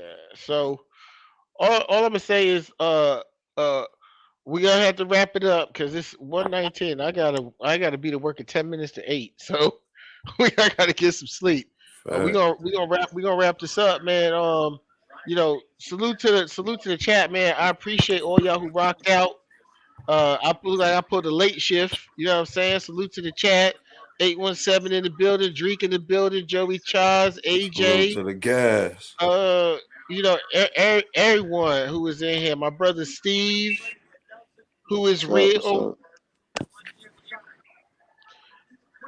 Everyone in the chat, man. If I can't get to everyone, you know what I'm saying, but I definitely appreciate you guys being consistent. And then also salute to everyone on the panel. Salute to my new co-host, OTB. He forced me to think, and he bring a real cerebral aspect to the actual sport. He Make sure sure you does. guys go Mhm. subscribe. OTB, if you can go ahead and put your channel in the chat so we can Got, get people to go ahead and subscribe to you. got you, bro. Mm-hmm. And, And boxing uppercuts. I'm gonna subscribe to you, brother. oh, up because that's my brother over there, Chris. You know what I'm saying? Yeah, Chris got the Chris, Chris inside getting access. exclusives. Chris Yeah. getting exclusives. You know, so we definitely appreciate you, Chris, bringing us I the appreciate it. content and Fact. and bringing us actual. Because I was on Drico helmet all day today. In our message group. And Chris, thank you for bringing some He said actual stick to NFL. facts. Oh yeah. Thanks for sticking to actual facts, Chris, and speaking to people and Yes. not coming up with conspiracy theories like No, Drico. no. Hey, and you also there's visual evidence. I mean, you see, I was there with the people today. I mean, we talked. So I mean, it was good, like a breath of fresh air to hear that. So hey, Yeah, salute. Fact. it's Fact. salute, man, and I'll go ahead and let you guys close out and say y'all last words. That's my brother Steve. I think that's Steve. You down there in the dark. You say I'm some watching last the words. Tony Harrison versus Nelson fight. Oh, Yeah. okay, Yeah. okay, Oh, all right. no, We'll salute. go Salute to the ahead, panel, uppercuts. man. I appreciate you having me on Yeah. from a y'all go up subscribe to the channel, Uppercuts Boxing Nation. Be dropping some more uh exclusive content. We got I dropped some more videos today from the workout with Earl. I mean, we have the uh the media, not the media, the public workout coming up on Wednesday. You know, weigh in. Like I'm bringing all of y'all backstage and inside for all that. I'll be going live. You know, with live interviews, um, pictures, and things that really you don't find on the net. You know, so just be on the lookout for all that, man. And thanks for having me. Oh, absolutely, man. Salute you, good brother. Go ahead and say your piece, Lenore. Thank you for having me on. Loyal, I know usually agree. Today we got a little heated with us. Didn't agree on the path we see boy Spence taking, but that's okay. We do have the best interest in our hearts. Yeah, So absolutely, yes, sir. That's all I want to absolutely. say. Appreciate you, man. Always, you already welcomed. At OTB. Facts, man. Salute to the guys. Salute to the panel. Salute to my co-host Kwame, bro. Man, we about to get it in, bro. We about to get it in, man. Got a lot of exciting things coming, man. We gonna keep it popping for y'all, man. Gotta say that. Absolutely, man. Appreciate everybody that came through, everybody that dropped in. You can find me at OTB Boxing Class 1-on-1, man. We gonna talk that shit. You get tired of watching boxers, not knowing when the punches come, man. Go ahead, subscribe, check out some of them videos, man. We definitely know our shit. So check us out, man. We gonna be out, man. Till the next one, big bro. All right. Peace, man. And you guys stay loyal to the game, and we out of here.